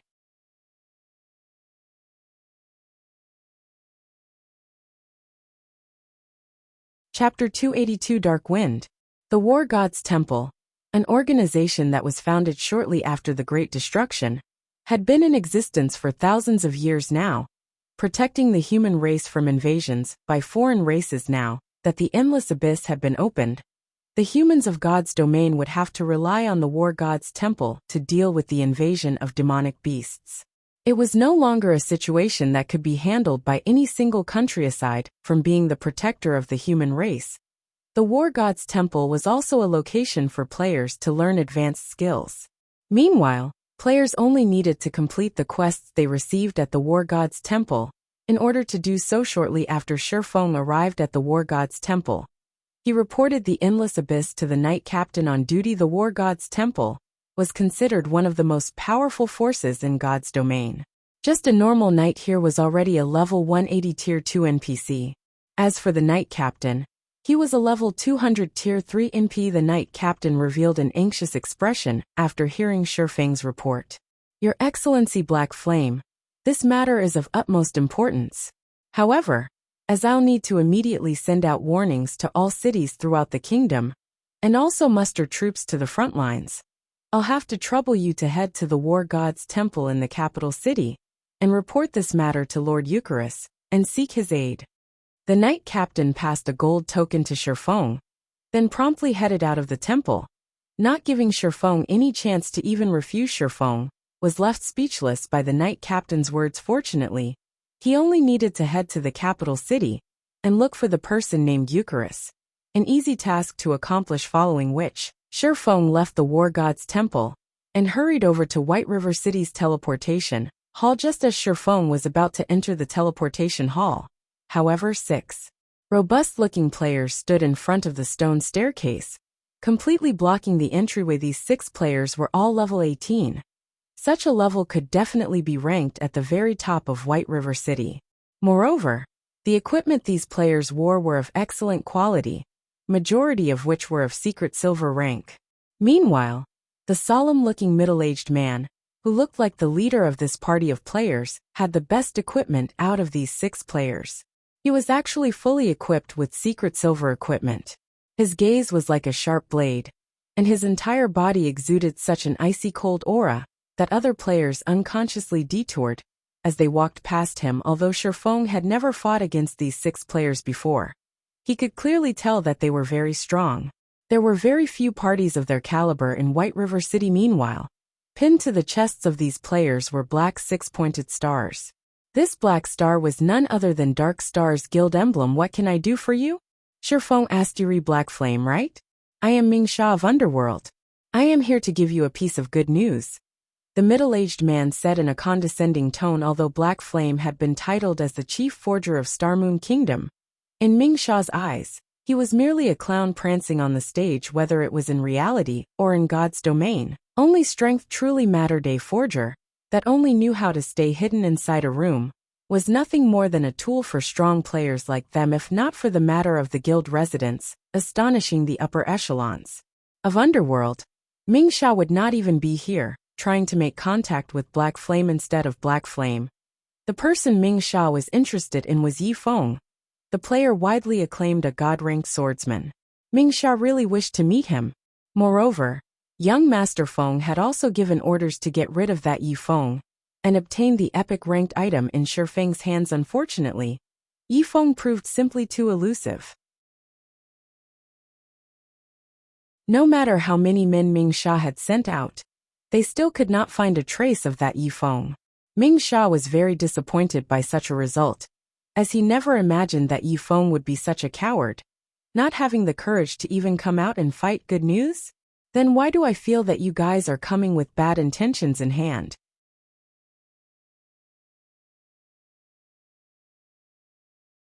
"Of course, you can also call me by my character name, Dark Wind."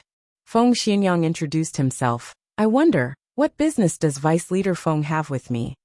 Shifeng asked. Judging from Feng Xianyang's tone, Shifeng had already made a rough guess as to Underworld's strength.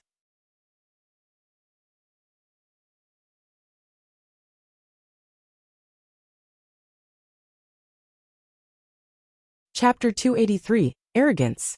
Feng Xuanyang's words dripped with temptation. Just the prestige of being the #1 guild in the entire eastern region of Starmoon Kingdom would cause many to fight over it. These exact same words might have been used to attract Lone Tyrant into cooperating with Underworld back then under the banner of the #1 player on the ranking list. In addition to Underworld's covert support, Dark Star had managed to rocket to fame, becoming a guild capable of rivaling even the powerful Ouroboros. So that's how it is. Shifeng suddenly came to a realization. He finally understood why Dark Star could become so amazing, just like that, with experts appearing in the guild out of nowhere. Its abrupt rise was all because of Underworld helping it in secret. However, now that Zero Wing had established a guild residence, Underworld couldn't help but reconsider its original plans. Hence its interest in investing in Zero Wing. Shifeng couldn't help but acknowledge that Underworld was indeed amazing. They were willing to support an entirely different guild, even at the cost of sacrificing all their previous investments. From an outsider's perspective, such an action was plain foolish. However, Shifeng knew that Underworld's decision was, in fact, very wise. It was obvious at first glance how great an influence a guild residence would have towards a guild's success. If it were up to him, he too would choose to take such an action. Master Black Flame, you should know that there are over 20 cities just in Starmoon Kingdom's eastern region alone.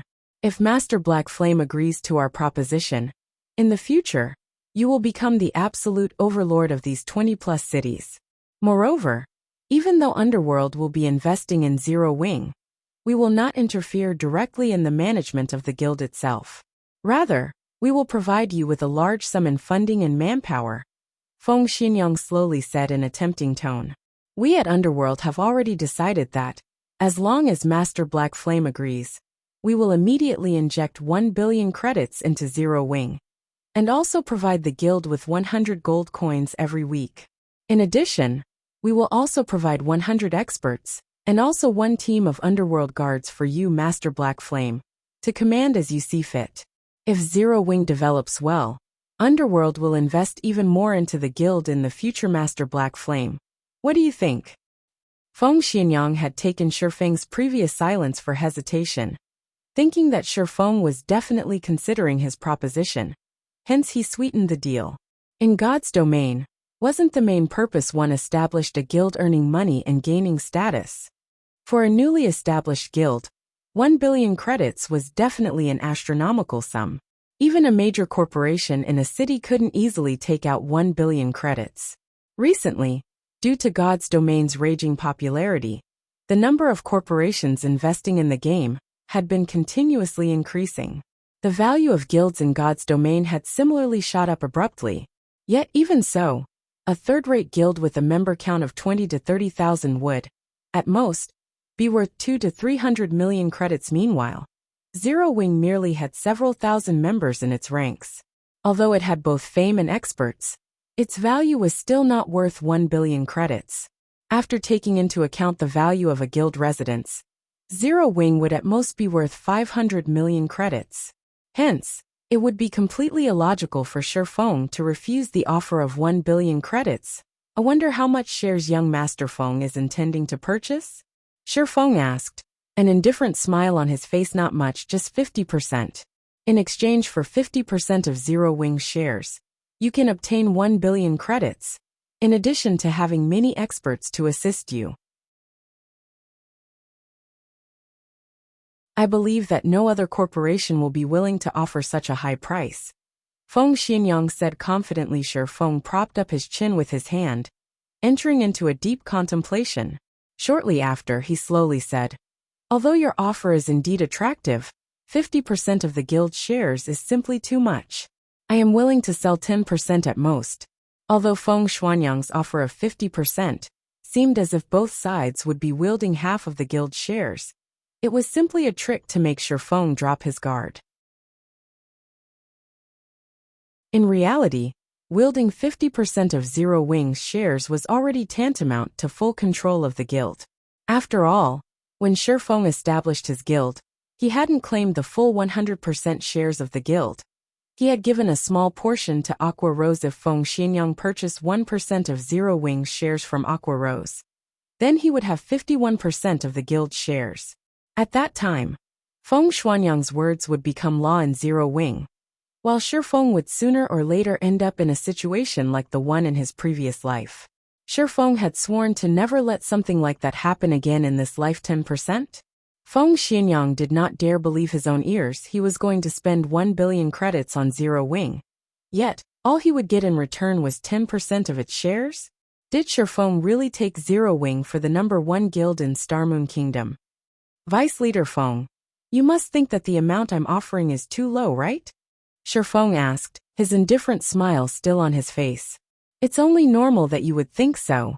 However, what I'm trying to say is that 1 billion credits really isn't a big sum of money. I'm already giving young Master Feng a lot of face by offering you 10% of Zero Wing's shares. If it were anyone else here today, I would only offer them 1% at most. In fact, Shifeng was not speaking conceited nonsense at all. Just the gold coins he had on hand right now already exceeded 10,000.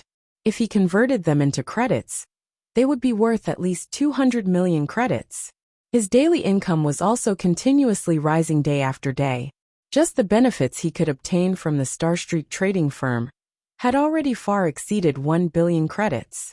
Not to mention, Zero Wing's guild residence was also built on a strategic location, like the Purple Sun Mansion. The Purple Sun Mansion was the best location for players to establish a guild residence in White River City. It also occupied a broad tract of land, larger than even a football field, which could contain 50,000 people. Not to mention the current state of White River City, where every square inch of land was worth its inch in gold. Even after a decade passed since God's Domain's official launch, the land of the Purple Sun Mansion would still be worth more than 10 billion credits. Although 1 billion credits was indeed an astronomical sum, it was truly not worth 10% of Zero Wing's shares. Even 1% was an overestimation, not to mention 10%. Master Black Flame, there has to be a limit even to jokes.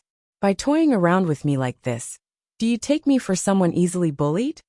Feng Xianyang's expression suddenly changed. His tone turned cold as well. Vice Leader Feng, what I speak is the truth. If Vice Leader Feng feels wronged, then let's just forget about this matter entirely. Shifeng shook his head and laughed. After this meeting, he too Started thinking of looking for an investment partner. The falling flowers are yearning for love.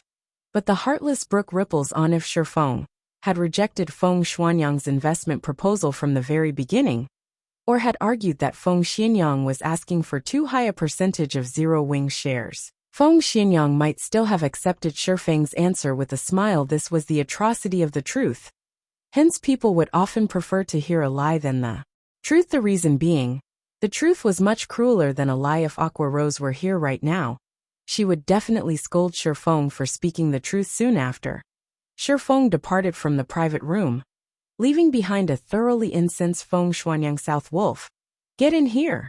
Feng Xianyang roared. South Wolf hurriedly entered the private room, asking, Young Master Feng, why are you so angry? Did that brat Black Flame fail to appreciate your kindness? Tell Lone Tyrant that he can take action immediately. I don't wish to see the guild called Zero Wing in White River City anymore. Feng Xianyang no longer had his elegant appearance from before. Instead, he revealed his sinister nature, saying, Since he isn't willing to cooperate with Underworld, then we will just remove him, one way or another. White River City does not need a guild that Underworld cannot control. Yes, I'll notify Lone Tyrant immediately, South Wolf said with excitement as he licked his lips. After Shifeng departed from the high-class bar, he immediately headed towards the teleportation hall. Spending 32 silver coins, he quickly arrived at Starmoon City, Starmoon Kingdom's most affluent city compared to White River City. The competition at Starmoon City was much more intense. Just the number of first-rate guilds present in the city already surpassed 5. The second and third-rate guilds were even more numerous. Meanwhile, the player population at Starmoon City was over 3 million. Such a number could easily match the total number of players in White River City and its neighboring 7 cities. One could say that Starmoon City was a location that every guild needed to compete for in the future. After all, it was a super city that would be able to contain over 10 million players in the future. Meanwhile, the resources available in the surroundings of Starmoon City were even more abundant. There were plenty of high-level maps that were only a short distance away from the city. Obtaining Starmoon City would be the equivalent of occupying a fifth of the entire Starmoon Kingdom's resources. You're tuning in to the Li Mei's Wuxia Whispers YouTube channel. We're so grateful for your support, and don't forget to subscribe to join us on this incredible journey through captivating stories. Your generosity through donations truly makes a world of difference, as it's the primary source of revenue that allows me to expand and enhance this channel for you. Thank you from the bottom of my heart for being a part of this adventure.